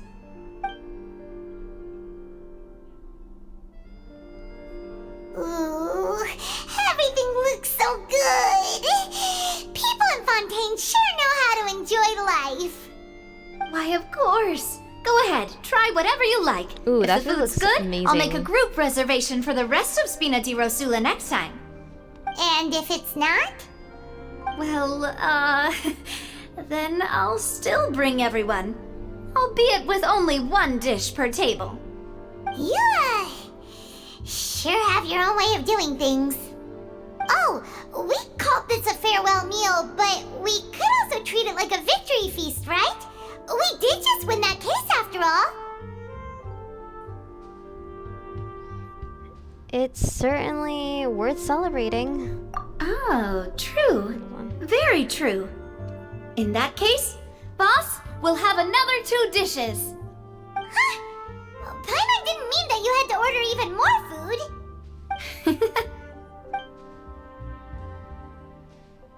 Speaking of cases, do you think that the mastermind behind the serial disappearances will get caught soon now that this has all happened? Well, we've certainly taken a big step forward, but I feel that's about it. We know that there's an organization that means to dissolve these young women, but we still don't know what they are really after. If it hadn't happened right in front of us, Paimon wouldn't have ever believed that a person could be dissolved like that. Right? Yet it was because this was such a preposterous notion that the investigation could never really move forward before. Just need to do audio check again. If only that guy could have finished speaking! We were so close to hearing who was behind it. I guess the water will like make you, I don't know, like disappear or foam up because you're trying to tell the truth or something? In such investigations, even the smallest step can seem like a yawning chasm if the trail of clues is cut off. To be honest, I don't have high hopes for any follow-up that the authorities might conduct. It's not that I don't have faith in their ability, it's just that a different perspective is required in some matters. It's easy to guard against and deceive a single narrow perspective, A shift in thinking is required at such times in order to produce a breakthrough. Which is exactly why the Spina di Rosula exist. Those highfalutin folk are not all-knowing. That's why we exist. To seep into the cracks where filth falls through, where their watch fails them. That's the kind of problems we solve. Seems Paimon thought things were simpler than they actually are. It's all right. Well, this was supposed to be a farewell meal, so I doubt you have further interest in this business, right? Let's talk about something else. Like, what are your future plans? Oh, right. We wanted to ask the Hydra Archon for some information, but we haven't had much the opportunity to do so. Sorry guys, I'm like just checking because, you know, coming back and stuff, just wanted to make sure everything's good. That's true. So. We didn't have a chance to speak to her after the trial ended. It didn't really seem like the right time or place to do it anyway. I see. So, your primary objective, which has been foiled so far, was to have a chat with the Hydro Archon. I've heard that there's a long line of people waiting to meet Lady Farina. I suspect you'll be waiting for quite a while, considering that you missed your chance today. Yeah, we've heard that she's super popular here in Fontaine, and that it'll be tough getting any of her time. Well, would you consider some more, unique ways? Perhaps even methods of, let's say, questionable legality? Guess that's Spina di Rosula's boss for you. Chock full of sketchy ideas. Well, what did you have in mind? Well, one way would be to infiltrate a performance troupe at the Opera House, only to abandon your act at the play's climax and ask to speak to her after the performance. I'm sure Lady Farina would be eager to see the ending, and would agree in order to finish watching the play, don't you think? Could you suggest something a little more practical? This plan seems pretty hard to pull off. We'd have to go learn how to act, and acting's really hard. All right, here's another. Find a way to conceal yourselves under her bed. Then wake her up in the dead of night and demand answers. Don't let her go back to sleep until she answers all your questions. I can personally testify that this one works. When I'm sleepy, I'll do anything as long as I can finally get some sleep. That might work, but that's not really the problem. The problem is we don't want to get ourselves arrested. Valid point. I overlooked that part. I was just thinking about leveraging a person's desire for sleep. How can you overlook something like that? All right, no more joking around. Perhaps you could... Oh, I don't know. Cut the line when she's on a break. You did defeat her in court, clearing citizens of hers from false accusations. False accusations she had nearly upheld personally. I imagine that she feels quite ashamed about the whole thing. You mean that if we catch her while she's on a break, she might be too embarrassed to refuse? Oh, that does make some sense. It's worth a try. But would someone with her personality really feel shame? Why don't we give it a try after this meal? You know, strike while the iron is hot and all. Huh? Paimon, did you drink my Fanta? Was this your drink? Whoops. Sorry about that. Paimon wasn't really paying attention and the cup was right next to Paimon. Would you like to order another? No, it's fine. We're just about done here. Alright. Honestly, Paimon wouldn't recommend Fonta anyway. It tastes kind of salty and icky. I'd have to agree. My drink also tasted that way too. Is that so? Huh. Well, in that case, we'll have to blacklist the Fonta here then. If we're all finished eating, then I'll go pay. Yeah, we're stuffed. Thanks for the treat, Navia.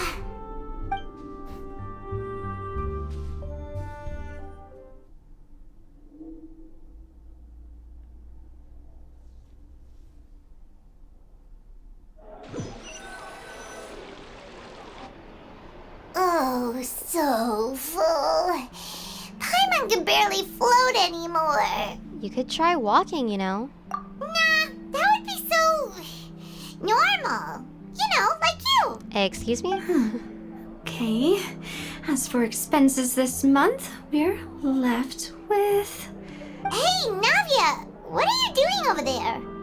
Oh, nothing. It was just a meal, you know? Nothing the Spina di Rosula can't cover. Oh my god, Paimon. Seems that was pretty tough for her. That was a pretty pricey meal after all. All thanks to Paimon. Let's get ready to try to meet the Hydro Archon again. Bye, Navia! So this is goodbye, huh? Well, if you do encounter any other trouble in Fontaine, you're always welcome to contact the Spina di Rosula. I'll give your request the highest priority. In any case, I wish you smooth sailing. I'll see you again, partner. See ya! See you.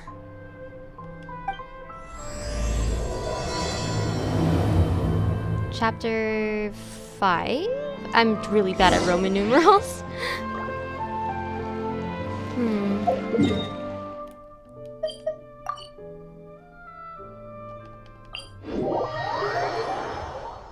You know what? I'm gonna look it up. What is...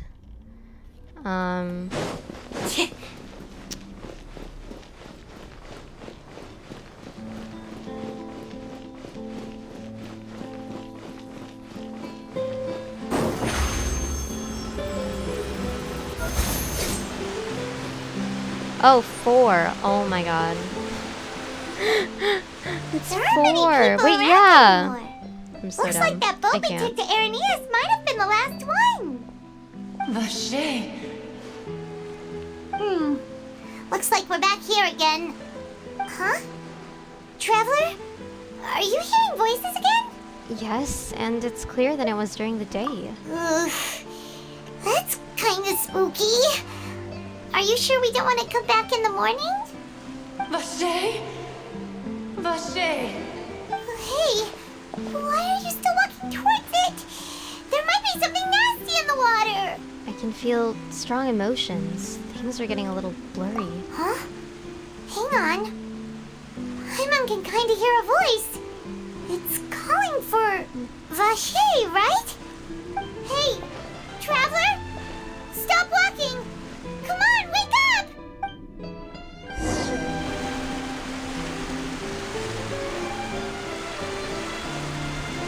What the?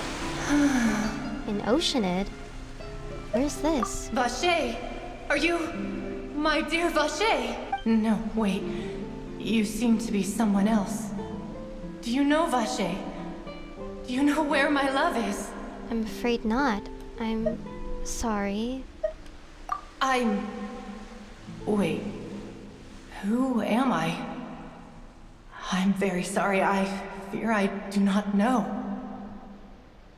My memories feel like they have been washed away like a flood. So many fragments dissolved amidst the tide, never to be recovered. How much have I lost? How many things that I once held dear while on land have I since forgotten?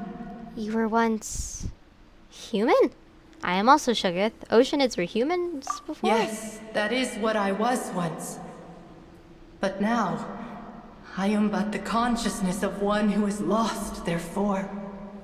Theory time. What if this prophecy that Linny and Lynette are talking about, this water that's gonna engulf their memories, what if they just ignore it, not Linny and Lynette, everyone in Fontaine, them ignoring it is bad because they'll end up turning like this, like Oceanids. I don't know. I do not know how I came to be like this either. I only vaguely remember being covered in light blue water, and then all grew dim. Light blue water. Could that have been... could she be one of the girls who were dissolved? I also remember going to many places. I loved adventure, loved exploring places of peril. No matter where I went, Vache would go with me. I knew how dearly he loved me, and I also loved him equally as much. But now, we can no longer go back. The pain of such parting. I never knew how heavy it could be. So, you need me to find him? No. Our reunion no longer has any meaning. There is no way for us to create any new memories. The thought of me gives him no succor. So let it lie forgotten beneath the waters. If you meet Vache, tell him not to look for me. Tell him to move on. That is the only thing I still remember. I believe it will be hard for him to forget you. Perhaps that is so. As I was submerged in the waters, losing consciousness, I saw Vache above the surface. His eyes were filled with such sorrow, such longing. If only I could have comforted him, told him that I did not suffer. Indeed, I had felt a great warmth. That means Vache was a witness to the fact that you dissolved? Is that what you call it? Dissolving? If anything, I consider it a form of release. It was a state of neither fear nor frenzy, with only an endless peace, like the water's still surface. I could also liken it to being a thirsty person who drinks water for the first time, and only then sees how they have lived for so long in a world of endless want and anxiety. It seems that after the body is dissolved, some measures of consciousness still remains. I think I hear your companion. It's time for you to go, I think. Is that Paimon? Ah, right. I wonder how much time has passed. Farewell, then. I am glad that you were able to sense my presence. Remember, if you see Vache, tell him not to seek me out any longer.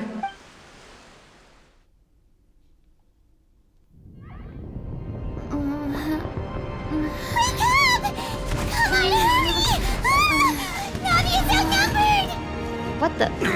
What is happening?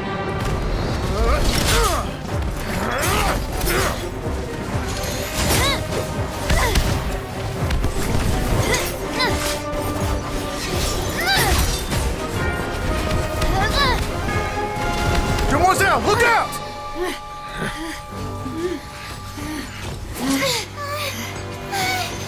Dear God, it's a whole army of Gardamex. Why are they fighting us all of a sudden? Oh, what the? Clorand?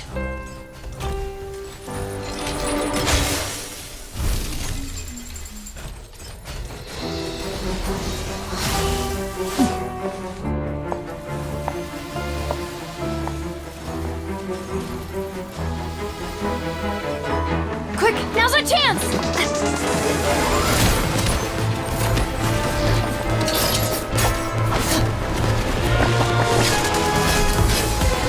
Oh my god. The cutscene quality? Bro, they improve it like every time.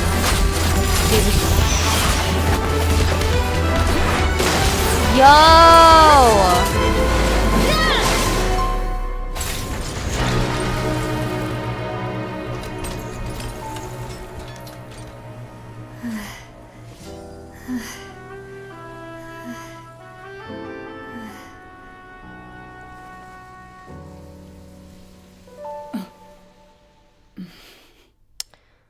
Wow, that was something else. I should thank you for lending us your sword there, Clorand. But before I do so, could you explain how you managed to show up here? I followed you. It seemed to me that danger has followed you more closely as of late. I believe that following someone without their knowledge is actually called stalking, is it not? Mr. Callus's last wish was for me to ensure your safety, and I will not betray his trust. He would do the same, were he alive today. I was afraid she was like a, you know, like the double-crossed bad guy, so I'm glad she actually helped us. I was nervous. Do not speak of my father! Sorry, demoiselle. I was not strong enough. Thank you for your aid, Miss Clorand, but do keep an eye out for your manner of speech. I believe we all wish to avoid unnecessary emotional harm. Sorry, I did not consider your feelings. Whatever. What else do you know?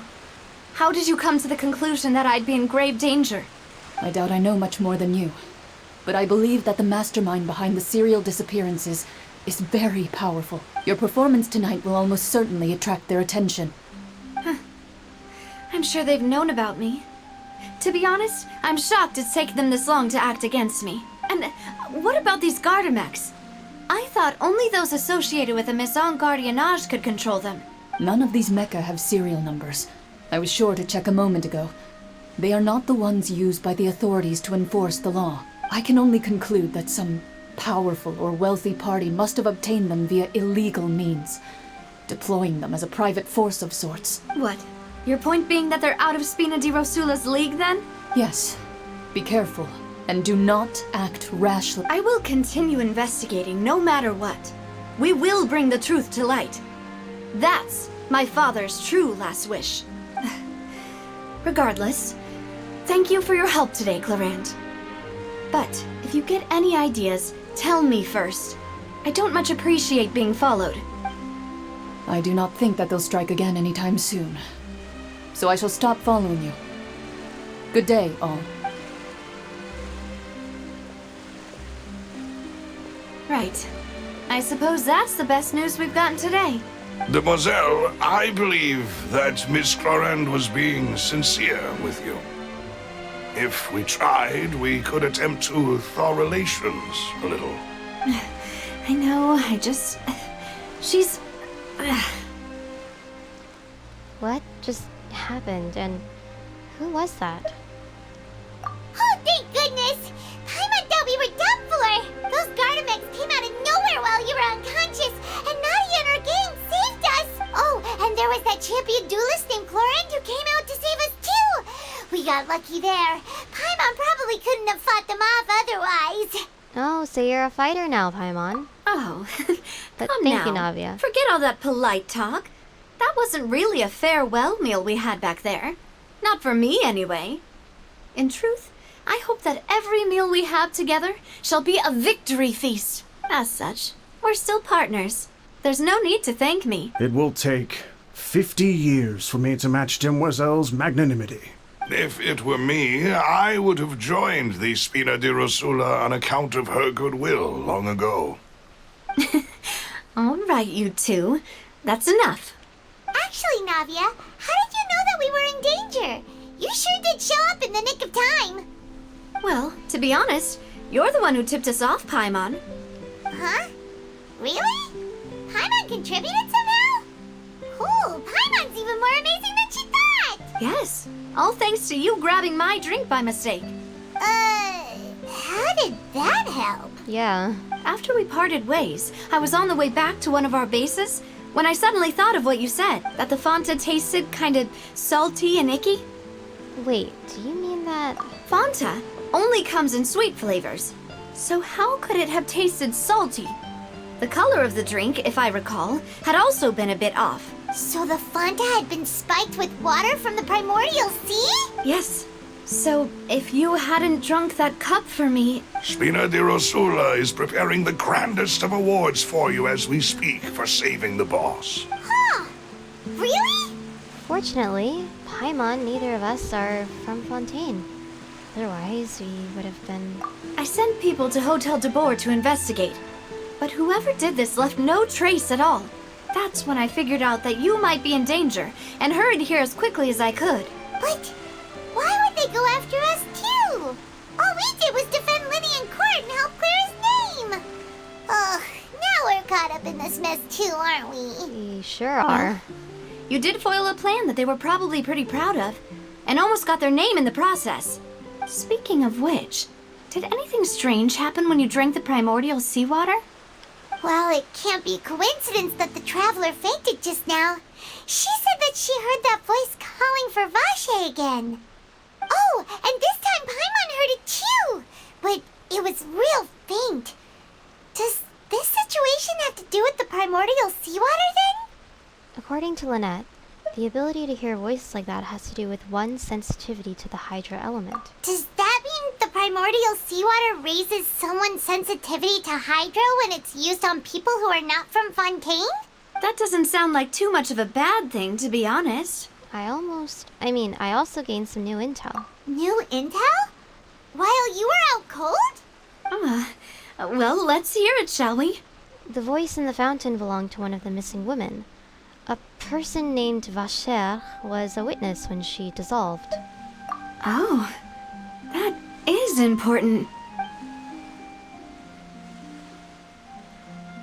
Vacher. That name doesn't ring a bell. I suppose he hasn't stepped forward as a witness in court lately. Since he saw that young woman dissolve, he was at least at the crime scene. But he never gave testimony or any information regarding people dissolving in the primordial seawater. Could he have been threatened? If he's still alive, we should try searching for him. Yes, thank you. This is very important information indeed. We will continue to investigate. All right, partner. By we, you mean us too, right? Oh, you mean you'll help us investigate? Well, you did say that our farewell meal didn't really count. That means we're still partners, right? And besides, we're in this now whether we like it or not. You're not gonna let those people who targeted us get off the hook so easily, are you, Traveler? Messing with us will cost them. This will prove to be their biggest mistake. Demoiselle, do try not to look quite so pleased. You are the face of Spina di Rosula, after all. You talk too much. Well, in that case, let's head back to one of our bases, shall we? I'll arrange accommodations for you. We also have some plans to go over, and hopefully we can deepen our bonds as partners. But we'll take that one step at a time, I guess. Don't worry, you two. With us around, our base is definitely secure. Linek en Foyax. Wait, I saw something. It's written in French, I'm curious. Plude of blancheur noir care. Linek en folieuse. I don't even know. I don't know. Alright.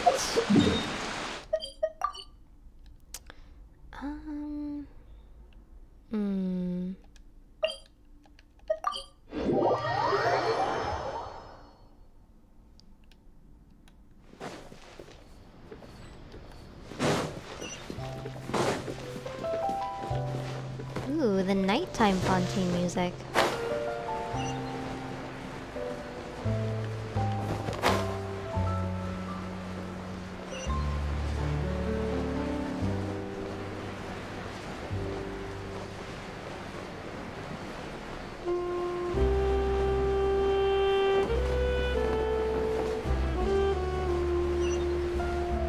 Just grab this really quick.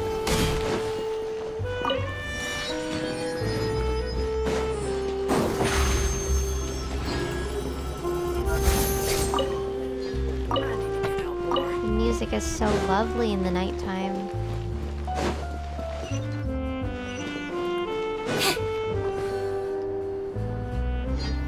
It's right up ahead, but let's make sure we weren't followed first. I've been keeping watch, Demoiselle. I haven't spotted anyone suspicious thus far.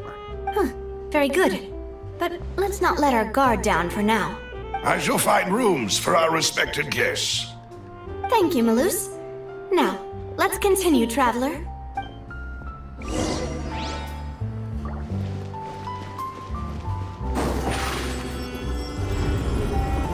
Surprise!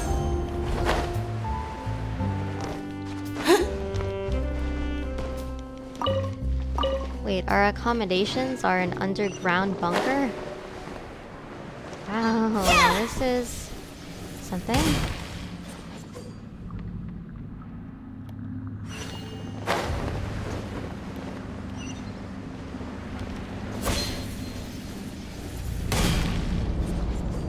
Allow me!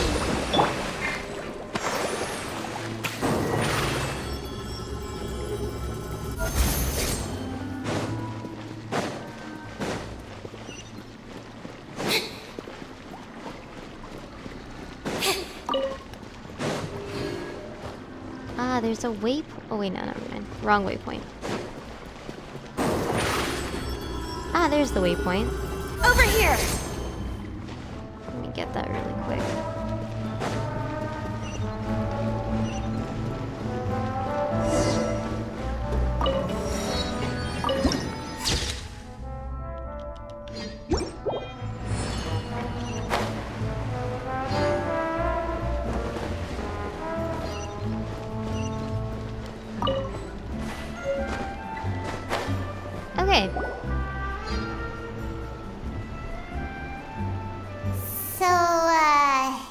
is your base?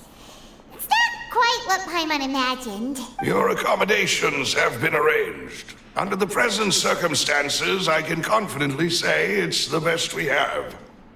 Well, so much for my expectations. I thought it was going to be a fancy hotel, but thank you. Well, our funds have been a little tight lately. After all, we don't allow illegal or unethical profiteering. In fact, our funds often come from citizenry who support us. Seems like it's tough times for everyone. But if you have the support of the people, that does sound like it's worth it. To be honest, our financial situation was a lot better back when my father was in charge a few years ago. I'm afraid I'm not quite his equal. Your father... He was the previous boss of Spina di Rosula, right? How did he... Demoiselle, if you'll allow me to explain. No. I'll explain it myself. I suppose I couldn't run from this topic forever. And as partners, this is something I hope they can understand. My father's name is Callus. Yes, the same one they call Callus the Unfaithful in the streets. 3 years ago, he was accused of murdering his own friend. But he chose a duel to defend his honor instead of standing trial. He died in the duelist's ring. Oh no. But I do not believe my father was a murderer. I'm sure he was set up. At the time, I believed that if he only stood trial and was duly investigated, something amiss would crop up and prove his innocence. But strangely, he not only requested the duel himself, but rumor has it that even after being seriously injured, to the point where he could be deemed as having lost the duel, he refused to surrender, determined to die in the arena. 3 years later, I still don't understand why he did that. How could he protect his honor if he's dead? If anything, he gave up his chance to defend himself. It does seem quite odd. Do you have any clues as to why? The closest piece of info I have is that my father had been investigating the serial disappearances case at the time of his death. Ah, so that's why you're so determined to get to the bottom of that case. That's right. I've also tried to investigate the murder my father was implicated in, but I haven't found a single new clue in my countless reviews of the investigation records. However, I believe that if the murder case is related to those behind the disappearances, they must know something. I must know what really happened. Was my father coerced? Framed? Even if he really did kill his friend, I must get to the truth. If only he'd been more open with me when he was still alive. He even hid the fact that my mother died due to complications when giving birth to me. And now, here I am investigating his death. You really are a handful, aren't you, Papa? Seeking the truth for the sake of your family. You know, we're quite alike in this regard. Demoiselle, please, if there is anything I can do, anything at all. I also will never believe that Master Callus murdered anyone. There are none whom I respect more than the two of you, Demoiselle. Master Callus did so much good in life, yet all it took was one murder case for him to be dubbed Callus the Unfaithful. Even our supporters decreased greatly due to that incident, hence our strained finances at present. Wait, if Callus was such a good man, wouldn't people at least be a little suspicious when he was accused? No. Perhaps people just revel in that kind of drama. It's not something exclusive to people from Fontaine, really. Everyone's like that. People love watching the evil turn over a new leaf, but they also enjoy watching good people fall into an abyss from one slip-up just as much. Yeah. But how could... never mind. If Callus was really falsely accused, we have to find the truth. He didn't deserve to have that happen to him. There is one other thing. Master Callus's opponent in the duel was Ms. Clorand. Oh, her? Well, then, isn't that as good as saying that she was the one who killed him? No wonder the mood was a little strange between the two of you. Yeah, that's not the sort of thing that you can just let go and move on from. Miss Clorand has always placed great emphasis on the honorable nature of the duel. If her opponent doesn't yield, she will not stop either. She knew Master Callus beforehand and greatly respected him, but seeing how he was resolute in the arena, there was only ever one choice she could have made. It's not that I don't understand her at all, but I just can't deal with this yet. Don't worry, Navia. Paimon knows how you feel. You don't have to force yourself to do that.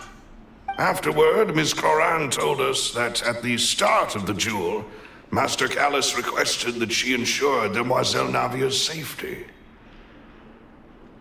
Then that indicates that he intended to die in that Yes, that is our understanding as well. Oh, Papa.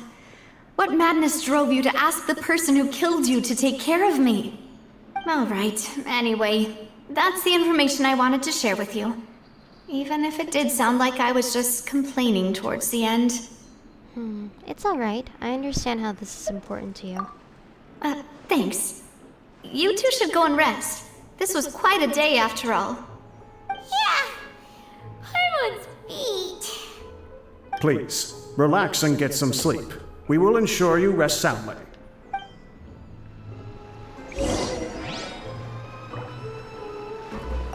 Whether it be responsibility for Spina di Rosula or Master Callus's death, it all landed on Demoiselle's shoulders so sudden. This won't do. I must become stronger. Wait, we can't even see the room? Oh.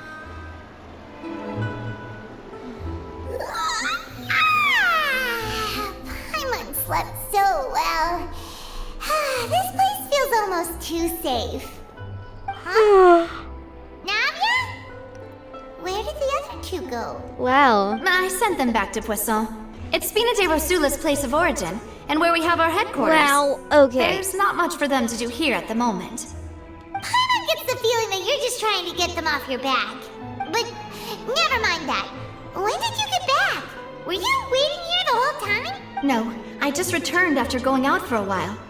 I did some investigating yesterday regarding the name Vache. Wait, so you didn't sleep at all? How could I after having such critical new evidence appear? Guess Paimon wasn't speaking for everyone just now, huh? Unfortunately, this name seems to have been wiped from existence. It doesn't seem to have a match anywhere. I suspect that those behind this have already taken steps to hinder an investigation from this angle. But that does prove that this Vache person is a key witness in the incident. Does that mean we're too late, though? No. There is one ray of hope. One place in Fontaine that they would find almost impossible to threaten, no matter how much they wanted to. And that is the archives kept by Chief Justice Neuvillette, a place where detailed files on all the cases in recent years are kept. If the Oceanette you met is one of the young women who went missing recently, we should be able to find some related information there. So Neuvillette maintains an archive of case files? Whew, guess that's the hard-working Chief Justice for you. In that case, let's go talk to him, shall we? Aren't you coming along, Navia? Did you get tired? No, it's nothing. Let's go see the Honorable Chief Justice.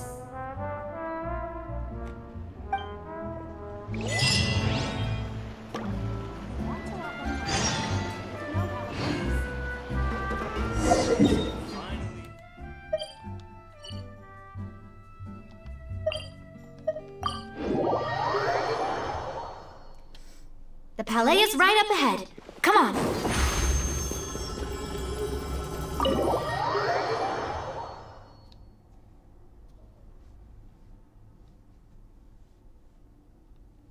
Ooh, how exciting.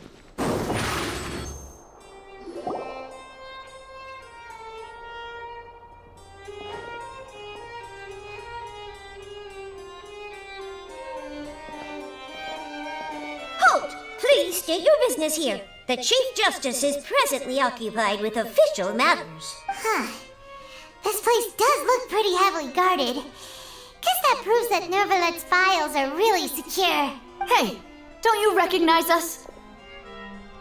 Huh? Who are you? Just to be clear, I don't care who you are or who you might be related to. Our rules make no exceptions. See? They've got great discipline, too. Yep. Paimon can tell. And they're so If you're here just to crack jokes, I can point you towards the exit. Unlike some, we're busy, so please leave if you don't have a reason to be here. No. What I meant to say is, shouldn't you remember us from a few days ago? We were at the trial of the great magician Linny. Oh, yes, I remember. I read about it in the Steambird. You must be Linny's attorneys. It's all coming back to me now. We're here today to report and archive some information on a follow-up case. Huh. Is that even a thing? Of course. Don't worry. We're here on official business. You can trust us. All right then, I'll let you through. The Chief Justice is just inside. Thanks so much.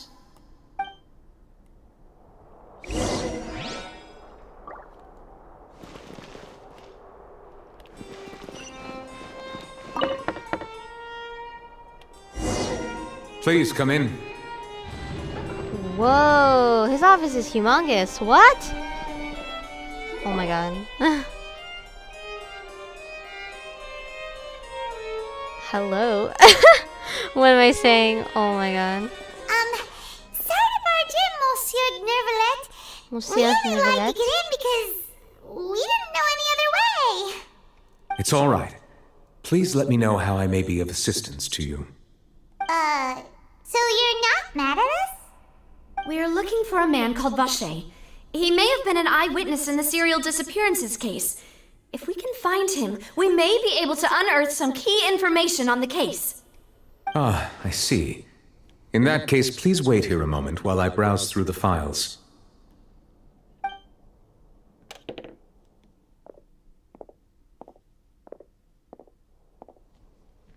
Who knew that Nervalet would be so easy to talk to? And I'm thankful that he's very impartial, I feel like. At least from what we've experienced.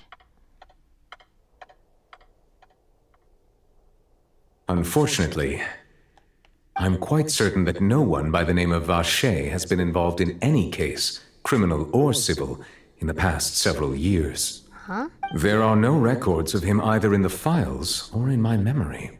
Guess that's that. So we're back to square one. Traveler, what if it was really just a dream? Is that so? All right then. Thank you so much, Monsieur Neuvillette. We'll take our leave now. Ahem.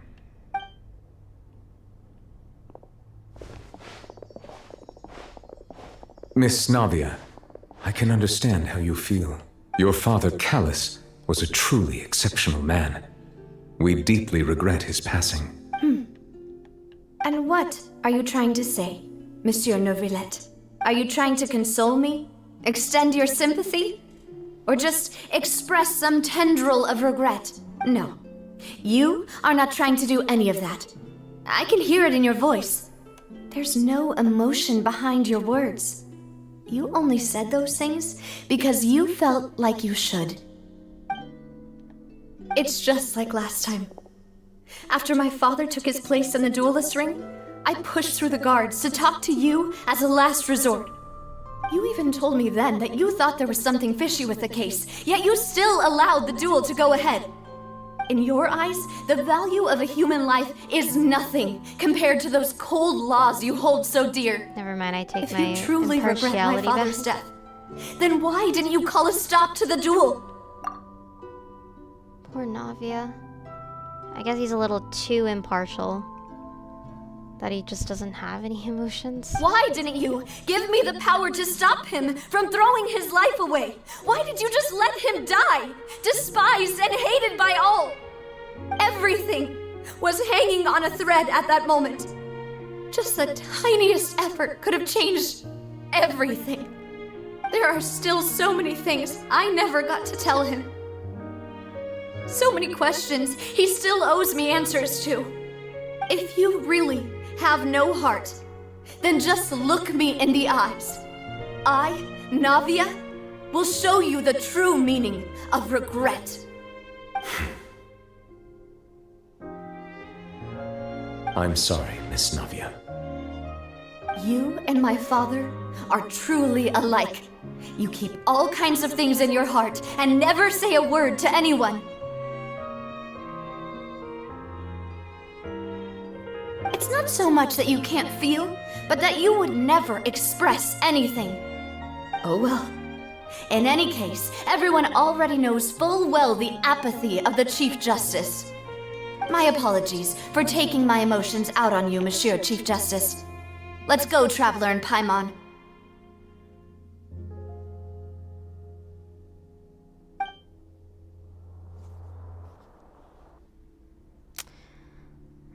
This is so awkward, but yeah.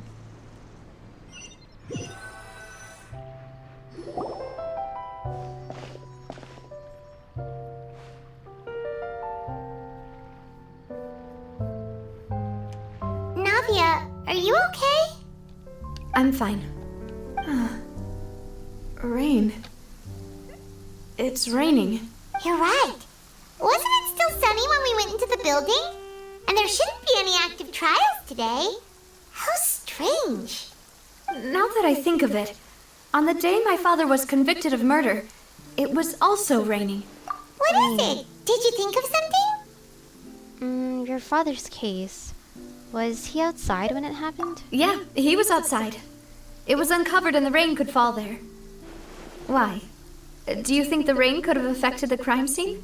That thought has occurred to us before. We've even expanded the search area to try to account for that, but didn't find anything of value. But there was something you didn't know at the time. Oh? Wait. You don't mean... The fact that people can be turned into water. So you're saying that the true murderer could have been turned into water and then got washed away with the rain? Yeah. And if that's what had happened, then no one would have believed your dad, even if he explained what he saw to the authorities. I really think I found a true genius for a partner. You're completely right. How did I not connect the dots earlier? All right, let's go to Poisson. With this new lead in mind, we'll get to the bottom of my father's case for sure. Yeah, we're gonna make progress for sure this time. Do you want to go with me now? Or do you want to head over by yourself later? We should go while the idea is still fresh. Great. Let's go then. Heading on over. Let's go.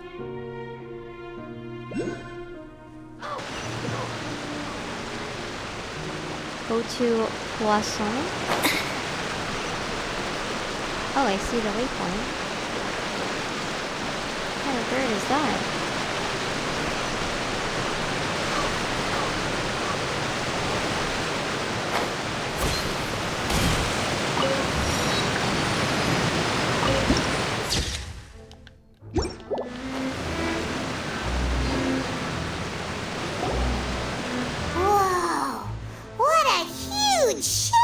Whoa. Why would a ship be anchored at a place like this? There's no need to be so surprised. While it may look like a ship, it's actually Spina di Rosula's headquarters. My father was the one who asked for it to be built like this. Perhaps our taste in exterior design is the only thing we occasionally had in common. A gigantic and glamorous ship embodies discovery, opportunity, ambition, and conquest.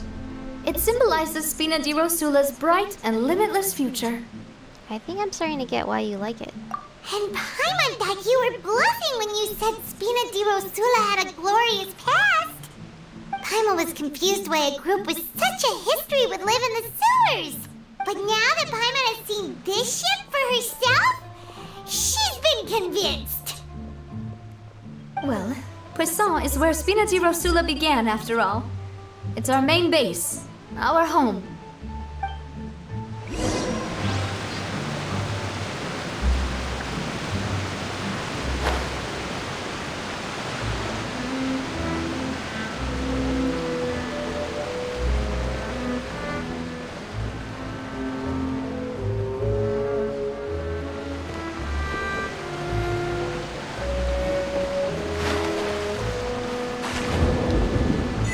What?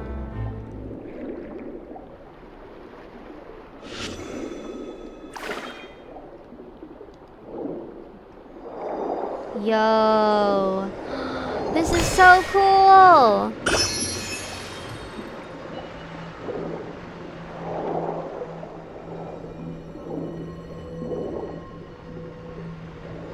It's a little bit awkward, but I shouldn't get distracted, but like, oh my god?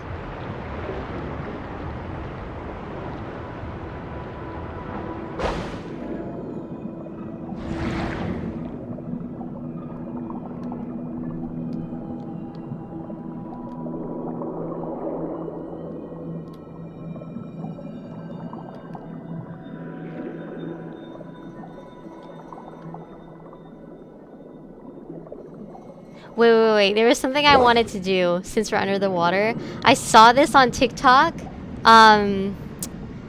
where they showed Kokomi and they played like Halle Bailey's Little Mermaid, part of your world. It's so fun. Wait, I just want to sing it. Up where they walk, up where they run, up where they stay all day in the sun, wandering free. Wish I could be part of that world. And then they played that part in the song where they're like, I don't know when, I don't know how, but I know something's starting right now. Watch and you'll see, someday I'll be part of your world. And she's like swimming. That's so fun. I don't know when, I don't know how. Okay. That's so fun. Dude, that's so fun.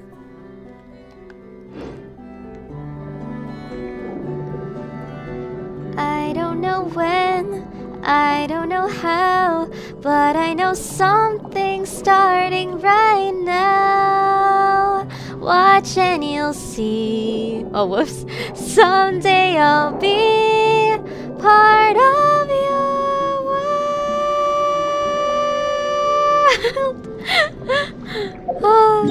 Oh my gosh, that's so fun.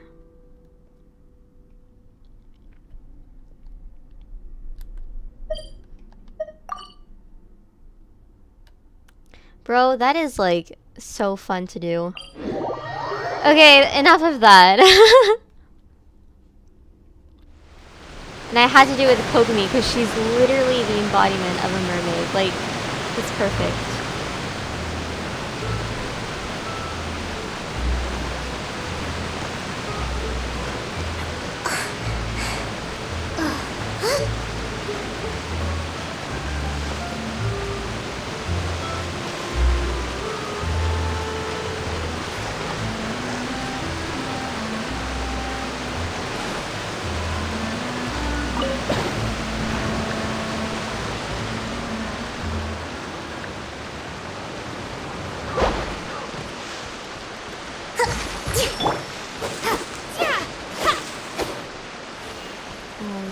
Where's the Oculus? I can't find it.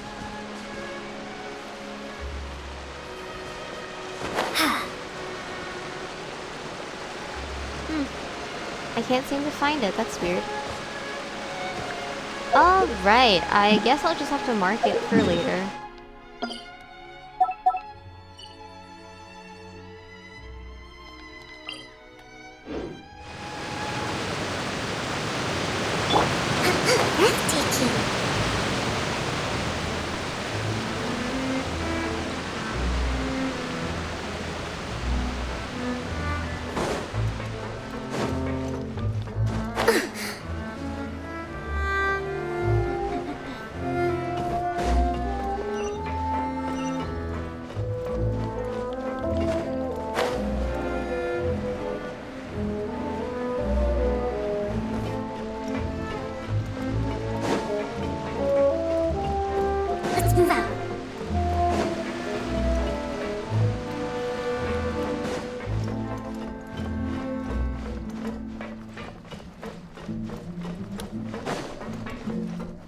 almost there. I'm trying to be a little bit slow, even if I want to be fast, because I don't want to end up falling off, so... Oh, almost fell off. Okay.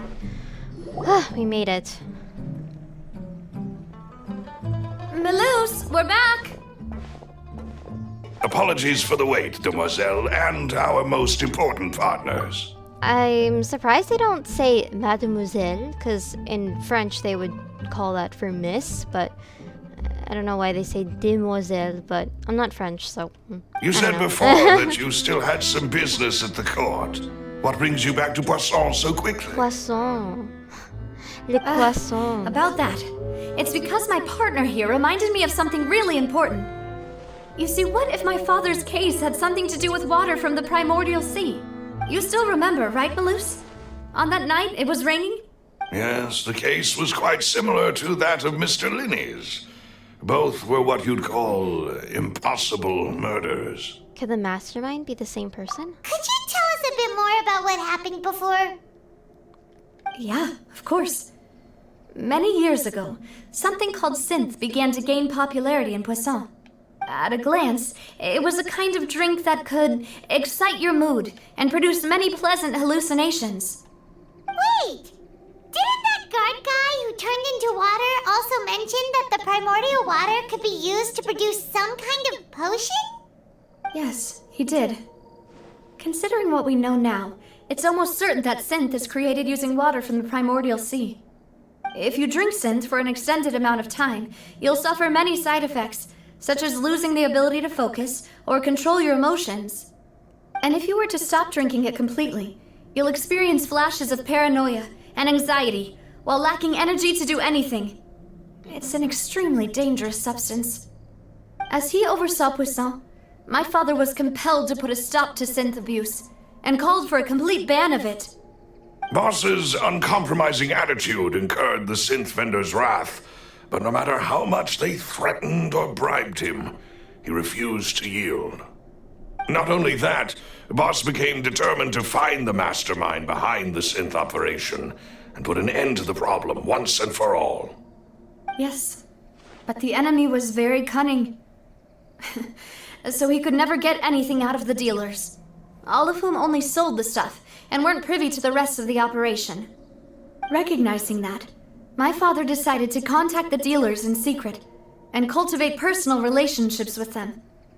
Finally, he was able to convince someone to become his informant. The man's name was Jacques. He felt greatly ashamed about his work after seeing many families destroyed by synth abuse.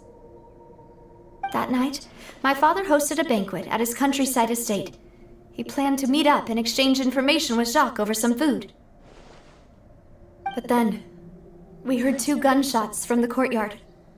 We raced to the scene and found my father, still holding a gun, and Jacques, who was already dead on the ground. Huh? How did that happen? Aren't they on the same side? Sounds just like Lenny's case, doesn't it? In both cases, the culprit seemed obvious, but neither appeared to have any motive at all. Looking back on it, though, I now believe the most important clue was something we all overlooked at the time. There were pieces of clothing left at the scene. So they could have belonged to someone who got dissolved. Precisely. It's all thanks to you that I made the connection now. Back then, we all just thought they were some costumes that Jacques used to disguise himself at the banquet. But, considering it now, it's almost certain that they belong to a third person at the scene.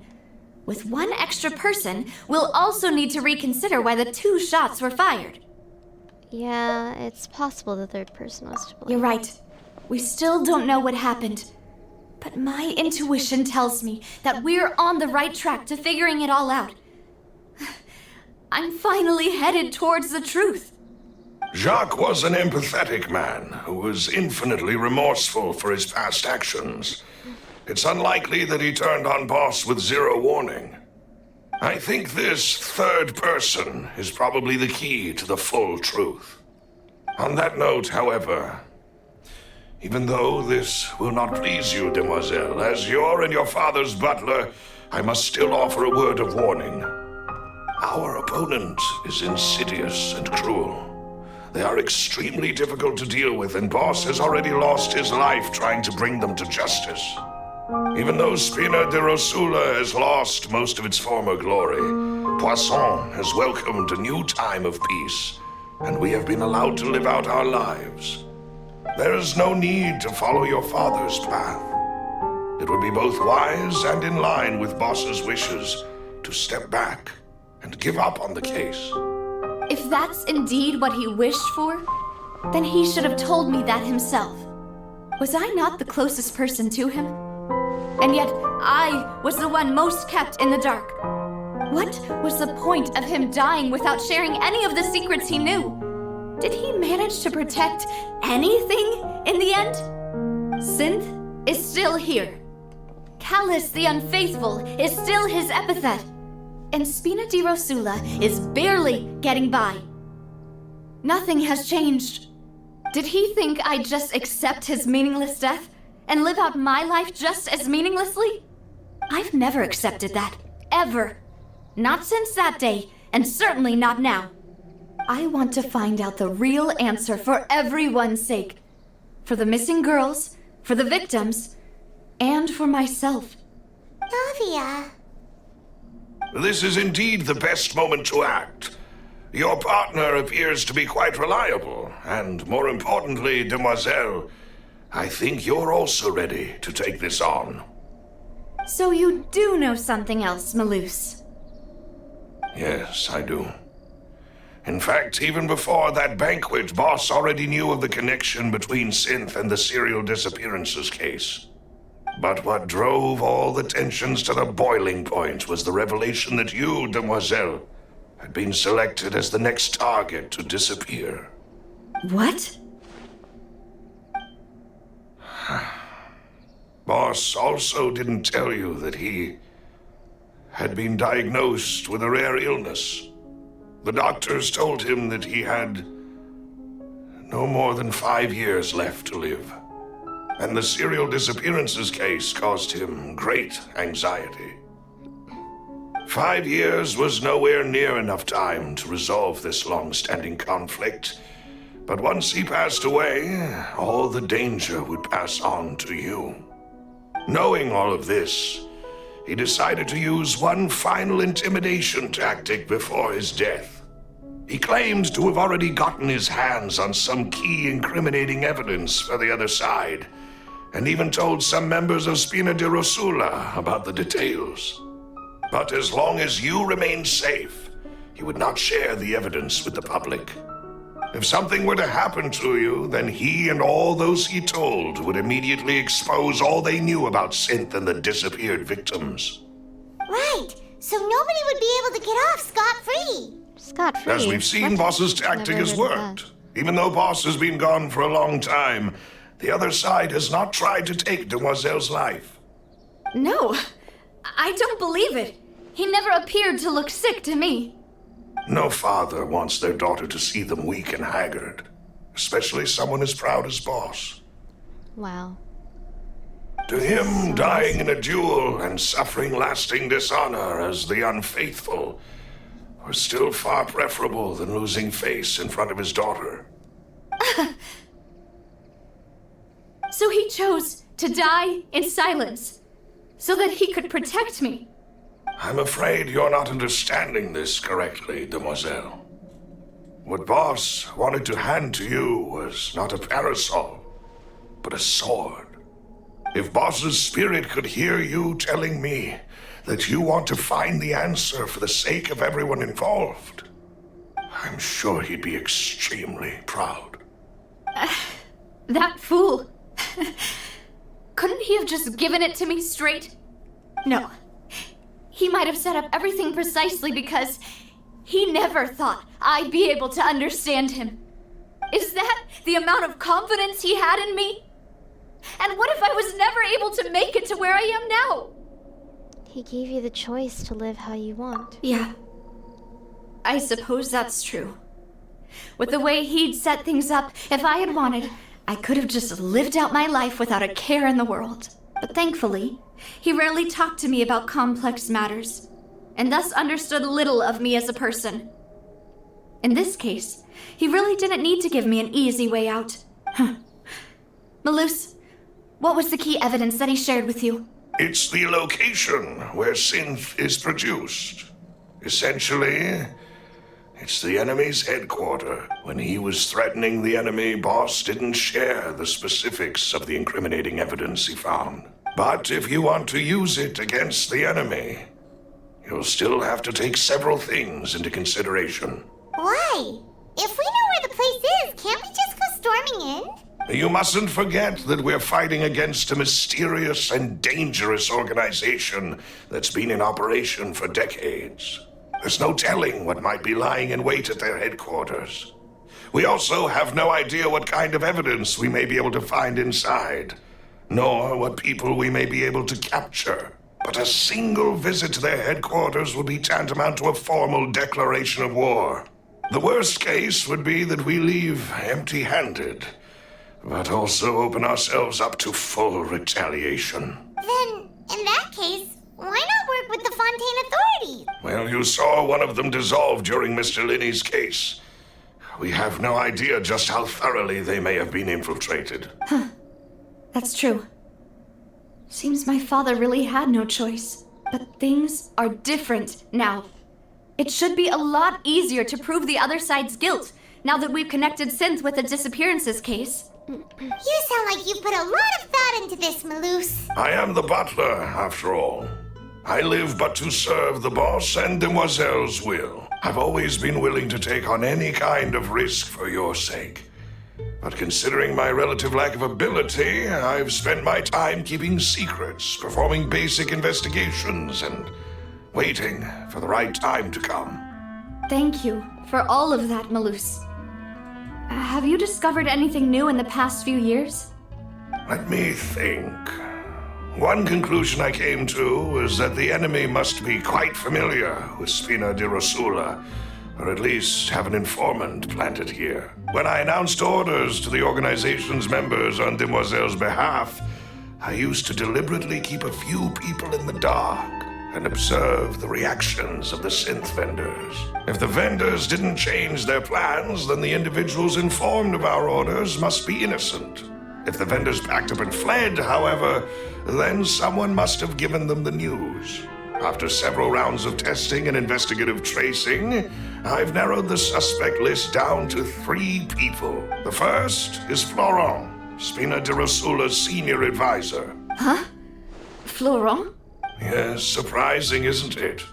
He was one of the people Boss trusted the most. Great. Which also means that he was someone who understood Boss really well. Thanks to his position within Boss's innermost circle, he always knew our upcoming plans and could thus avoid capture this whole time. There's someone else like him too. Marcel, the head of Confrérie of Cabrières. Uncle Marcel. What is this confrérie? It's a guild in Poisson. Boss helped it to grow to its current size and prominence. In the beginning, they were only reselling some daily goods, but now they're one of the richest guilds around with a lot of business connections in the city. So, they're like a sister organization of Spina di Rosula? Yes, you can say that. When we were fighting against the synth dealers, they provided us with plenty of support. It's a bit difficult to imagine someone using their own money to hunt down themselves. The final suspect is Thierry, the man responsible for coordinating information between Spina di Rosula and the guards. Although the guards mostly leave us to our own devices, there are still many activities we have to report to the local authorities. Since Thierry is always in the know about our current activities, he could theoretically always plan one step ahead. I see. These are all people who I communicate with quite regularly. To think that the enemy we've been fighting against has been right next to me all along, among those I trust the most. It's almost too hard to believe. It really If you want to investigate them, please take every precaution to not alert the quarry. Judging from our experience, the enemy is extremely cautious. Of course. And thank you, Malus. You've provided us with a lot of great information. You're too kind, my lady. I'm just doing my duty. I'm having so many trust issues. I really hope it's not the butler. Like... And before I forget, proving Boss's innocence would also mean clearing him of blame in Jacques' death. After that incident, Jacques' wife and daughter were taken into the Spina's care. They still live in Poisson today. If it might help, you could also pay them a visit. I can make the necessary arrangements. Oh, thank you so much, Malus. You really are the best. A new case awaits, my dear partner. Leave it to me. I hope we can work together to uncover the truth and end this case once and for all. Oh my god. Oh my gosh, this is... Woo. The diving, though, is so fun.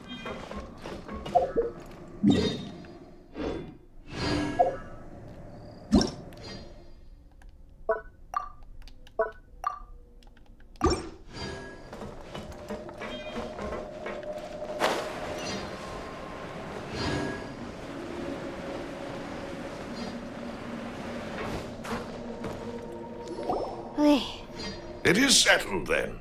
Please excuse me, and enjoy your conversation at your leisure. Sorry. Thank you for arranging everything for us, Malus. Oh my god, okay. Excuse me, miss. Do you need anything from us? Oh my god, the kid looks angry at us.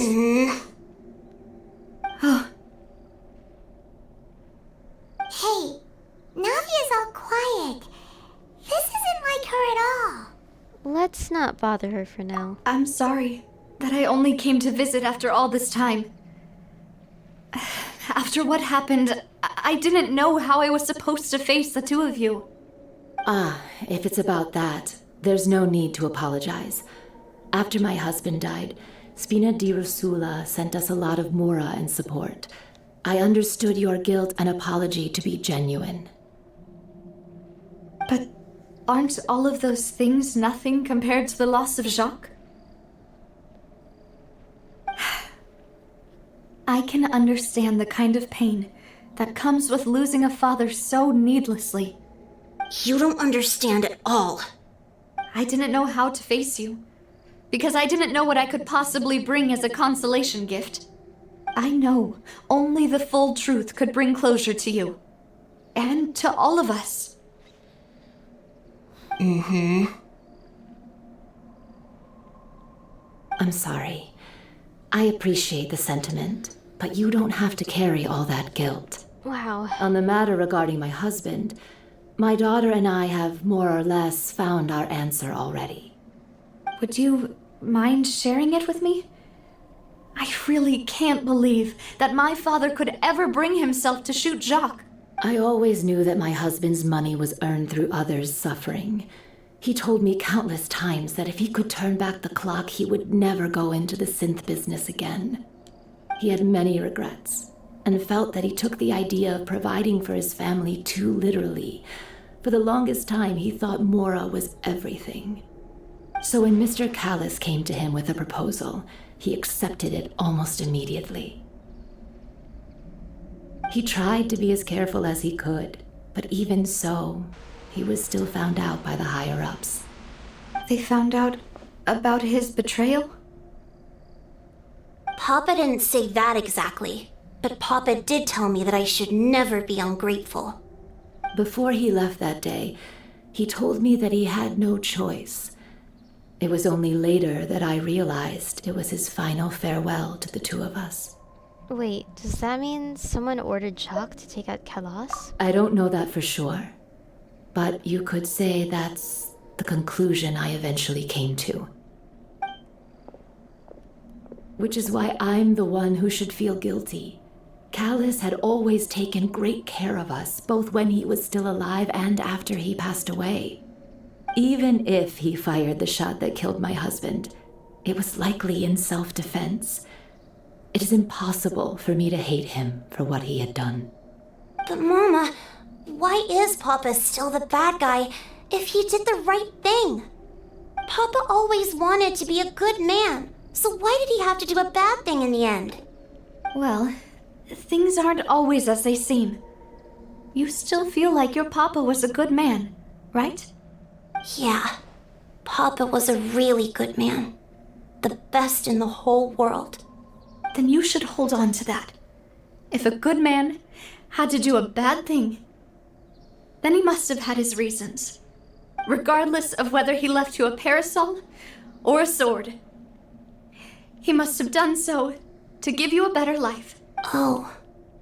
Thank you for everything you've told me. I will definitely find the truth. The current state of things is not something I'm willing to just sit back and accept. Thank you.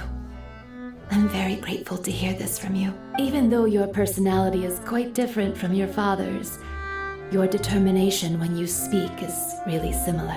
You really think so? That's the first time anyone said that to me. Wow. Are you okay, Navia? I'm fine. Don't worry.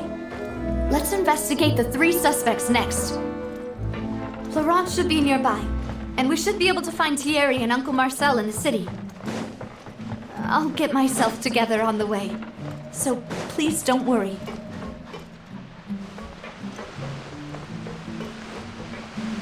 Okay. Greetings, boss. How may I be of assistance today? I'm sure you've heard about what happened at the Opera House. Someone got turned into water right in front of us. Yeah, I've heard. With something that dramatic, I'm sure journalists will milk it for all it's worth. And it'll be all the talk for the next several weeks. It also reminded me, on the day that the incident happened with my father, it was raining outside. And we found some clothes left at the scene. After my partner here put the dots together for me, I feel like we should try to reopen his case. Can you do me a favor and try to recall what happened that night? Let me think. Mr. Callis was feeling pretty upbeat that day. So he was drinking and bantering away with us at the table. After that, he told us that he wanted to go get some fresh air. So we let him go without thinking much of it. Who knew that we would hear 2 gunshots ring out right after? Sorry. My first reaction was that Mr. Callis's life was in danger. So I grabbed my holster and made a mad dash toward the scene. But when I got there, it was already too late. Mr. Callis was standing over a dead body with a gun in his hands. All we could do was look back and forth at each other, not knowing what to say. So you also remember 2 gunshots then? Indeed. The guard said that the first shot didn't hit anyone, while the second killed Jacques. But I've never really bought that explanation. Reason being, Mr. Callis had left his gun on the table. I even made sure to confirm that before running to the scene. But according to the guards, that doesn't mean he couldn't have had other guns on his person.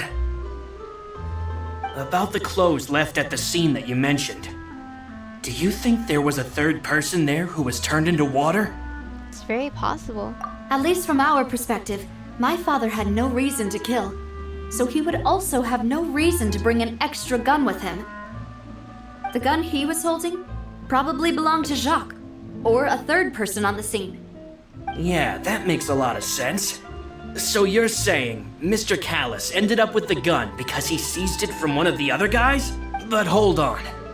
If that's what had happened, then why didn't he share the truth with any of us? He didn't even want to face the Oratrice machine, and chose instead to prove his honor in a duel. Did he lose all faith in the courts after seeing someone dissolve right in front of his eyes? About that, Malouse told me a thing or two. So, I think I can understand why he committed to the duel. I'll tell you everything once the whole truth has been revealed. I understand. Then I'll leave Mr. Callis's honor in your hands, boss. And if I may just say one more thing. The whole Callis the Unfaithful epithet has been a thorn in my side since the day it was invented. Many people have laughed at me for still calling him Mr. Callis, even after so many years have passed. But it was Mr. Callis's trust that allowed me to rise through the ranks of Spina di Rosula. and live the life I lead today. No matter what others might say, he'll always be the man I respect the most. And he'll always be my boss. Don't worry. I will definitely find the truth. You and all our other comrades at the Spina deserve to know the truth as well.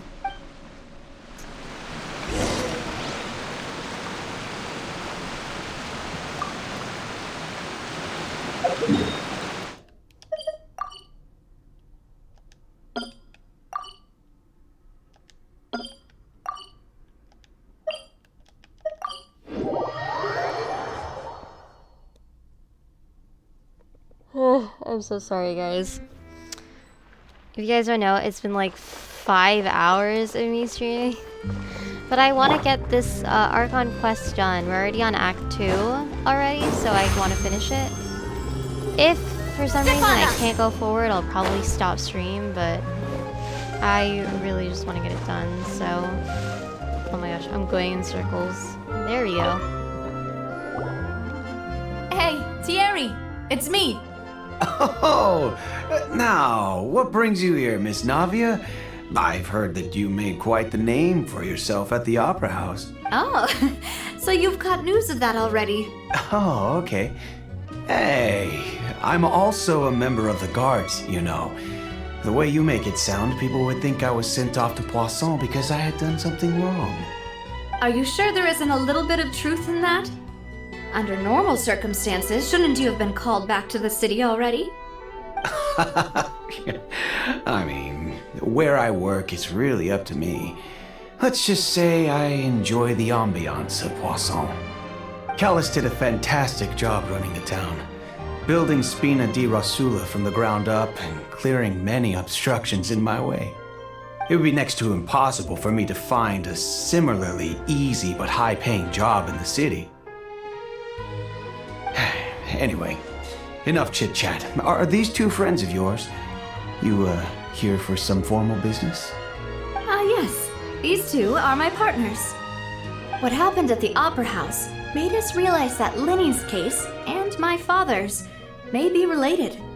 We're trying to reinvestigate the details of my father's old case. Ah, I get it. You think there might be more to the case now that we know people can be dissolved into water, right? I was also flabbergasted when I first heard of it. If you want to go through the original files from your father's case, I can help you look for them. That'd be much appreciated. Thank you. Actually, I have another question. Do you have the authority to dispatch Gardamex? Of course. Without them, I couldn't possibly handle Poisson on my own. Why do you ask? We definitely can't use them to forcefully get more evidence for your father's case. Well, you see, just recently, we were attacked by a horde of unnumbered Gardamex in the city. So, if you hypothetically wanted to do something against me, all you would need to do is get rid of the mecha serial numbers and send them after me. Then you think too highly of my abilities. Dispatching mecha is very different from controlling them. If I had to make an analogy, when you order a dish, the chef will make it for you. You can ask the chef to cook, but not to massage your shoulders or carry your baggage. Weird analogy. If you try to make okay. unreasonable demands, the chef would just think you're out of your mind and ignore you completely. The same goes for me and my Gardamex. Removing a serial number is also not as easy as you might think. There are a lot of complex steps to it, and it's almost impossible to keep it a secret. So I can promise you, those mecha were definitely private units. They're certainly not cheap. So whoever their owner is must be super rich, powerful, or both. Now that you mention it though, being in the synth business would definitely be profitable enough to afford this. Makes sense. Oh, then you're officially in the clear, Thierry. Oh, thank you for the vote of confidence, Navia. Jokes aside, I'd like to wish you all the best with your investigation. I'll be staying in the city for a little while, so just come find me if you need any support from the guards.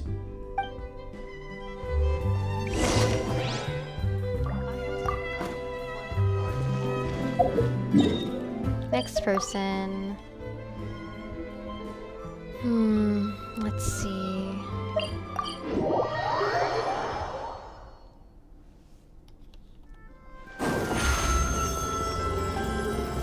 Surprise!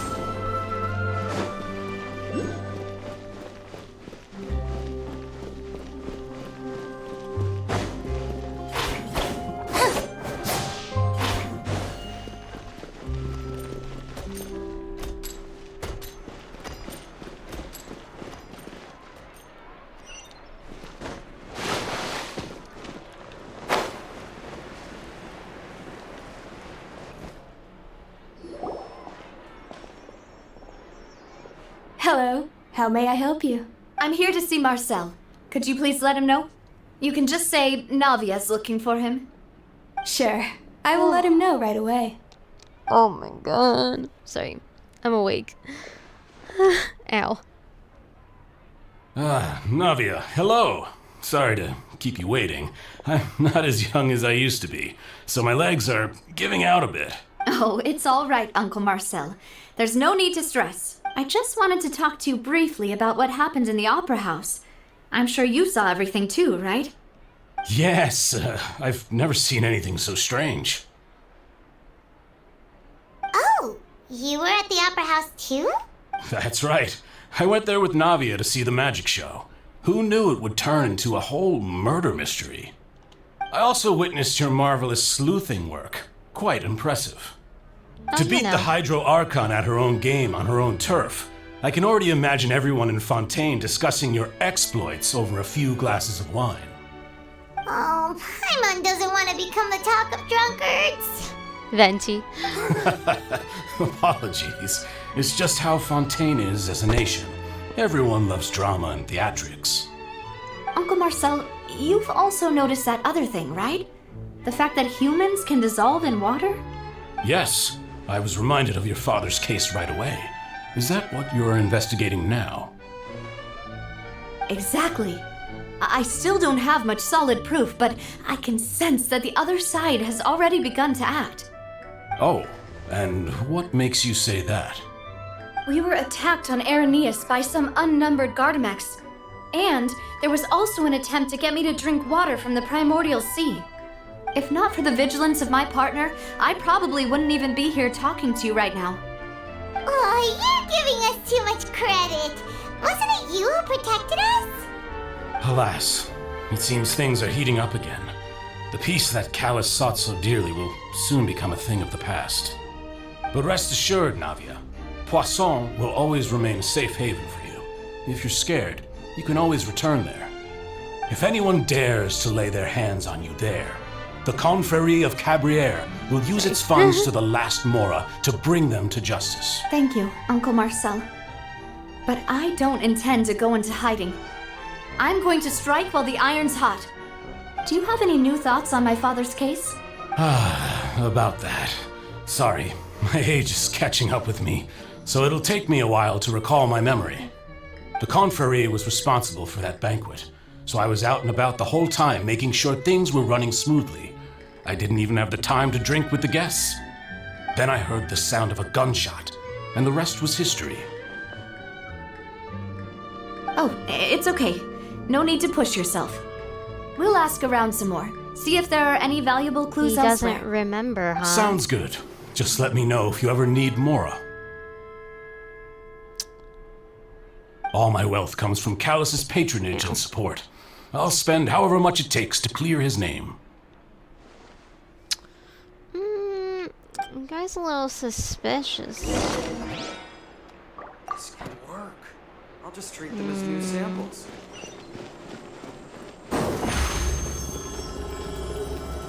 Step on up!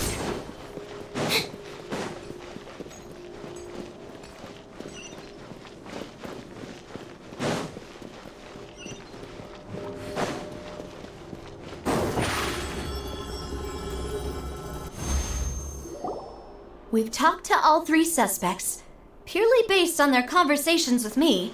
None of them sounded particularly suspicious. Yeah, none of them really stood out as a suspect. I suppose that's to be expected, though.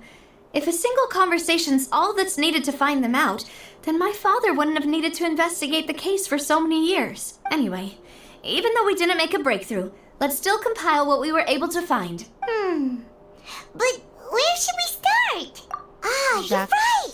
Flora mentioned that Callus probably only ended up with the gun because of circumstance.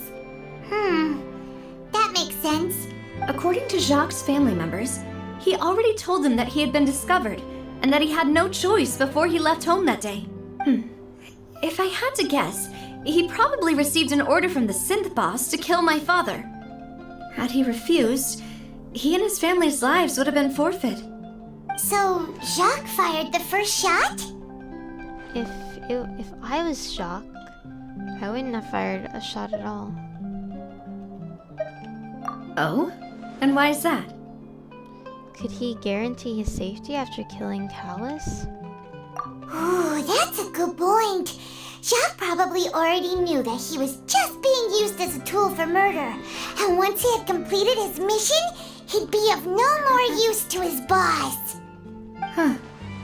So, what would make more sense from his perspective would be to turn his back on the Order and seek protection from my father. Seems the third person was the one who derailed everything. Makes sense. But without evidence, that's still just a theory. Besides Jacques, the attack from the Gardamex has been bothering me quite a bit as well. It's obvious that our enemy has become more antsy after the secret of the primordial seawater was revealed. Do you think he knew, even then, that we'd follow this lead to the end? Given everything that's happened since, it's quite possible.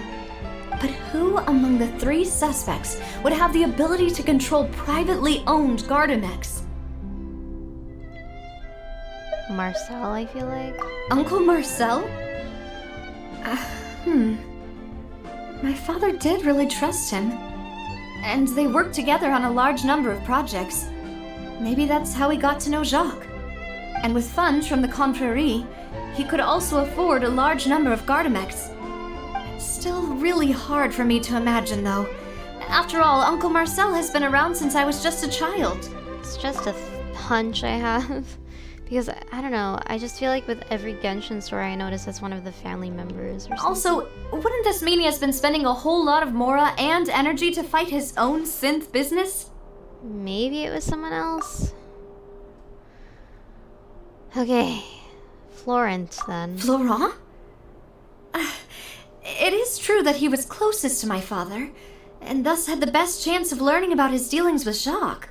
But as Spina di Rosula's advisor, his work mostly deals with personnel and security, so he shouldn't have much means when it comes to finances. So you're saying he's too broke to afford a mecha army? Exactly. He can't.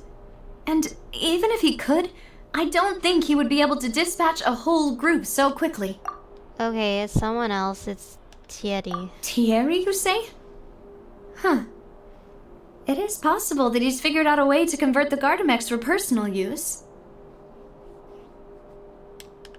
But I didn't feel like he was lying when he was talking to us about the mecha. I also don't think he'd be able to keep that kind of tampering under wraps. Yeah, had he actually tampered with the mecha, we'd be able to prove it with a simple check of the guard's inventory. If the mecha were taken from the guards, it should be pretty easy to find out when and how that happened. Who could it be? Maybe it's all three of them. I think...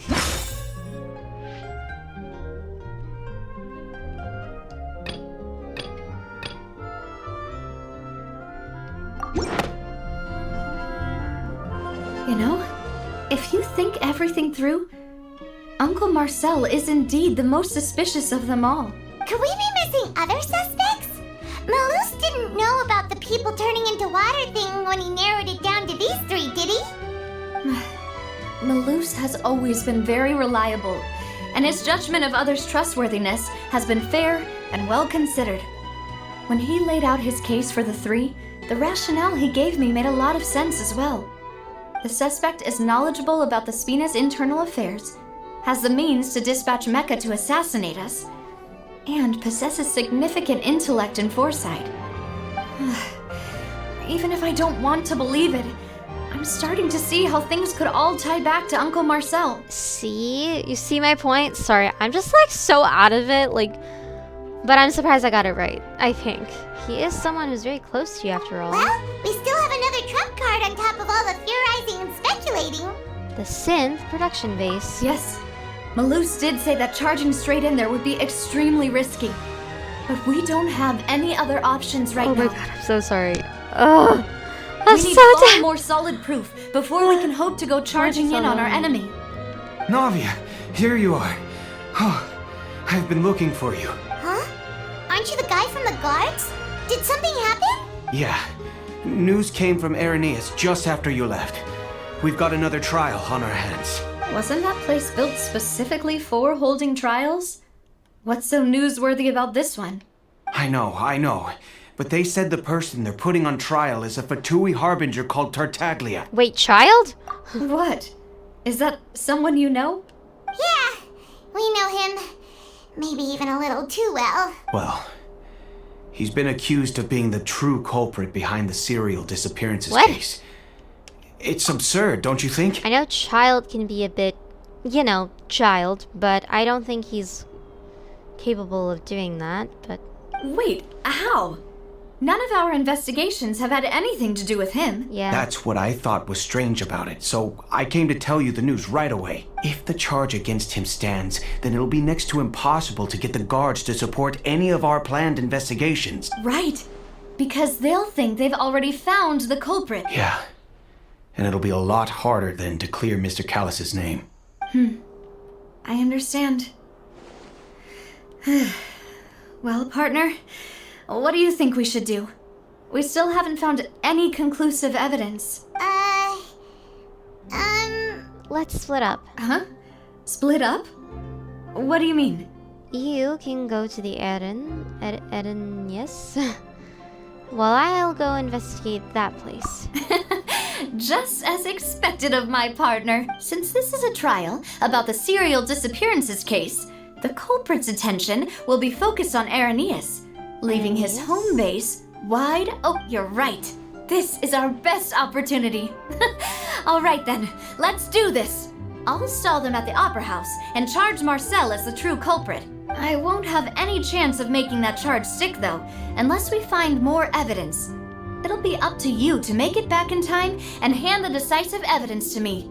Leave it to me. We'll help you, just like you helped us in Lenny's trial. Demoiselle, please allow us to accompany you. I'm ready. Ah, Malus, Silver, when did you two get here? We heard that you'll be leaving Poisson and figured that you might require our assistance. It's our hope that your confidence will be bolstered with the two of us by your side. Thank you so much. Then, let's make haste for Irenaeus. Paimon, Traveler, I'll see you at the Opera House. See you then!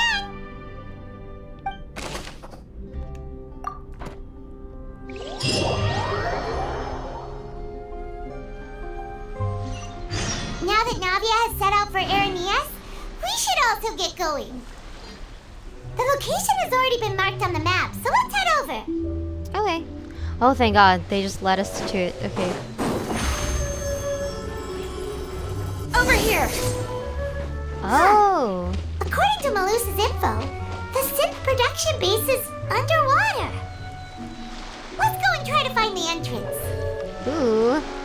We get to become a mermaid again. Alright, here we go.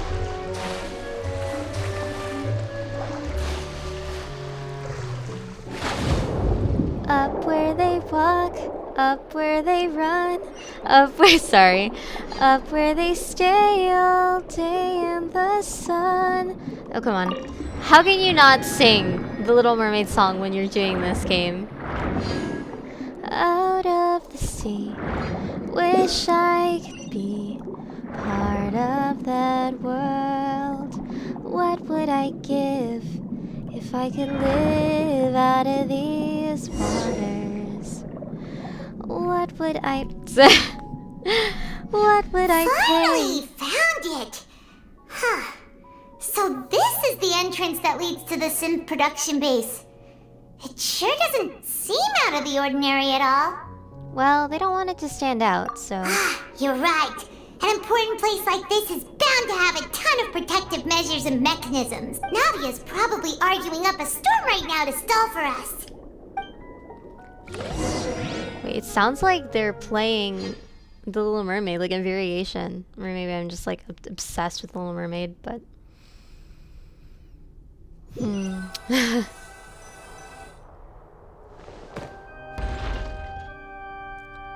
It would appear that I must repeat my question again, Mr. Tartaglia.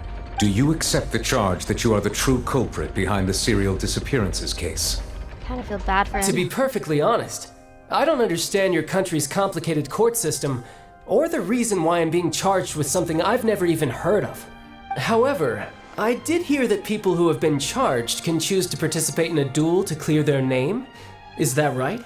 In which case, as long as I accept the charge, I can have an all-out fight with that champion duelist Clorend, right? Oh god. I've got to admit, that's one of the most enticing offers I've ever received. When I privately sparred with her last time, she was obviously holding back.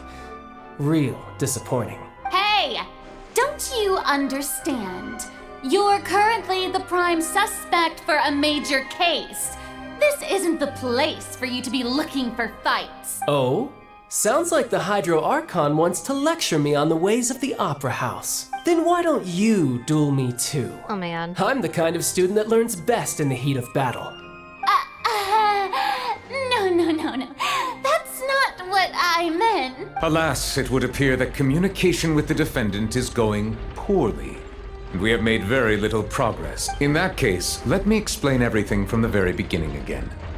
The goal of this trial is to determine the culprit behind the serial disappearances case. That case had nothing to do with him. You've got the wrong man. Huh? What's going on? Why is she interjecting again? I told you it couldn't be one of the Fatui Harbingers. Miss Navia, this is the second time you've interrupted the court proceedings. I only tolerated your behavior last time because you were able to provide the court with a key eyewitness. But that was an exception rather than standard court protocol. I can very well charge you with contempt of court for your interjections. Oh, please. Did you ever think I had any respect for this place's pointless theatrics? We can put that discussion aside for now. I'm not here to argue with you. I'm here to charge the true culprit behind the serial disappearances case.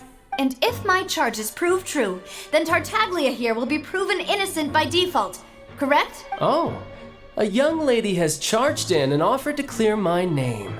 How fascinating. Well, I'd gotten half bored to death by all these rules and procedures anyway, so I'll take you up on that offer. So, Your Honor, is there nothing else for me to do now? You may take a seat for now in the audience, but that doesn't mean the suspicions against you have been lifted. Oh my god. Now then, Miss Navia, who is the person you would like to charge instead? That person is... Oh god.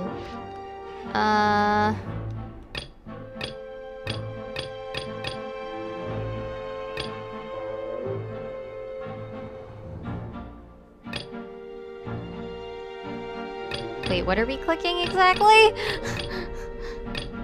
I mean, we're trying to stall, right? So...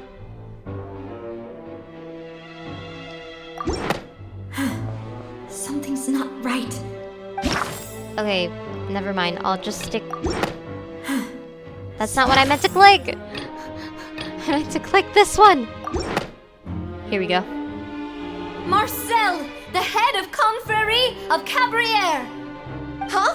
What confrérie? Never heard of them in my life. I've heard of them, but weren't they Spina di Rosula's sister organization? Oh, is this going to be a friends to enemies type situation? Wait, what? Please let me remind you, Miss Navia, that charging someone is an incredibly serious matter. Committing to the charge also means taking on the legal responsibilities associated with it. And if the charge fails, depending on the circumstances, you may also be charged with the crime of making a false accusation.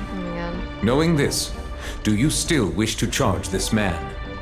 Yes, I do. In that case, I declare the charge to be valid.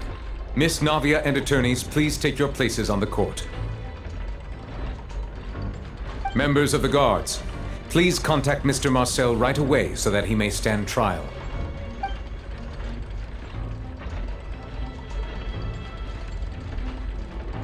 Mr. Marcel, you will not require an attorney. Is that correct? Apologies. It all just happened so quickly. I still haven't figured out what's going on. I think an attorney won't be necessary. This is probably just a misunderstanding between me and Navia. Very well. In that case, since both sides have now arrived, Miss Navia, please present your charges. I would like to take everyone back to 3 years ago, to the case of Callus the Unfaithful. Only through elucidating what really happened in that case can we connect all the dots for the serial disappearances case. Navia, do you really think that I was the one who killed your father? Come on, why would I do that? Callus was my benefactor, and remember both you and I only ran to the scene when we heard the sound of a gun. If that's enough to make me a suspect, wouldn't that make everyone at that banquet a suspect as well? I think there's no point in getting into the specifics right now. The audience doesn't even have the big picture yet. Even I'm struggling to remember some details of that case. Exactly correct, Your Honor. I must refresh everyone's memory about that case before I can explain my charge and reasoning. I see. In which case, I will recount the findings about that case as originally recorded by Maison Gardiennage. Oh my god. On the day of the murder, Spina di Rosula hosted a large banquet in a countryside estate owned by the Confrérie of Cabrières. During the banquet, all attending guests heard 2 gunshots from the courtyard. When the guests arrived at the scene, they found the primary suspect, Callus, holding a gun, while his acquaintance, Jacques, lay dead from a gunshot wound. The guards' investigation did not recover any other firearms from the scene. As a result, they concluded that the suspect's first shot must have missed, while the second must have taken Jacques' life. The suspect did not dispute this conclusion, and also declined to defend himself in court. Instead, he chose to prove his innocence through a duel. Callus was defeated by champion duelist Clarande in the ensuing duel, and soon succumbed to the injuries. These are the known facts about the case. The one with the motive to kill was Jacques, not my father. And even so, Jacques still had no reason to pull the trigger. In truth, the third person shot Jacques first, and was shot in turn by my father when my father seized the gun from him. After that, the true culprit turned the third person into water, erasing all traces of him from the scene. Thank you for the summary, Your Honor. Of course, the guard's conclusion appeared quite sensible to us at the time. However, we should revisit the case now that we've gained new information about the abilities of water from the primordial sea.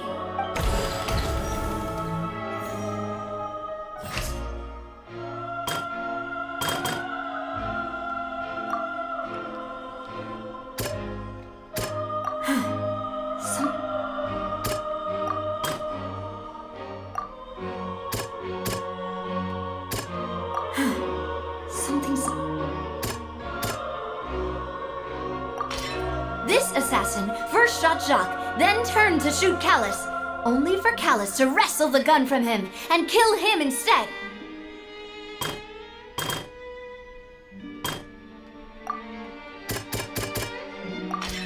A pile of clothing was found at the scene. The guards once believed they were used by Jacques as a costume to disguise himself.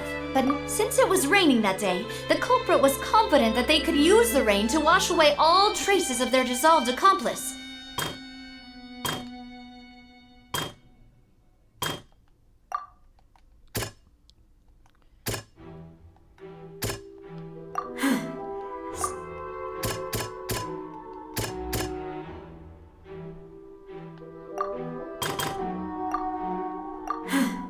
Something's not...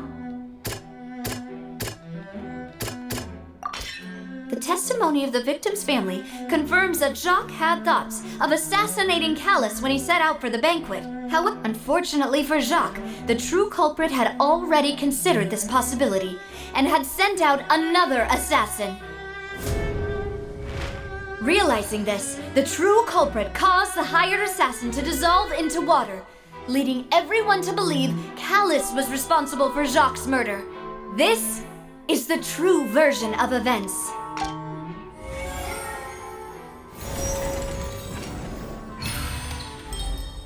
Wow. Anyways. So that's what happened. Wait, you're telling me something as dangerous as water from the primordial sea has been used for all these years? What a great theory. It also explains Callus's and Jacques' respective motives. I guess they didn't shoot each other after all. Mr. Marcel, you are the one being charged with the crime. You should provide a rebuttal if you wish to prove your innocence. But I think I agree with everything Navia just said.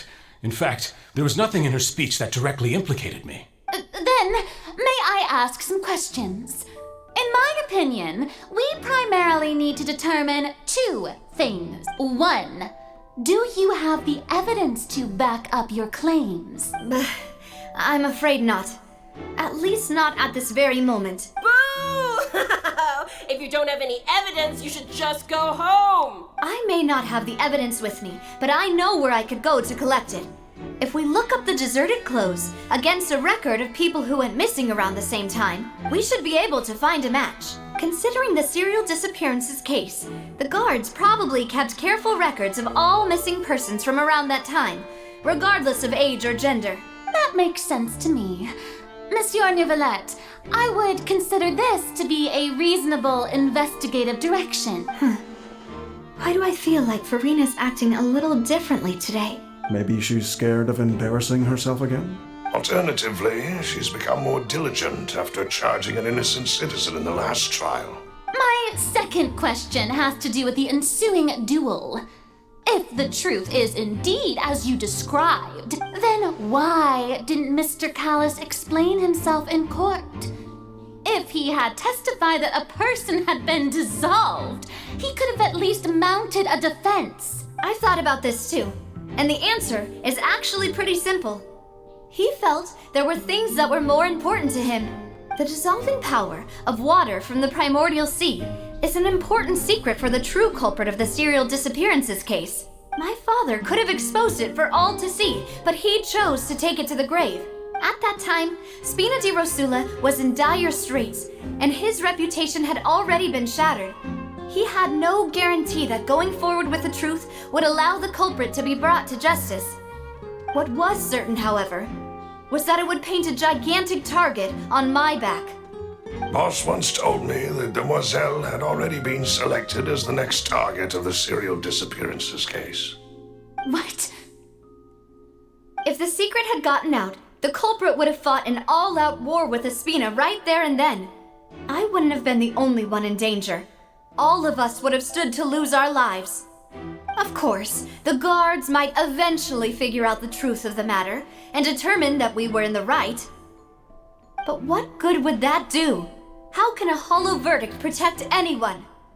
Had this opera house ever given my father any kind of confidence in its brand of justice, Spina di Rosula would have had no reason to exist. But by staying silent, we retained the ability to deter our opponents and continue the stalemate.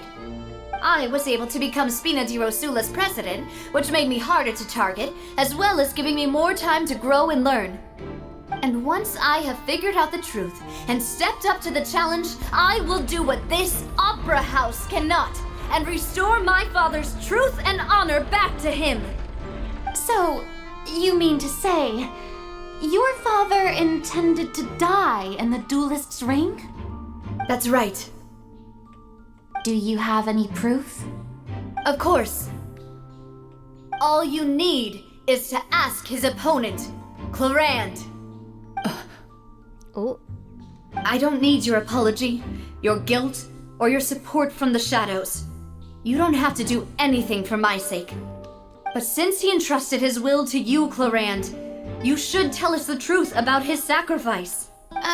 So, during the duel, did you believe that Callus was intending to die?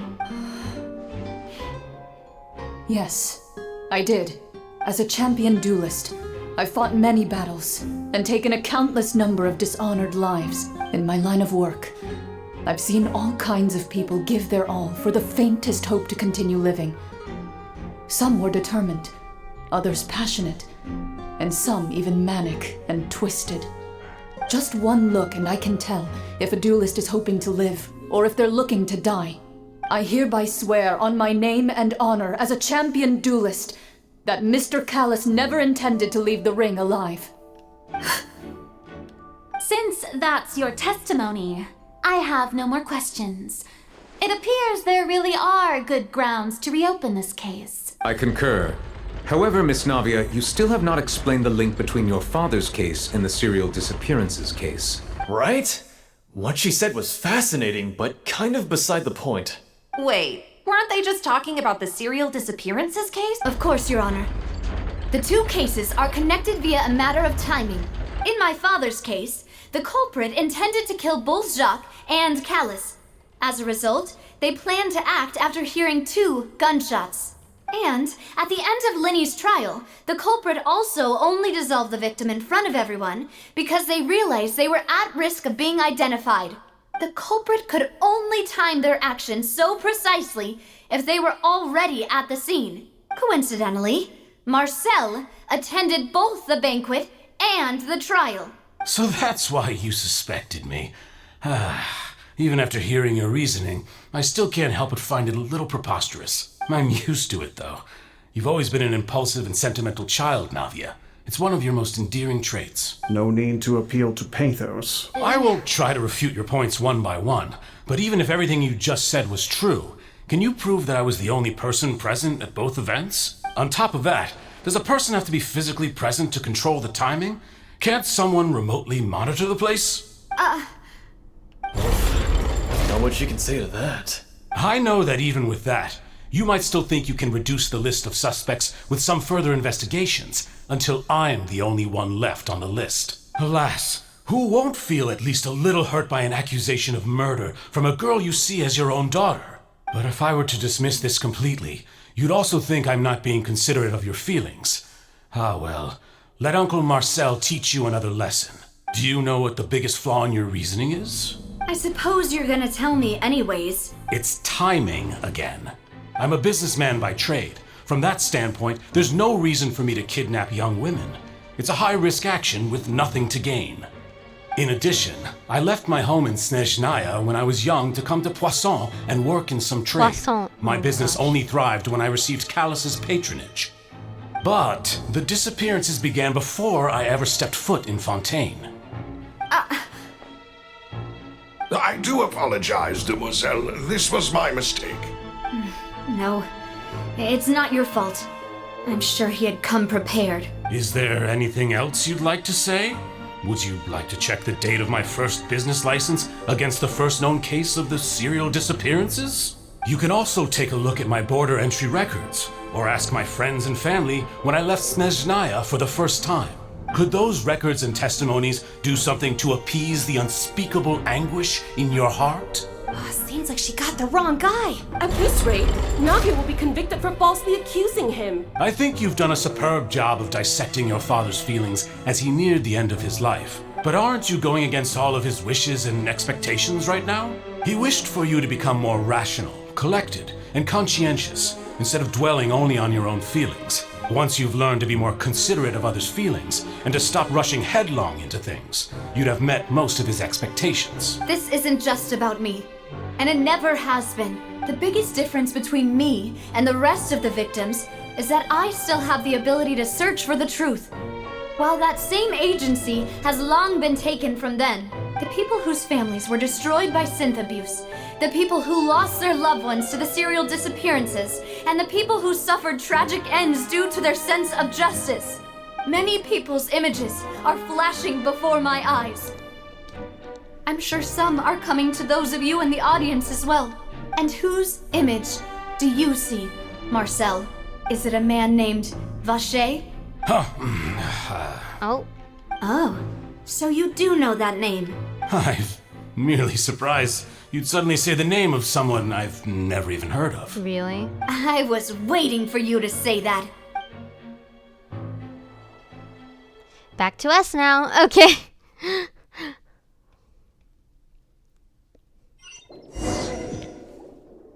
We're back to being a mermaid.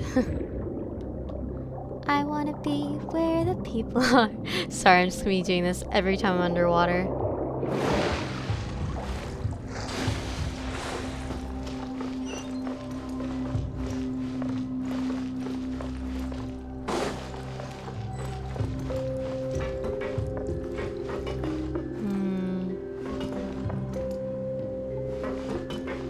I think we should be fine though, right?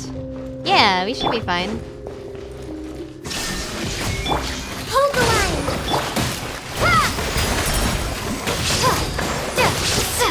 Let the magic begin!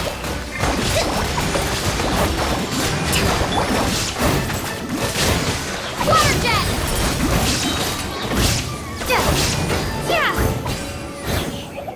Not bad. Whoa! The floor is going up! Wait! Come back! Ah! Is it? I thought... Ah, shoot. Is there a way to get up there?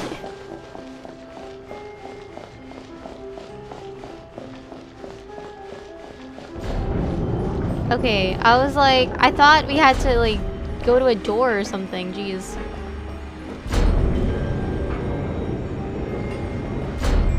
Alright, perfect.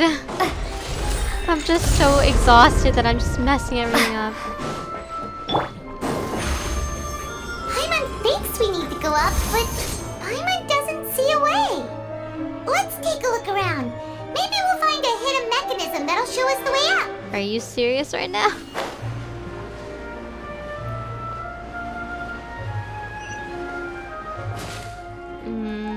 Says we need to look under.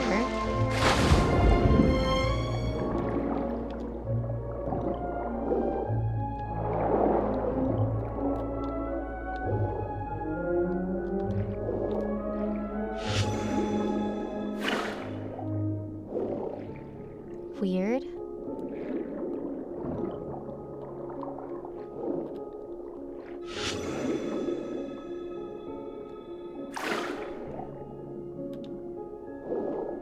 Where are we supposed to look exactly?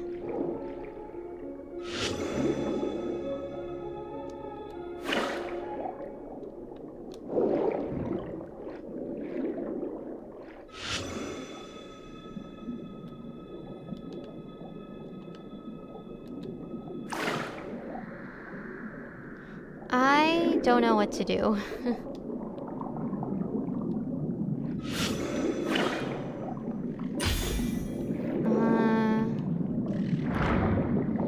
Okay.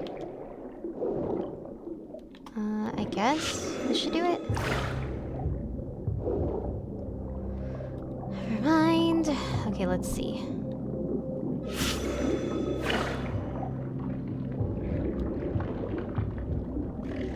What am I supposed to do?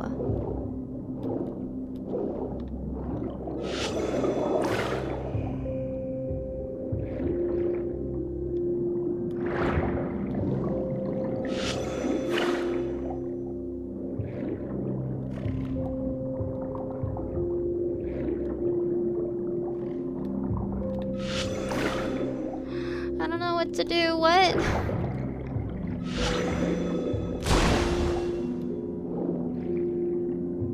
Ah. That's it. Okay, that took a while to figure out, but we got it. Up we go.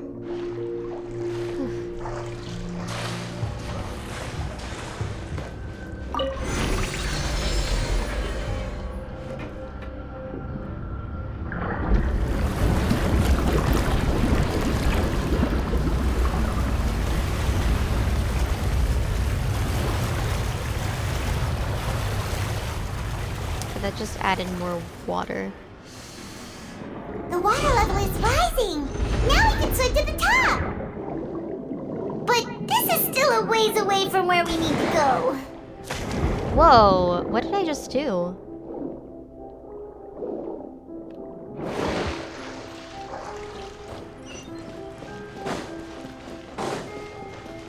Oh no. Hi.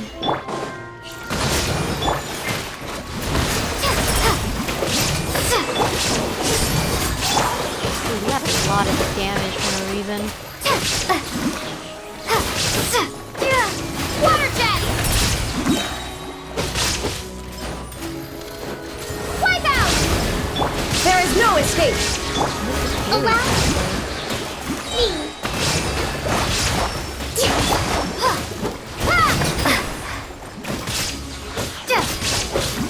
Step on up! Covenant of the Deep!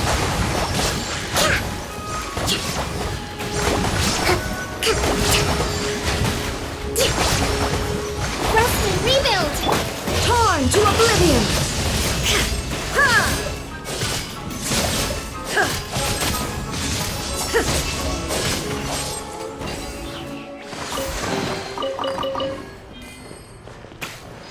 Okay.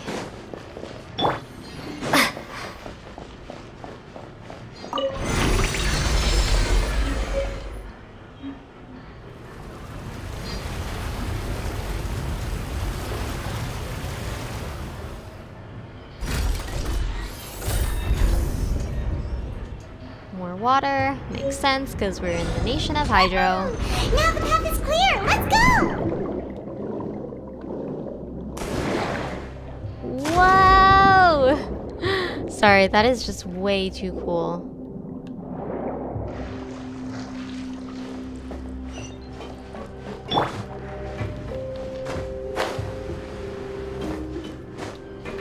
Do we go down?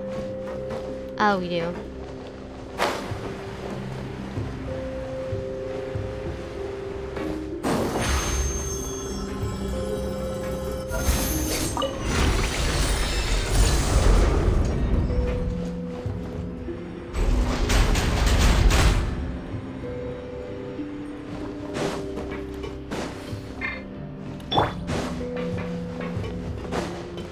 Shine down!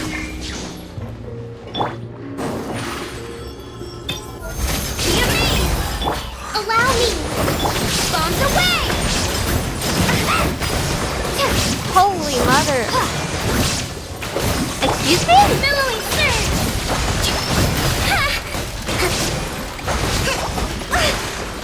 That, please. I don't know what I'm doing. A brash maneuver! Go! Wait.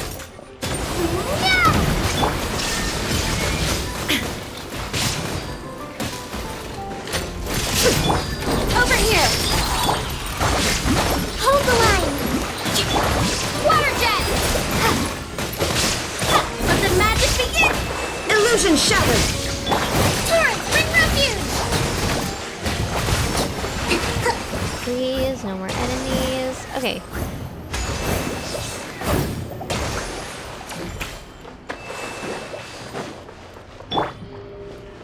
I wish I had Lynette more raised, but I still have to like find the bosses and stuff.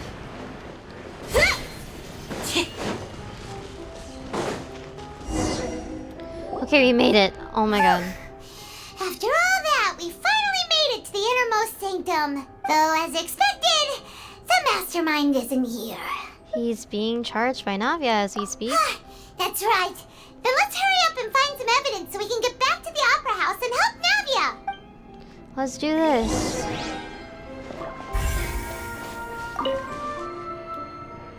What's all this? Aw, it's a bunch of really cute things. Pink accessories, a hair tie, a necklace, even a makeup box. There's a name too. Oh, Paimon sees it too, but why are all these cute things labeled with different girls' names? They probably belong to the victims. Huh? You mean the girls from the serial disappearances? They were brought here? Oh, Paimon's scared face is so cute. She's so cute. Wait, I need to screenshot this. That is so cute. Okay. And then they were turned into water. And all the boxes of things. These This names. is... That means...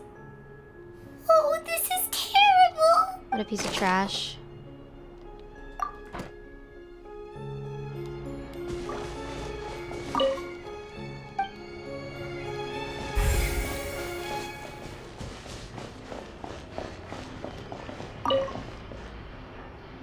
What's this over here? Looks like some kind of place for research. Experiment number 16 aims to verify Jacob Ingold's research conclusions on the primordial sea and use his theory as a foundation to achieve a breakthrough. The experiment was a failure. No individual managed to resurface from the water from the primordial sea. Female specimens 22, 23, and 24 were dissolved. Calm down, Paimon. Sorry, Traveler. Paimon will try her best. It's just that Paimon's never read something so scary before. How could someone write something that terrible in such a matter-of-fact tone? You read the rest. Paimon's too scared to keep going. The goal of the researcher is to save his lover, a woman called Vigner, who was dissolved. So that's why he did all of these experiments. Wait, did he really think he'd be able to find a way just by dissolving people over and over? That's just insane! There's another name here. Vacher. Huh? Isn't that the name you heard by the fountain? Paimon thought he was an eyewitness in the serial disappearances case. No, he's the researcher. You mean Vacher is the one who did all of these... experiments? Yes, he signed off a bunch of experiment reports, and the voice I've heard from the fountain is probably Vigner. So that's it! Vacher was no victim, but personally took his lover and... No, that's not it either! If that's the case, why would he want people to resurface from the water? There must be more to this than meets the eye. In any case, Paimon will write it all down.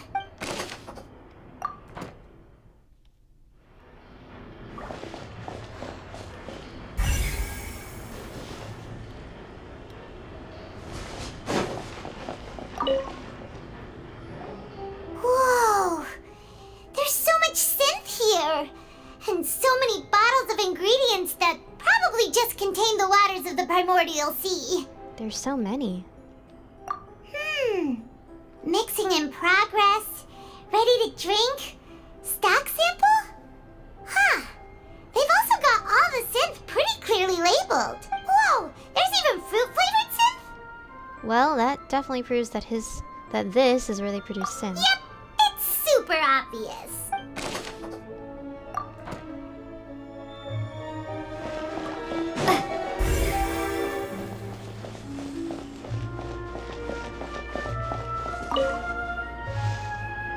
Oh, look!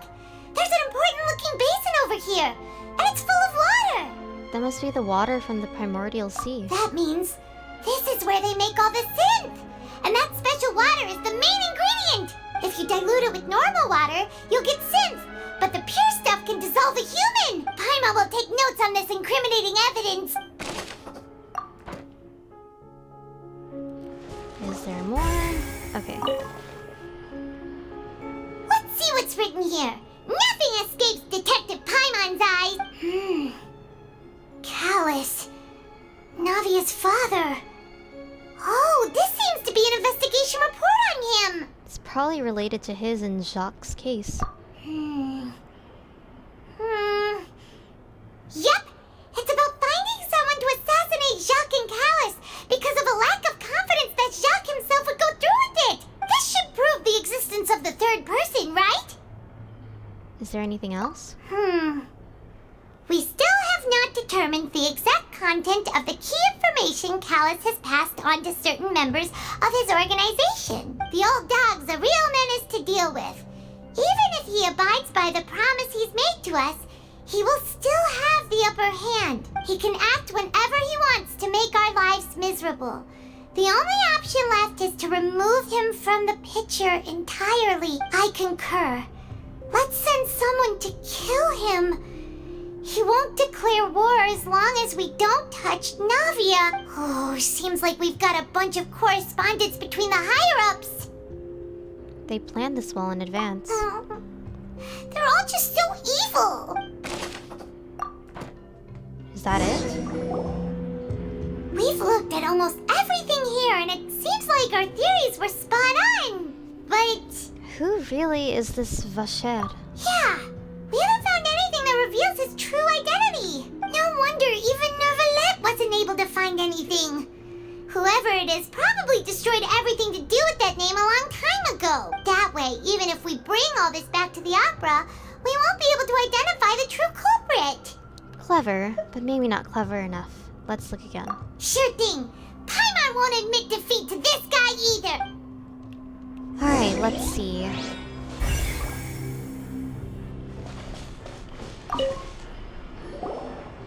You take that side and Paimon will take this side. Check everything carefully. We'll find something for sure.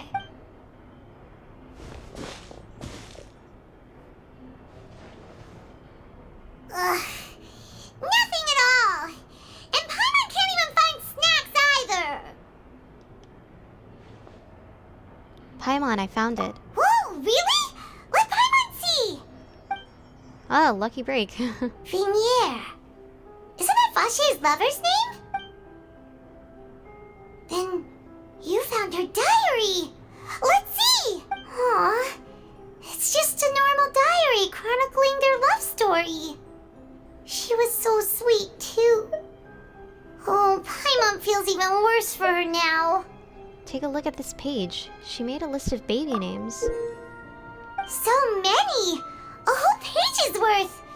But they're all crossed out. Was she unhappy with all of them? The final name she decided on was Marcel. Wait, but Marcel's pretty old. Has this case been going on for so long that he's Vache and Vinier's grown son?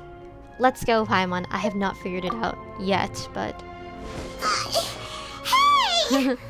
Paimon still hasn't figured it out yet. Don't worry, me too. Like, I sort of get it. Like, he's the culprit, but... Let's go! Let's finish this case. Whew. And whose image do you see, Marcel? Is it a man named Vache? Oh, so you do know that name. I'm merely surprised you'd suddenly say the name of someone I've never even heard of. I was waiting for you to say that. Navia! We're back! As expected of my partner. I just knew you'd return in the nick of time. Just how often do you intend to flout the rules of this court? It's all right, Monsieur Nervalette. Given their confidence, I expect they've found the crucial evidence. You say you've never heard of a cher.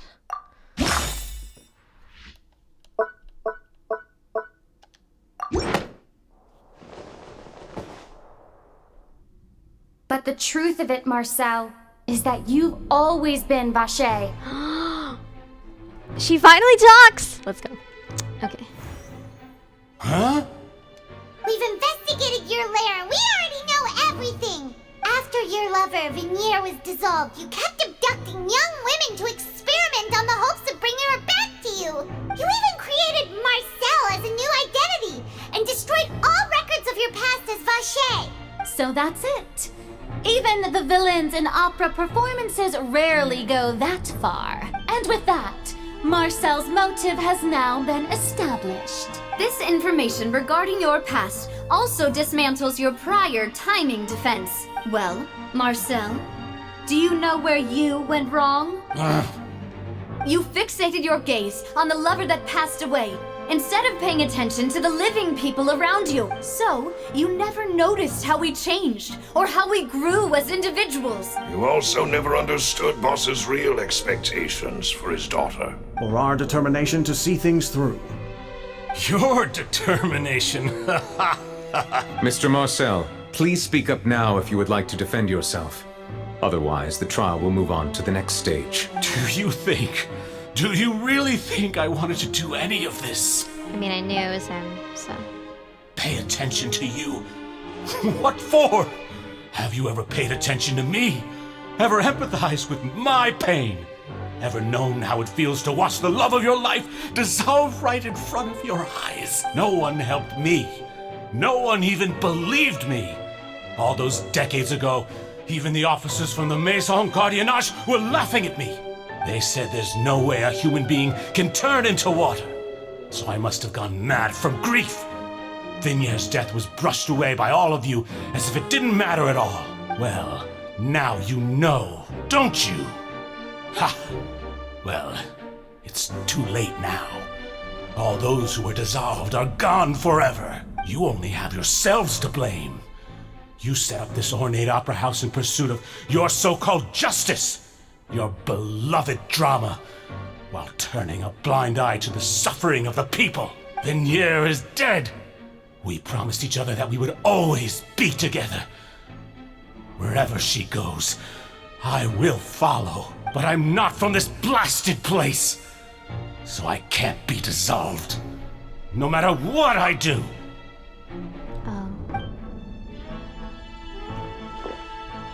Hey, is that water from the primordial sea that he's drinking? I can't dissolve! Can't dissolve! Can't dissolve! Do you all see?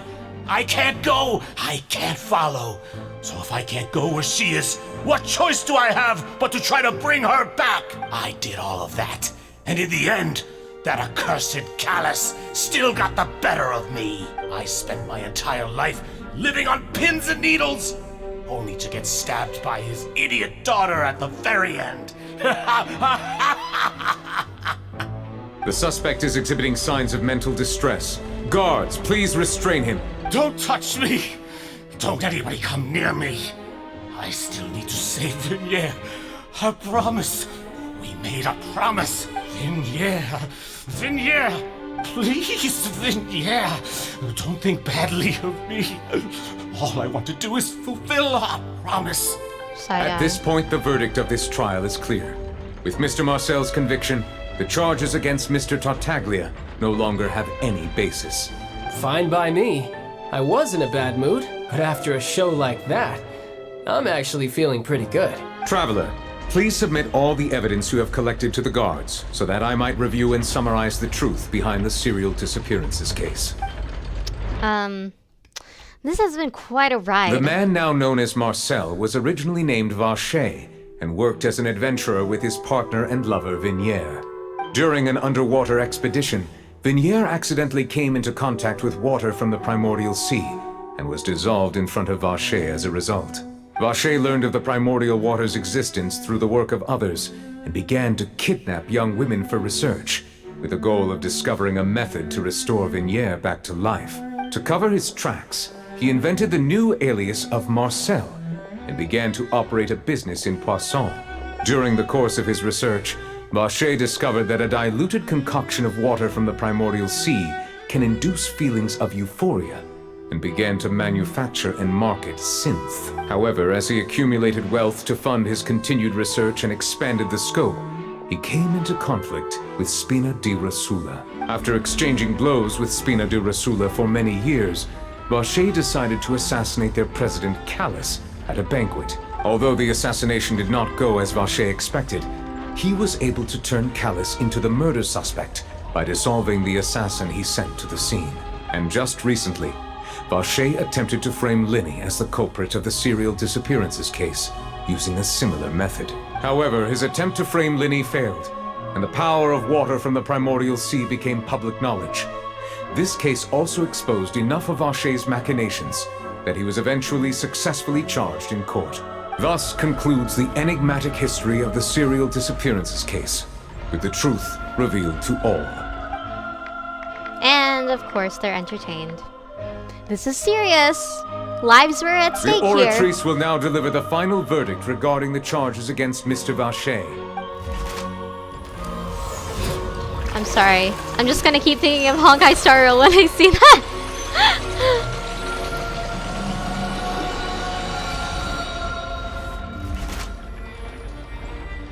According to the judgment of the Oratrice Mécanique d'Analyse Cardinale, Mr. Vacher is guilty. Guards! Take Vacher away. Why do I feel like he's gonna pull something? Good. It's what he deserves. With that, the serial disappearances case is over now. We really just witnessed history. Who would have thought the true culprit would be such a polite and well-spoken guy? Yippee! We helped Navia bring the bad guy to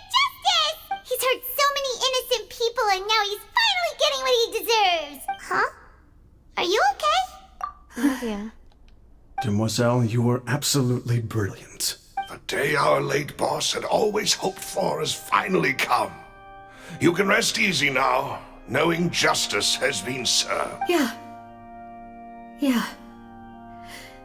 It's finally over. It's all thanks to you guys. And my partner. See, Papa? Spina di Rosula's still doing well with me at the helm. Well now, hasn't this been a most delicious piece of drama?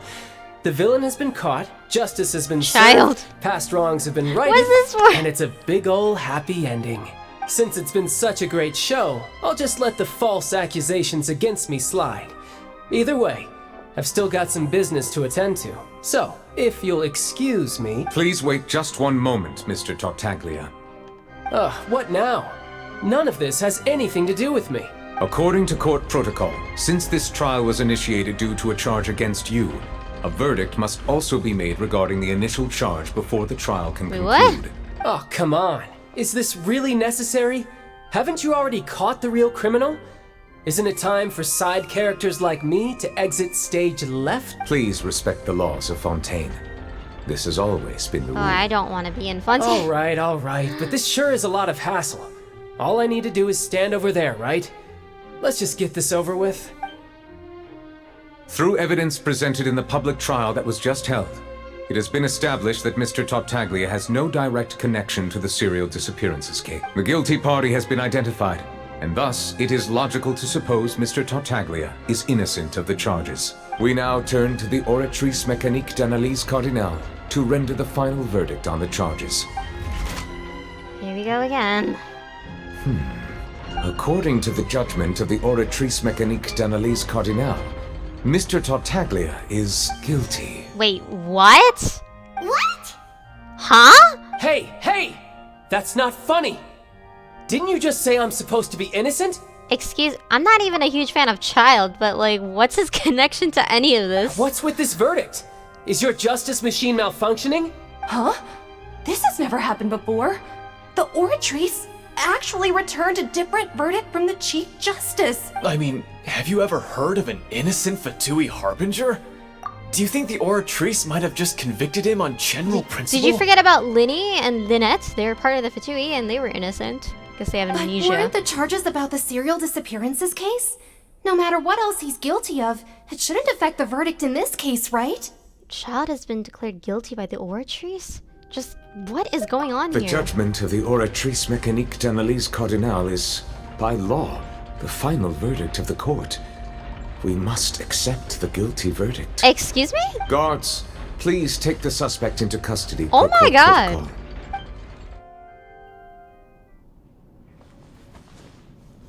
He's gonna fight. So this is how justice is done in Fontaine. What a joke. You've got your rules. Well, I've got mine too!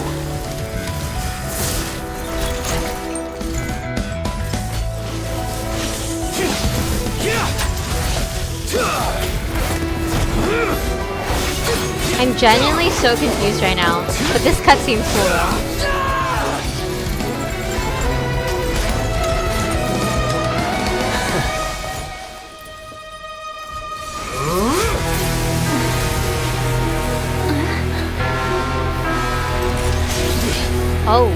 Oh my god. He's activating his spell legacy!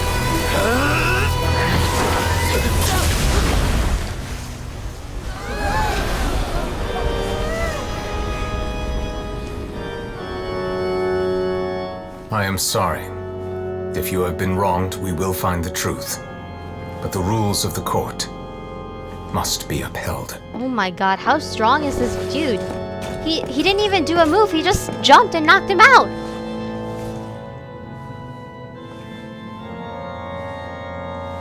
What happened? I am so confused right now. Hey, Monsieur Novelette, what's going on? Shouldn't they have been cleared already? Apologies. This is also the first time I've encountered such a situation. However, according to the rules established at the conception of Fontaine's court system, the Oratrice's judgment is the final verdict of the court. All I do is follow court procedure. As for why the Oratrice arrived at the conclusion it did, you should probably ask someone more knowledgeable than me. If even the Chief Justice doesn't know, then we have no choice but to ask the Archon herself. Why are you looking at me? I had nothing to do with it! I don't know what happened there either. Hey, stop staring at me! What does Lady Farina mean by that? She says she has no idea either? But that's impossible. Didn't she create the Oratrice herself? Yeah, so are the verdicts reliable or not? Can results like this really be called justice? My dearest citizens, did you really think we'd allow an incorrect verdict to be handed out in this court? Did you really believe that the judgment could be mistaken or be the result of some sort of random mishap? Don't tell me. You thought even I had been blindsided by the Oratrice's result. But the way she looked just now, it was pretty obvious she had no idea what was going on. However, given the state of things, I shall give you an explanation. Everything that just took place, including my supposed shock and bafflement, was a part of an elaborate performance, with every action meant to stir up drama and excitement. Are you for real right now, Farina? And, of course, for every performance there is a script. Everything has unfolded exactly as I expected from the very beginning. As the embodiment of the very concept of justice, the Oratrice shall never render an arbitrary judgment! If you thought Child had nothing to do with the serial disappearances case, it is only because you've been blinded by the superficial appearance of innocence. Everything he's done, not to mention the danger he poses, are beyond ordinary comprehension and completely unforgivable! All shall be revealed in time. You will come to understand my noble intentions, as well as the absolute correctness of the Oratrice's verdict. Now, having said that, although I hate to leave things hanging in suspense, it is now time for this performance to end. As the lead actress, I shall be the first to take my leave. Toodaloo! So she chose to make her escape after all, did she? Oh my god. So you're saying we shouldn't put much stock into what she just said? She probably just put on that performance to save face. As for the truth, it's unlikely that she actually has any idea. Way to pull the rug out from under her. However, please be assured that I will continue to investigate this case in a personal capacity. Just as I promised, if the judgment has been incorrect, we will do our utmost to clear his name. All right. Even though we feel pretty badly for him, we'll take your word for it for now. Yeah, I'm not even a huge fan of Child, but like, you know, everything has to be fair in a court, and false accusations is not good. After all, he's done plenty of bad stuff, so he should have known he'd go to prison someday, right? There's that too.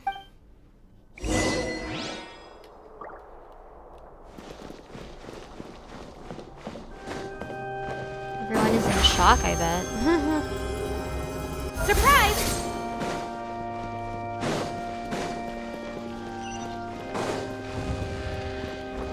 I'm genuinely, like, so confused right now. So...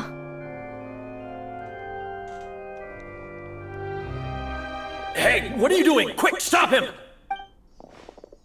Traveler! Hey! Traveler! Marcel! What are you doing over here? Stop resisting arrest! Cease, or we'll add another charge to the list! No, wait! I just want to ask the Traveler something. I'm not looking to run away. Please, just let me ask this one small thing. Monsieur Neuvillette is literally next to him, so he could probably just neck slice him or something. Like karate chop him in the neck and he'll probably knock out. Thank you. I was being led away when I finally realized something. Where did you first hear the name Vacher? I erased all records of that name. So, unless... Are you still trying to prove your innocence? Give it up. You've already been convicted. Yes, I met her. Really? You did? You're sure? You met her?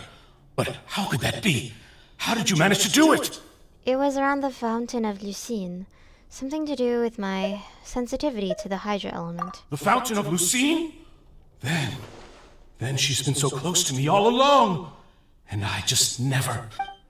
Please give me a chance to talk to her again. Just let the Traveler take me to the fountain to see her one last time. This is the last request I'll ever make in my life. You can do whatever you want to me afterwards. I don't care. What? Give an inch and you want to take a mile? Do you think serial killers get to make requests like that? Paimon agrees. Why should we give him what he wants when he's only done a ton of super terrible things? This request, is it worth as much to you as your life? Of course! Wait, no. It's worth even more than my life. Humans. Will they betray the instinct to live just to satisfy spiritual needs? Very well. I will grant your request. Your Honor, I fear that... I will go with him. You do not need to worry about any escape. I'll also be going with him, so if he tries anything In that funny... case, I shall leave him in your most capable hands, Chief Justice. Thank you, Your Honor. Why? He doesn't deserve it. It's so dumb. Okay, I'm only doing it for... What was her name again? I forgot her name, I'm sorry. Vinaire, I'm sorry. My brain is just so out of it right now. I've been streaming for 6 hours. I can finish this up. Over here!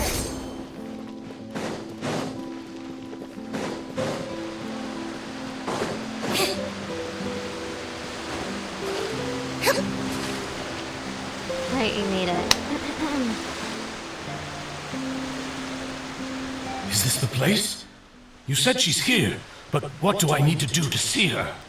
Back then, I drank water from the primordial sea. It heightened my sensitivity to the Hydra element. Yeah, and even Paimon could hear her after drinking that thing. Didn't you just drink a lot of it on the stage as well?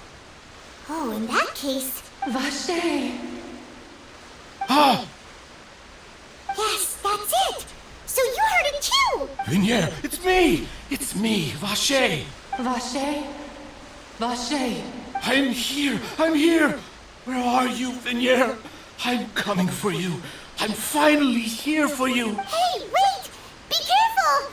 Hey, wait! Vinier, is that you? It's me, Vache! Vinier! Vache? Why did you come? Didn't I say? You don't need to look for me. You look a lot older than I remember. How long has it been? It's been more than 20 years. I've suffered for over 20 years since the day you left. All this time, only the thought of bringing you back has kept me alive. Nothing else mattered to me. I must be dreaming. Who would have thought I'd get the chance to tell you all of my feelings like this? Vinier, you are my everything. I really don't know how I could live without you. But Vache, if you ask me, this world would be better off without you. Huh? What are you saying? If not for you, I would have finished my law degree and probably become a top-tier attorney one day. If not for you, I would have continued to pursue my love of the arts, and my works would have been displayed in the Palais Mermonia itself. If not for you, I would at least have been able to take care of my mother. And she would not have grown old and died alone, with nothing but the tears on her cheeks. It's all because of your selfishness, Vache. It's all because of you. You... Wait, you are not Vinier. Who are you? You're right. I am not Vinier. I am the sacrifices. Every woman who died by your hand.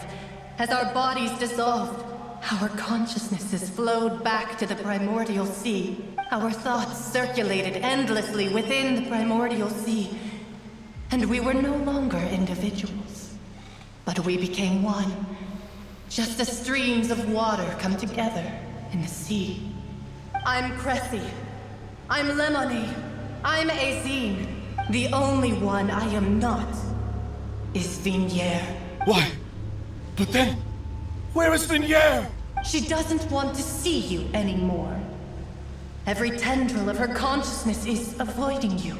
This is what you get for your selfishness. Your selfishness robbed us of our lives and our futures. You said time and time again that you'd do any and everything for her. But did you ever consider whether she'd want to see you do the things that you did? If she would despise you for what you became? You are a liar, a heartless murderer, and a cowardly narcissist. The only thing you are not is Vignier's beloved. Karma. From the moment your first victim died and her consciousness merged with Vignier's, she has had nothing but pure hatred for you. Wow. Looks like I didn't meet Vignes back then either. They must have wanted me to lure Marcel here from the very beginning. No! Yeah! She can't hate me. Let me see her, please. Have mercy. Bye. You still don't understand. When I said don't look for me, that came from the real Vignier. She really doesn't want to see you anymore. But on top of that, she also said that because it's her final drop of pity for you. She said that because she knew that if you did come here, we will show no mercy to you. Vache. Vache? Vache. Vache. Vache. Vache. Ooh, this is kind of scary. Drown. Oh my god. Holy god. Later, the guards find the culprit of the serial disappearance of young women cases, Marcel. What? Final report from the physician states that he died of massive fright. Okay. Thank god I had like my monitor showing me what it was.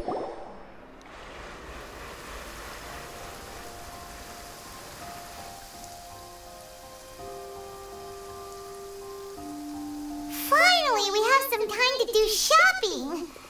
Gosh, it's really been a long time since we've been able to relax. Shopping is stressful in its own way, though. My legs are killing me. Well met, partner. I knew something great was going to happen when I woke up in such a good mood today. Even this weather can't put a damper on the demoiselle's mood. It's a pleasure to see you both again. Oh, hey, Navia! Not him bowing. It's been a few days. I will Paimon's already starting curtsy. to miss you. Oh, now that I believe. I'm easy to work with and always bring home the bacon. Who wouldn't treasure having a partner like me? Sounds like you're really enjoying life these days, Navia. What have you been busy with since the trial? It's just been one thing after the other. I've been making non-stop trips between Poisson and the courts instead. Everyone from Spina di Rosula organized a memorial for my father. We never held a memorial when he first died, since everyone knew that even if we held one back then, no one was going to come. This time, though, everyone in Poisson, and even many people from the court, all attended. So his name's definitely been cleared now. That's what we like to hear. It's been the dearest wish of Demoiselle all along. That blasted stubborn fool. I was right to put my faith in him. I'm so glad I didn't give up on the case all those years ago. Things turned out as well as they could have. Oh, by the way, I ran into Charlotte just after I left the memorial service.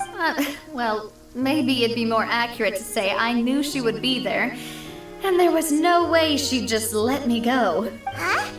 So you know Charlotte too? The Charlotte? Journalist from the Steambird? Yeah, way back when I first became the president of the Spina di Rosula, she was all over me. Wouldn't take no for an answer. I believe the story was called The True Heart of Darkness, Secret Tales of the Yellow Robe. To be fair, though, it was a really flattering feature.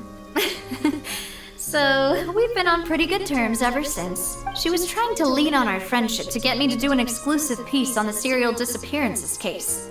Oh yeah, she told us about that. She's always been super interested in that case, so now her wish has finally come true too! Anyway, I told her to make sure that when she writes about you guys entering the opera house with the critical evidence, that you both sound really Now that's another thing to look forward to! We trust Charlotte's skills with a pen for sure! Oh, and in other news, I also took Clarand out for a meal. Oh, are you two on better terms now? While you were investigating Vache's headquarters, Clarand gave testimony on my father's behalf. It was thanks to her that we were able to turn the tide. I wanted to thank her. I mean, there's also no point in being awkward all the time, so we took the chance to reconcile with each other. Oh, that's great! Paimon also thought Clarand wasn't actually a bad person. It's always good to have more friends. Anyway, now that the case has finally been solved, perhaps it will slowly begin to fade from the public consciousness. Oh, actually, there's still one last thing I need to do. What is it? I should pay a visit to my father's grave and tell him the truth of what happened, as well as how it all ended. And on top of that, just how much people still look up to him. To this... That includes me. Miss Navia. Indeed. Can I come too? Mm-hmm. We want to go too! We also think Callus is a really admirable person. Sure thing. I'd like you two to share the moment with me. After all, without you, there might not have been such a positive ending. And in that case, everyone, let's be off. Considering the recent weather, we'll be lucky if we can reach Poisson before dark. Yeah, you're right. It's been raining non-stop for a few days now. Oh, thank God. I was like, please just take us to it. I'm so tired. We're almost done though, so. This is where my father's grave is. To be perfectly honest, even I haven't been back here for a long time. Huh? There's someone there already. Wait. That figure. It can't be. Isn't that Dervalette? Why would the Chief Justice be here? Huh? Navia? My apologies. I should have asked before coming to pay my respects. Don't say that. Sorry about that. Oh, I was trying to say there's no need for you to apologize. I wanted to show my father how much I've grown. But still, I doubt I've grown to the point that even the Chief Justice would feel compelled to apologize to me over and over. In that case, I will stop apologizing for now. You really could use some pointers on understanding human emotions, Monsieur Neuvillette. In any case, why did you come to Poisson? Well, ever since that day, I've been turning a question over and over in my head. Just what is justice anyway? There was once a time when I didn't want to believe that there could be anything more important to humans than life itself. Oh, rather than that, it's probably more truthful to say I didn't believe humans were capable of resisting the most basic instinct of living things. That they could rebel against their own nature, or consider certain things to be more important than their own lives. Which is also why I didn't stop your father from beginning that fateful duel. I believed that a truly innocent man would never throw away his life like that. That there was nothing, should have been nothing more important than one's own continued survival. But Mr. Callus proved me utterly and decisively wrong. If not for his sacrifice, the serial disappearances case would have remained unsolved to this day. Mr. Callus made the choice he did for his daughter, for his associates, and for many people completely unrelated to him. And in the end, from a certain perspective, one could say that he did it all for the sake of justice. A justice that's higher than life itself. So, you asked me why I came here. I just wanted to say my apologies to Mr. Callus in person. I should have noticed all of this much sooner. This regret has filled me with a sadness that has haunted me for days. That high and mighty chair in the opera Epiclese indeed insulates one from many important things. Spina di Rosula, thank you so much for your hard work and perseverance. I'm sorry for being mad at you before. So, you're actually one of those types that's cold on the outside, but pretty thoughtful on the inside, huh? That reminds me of Silver, one of my guys. Sorry about that. Self-expression is not one of my strong suits. Sorry. Didn't I just say you don't need to apologize? So Navia and Neuvillette seem to have made their peace as well. Let's not disturb them for now. We can wait till after they're done.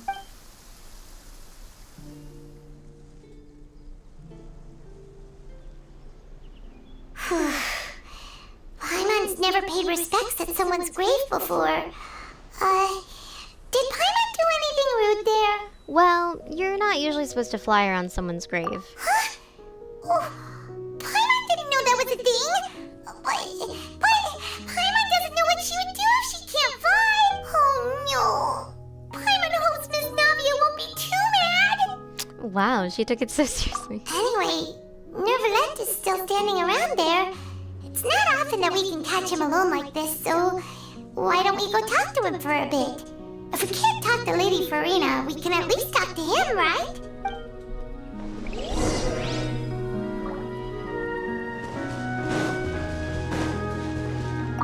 Okay, we're almost done.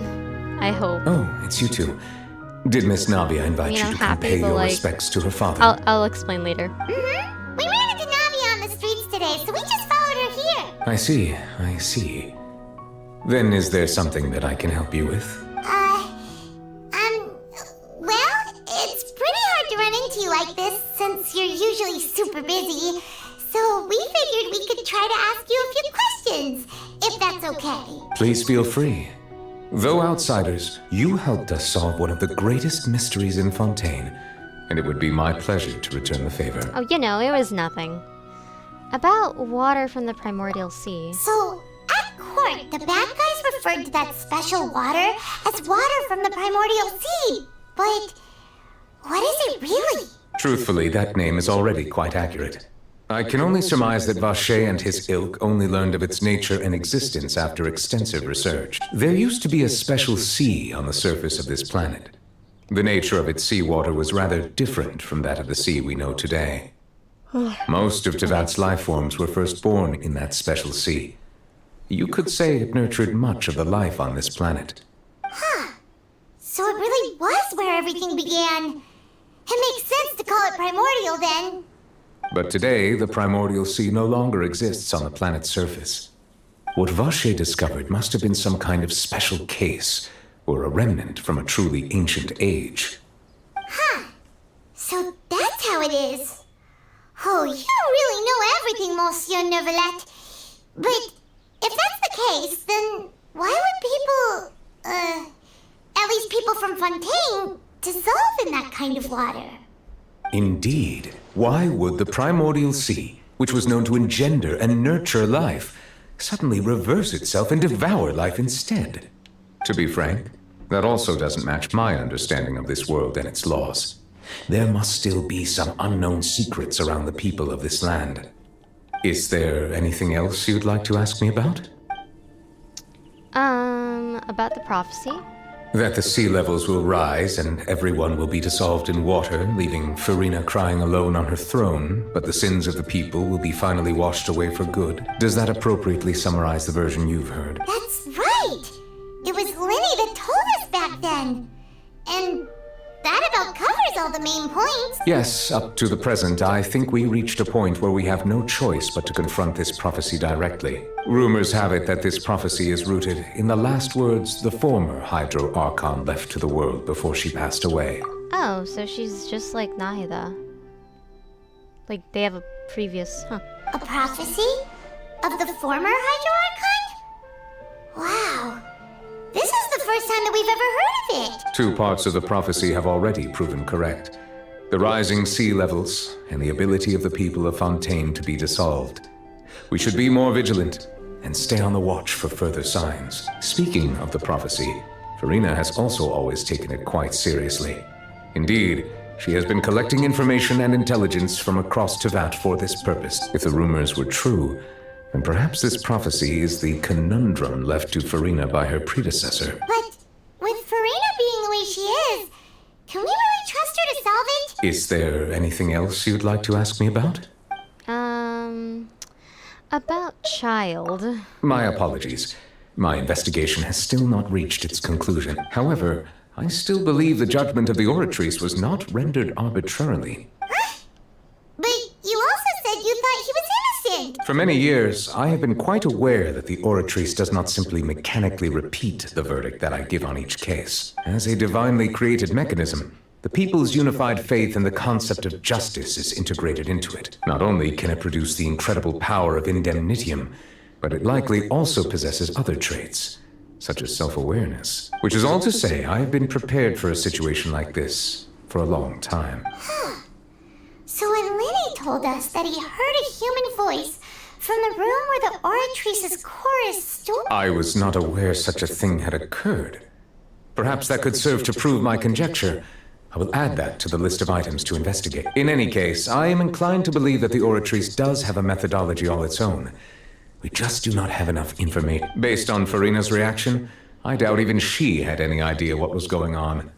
She managed to bluff her way through it, though.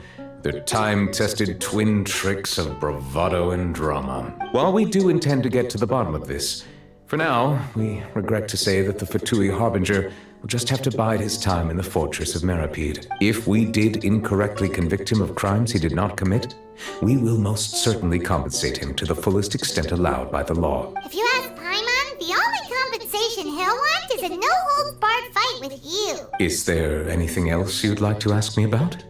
One last thing, but I highly doubt they'll answer my question anyway, about my sibling. Your sibling?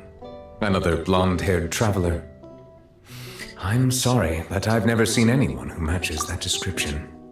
If he ever stepped foot in Fontaine, I'm sure he followed our laws to the letter, and had no reason to appear on the stage of the opera Epicles. Is there anything else you'd like to ask me about?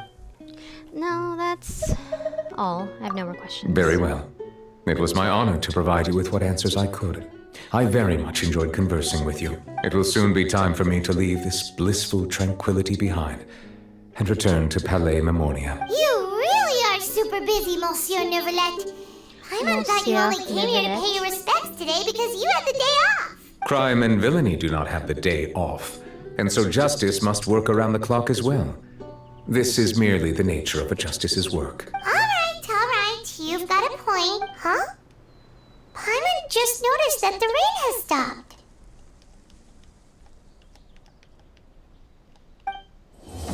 And that's Act 2. Oh my god. Bro, I am so dead, but I'm so happy. Oh, we got a consolation. Wait, hold on. Hold on just a second, guys. Gotta get my consolation. I don't really know how Hydro Traveler works, so I'll look that up another time. But yeah, that's the quest. I did Act 1 and Act 2 today because, you know, I'm just like that. I just want to get it done. I don't know if I'll actually, maybe I will. I wanted to upload me playing through the Archon quest, but, you know, kind of did it late, but whatever. The point is, yeah, this is a long one. I definitely wanted to upload my Sumeru Archon quest, but like the whole VA fiasco, so I don't even know how that's gonna work anymore. So anyways, that's it for the Archon quest for Fontaine. I like how it doesn't feel as chopped up. I think with Sumeru's Archon quest, I didn't really, I mean, I loved it because Nahida, but for when it continued on, I didn't like how it felt so chopped up. Like it left at some sort of a, felt unfinished for me. I don't know why. But then again, it is similar how they're pacing it though with Sumeru. Like they have a huge conflict and it finishes. Compared to Honkai Star Rail, sorry, they're like in the same company, so I thought I would compare it, but with Honkai Star Rail, it felt so unfinished with every chapter. But it makes sense because this game's like not done yet, but I don't know, I'm terrible at explaining myself because if you guys don't know, I've been streaming for like over 7 hours, so my brain's just dead at this point because I really just want to get this done. So yeah, I'll probably just comment my thoughts down below because I am exhausted and I haven't eaten yet. Basically, I started streaming at 12 something and then I ended, it's right now it's literally 7:11 right now. Wait. here's the time, if you can see it. It's mirrored, but whatever. Yeah, it's like 7:11 right now. So yeah, it's like really late, so I'm just gonna end the stream right now, probably. Real quickly before we end, I hope you guys enjoyed the stream. If you did, be sure to subscribe. It has been a wild one. Excuse me. Next time, I probably should just split it up. I'm just really stubborn and I just like want to finish things because I like too many things to catch up on and finish. So yeah, that's it everyone. I hope you guys enjoyed. If you did, like, subscribe, check out my link tree down below if you want to follow on my social medias. And I have a PayPal me link down below as well if you want to support me financially. There's going to be instructions on how things work because my links are probably not clickable because I'm like brand new and stuff. I'm talking really fast because I'm just dead. So if you have any questions, just comment down below. I'll be happy to answer it. And thank you so much to anyone who's watching the stream till the end. That's insane because it's like 7 hours. But yeah. Anyways, hope you guys enjoyed. Stay safe and healthy, everyone. And I'll see you guys next time. And as I say, since this is Fontaine in the space of France, au revoir, bon voyage, au revoir, au revoir, bye, bye everyone.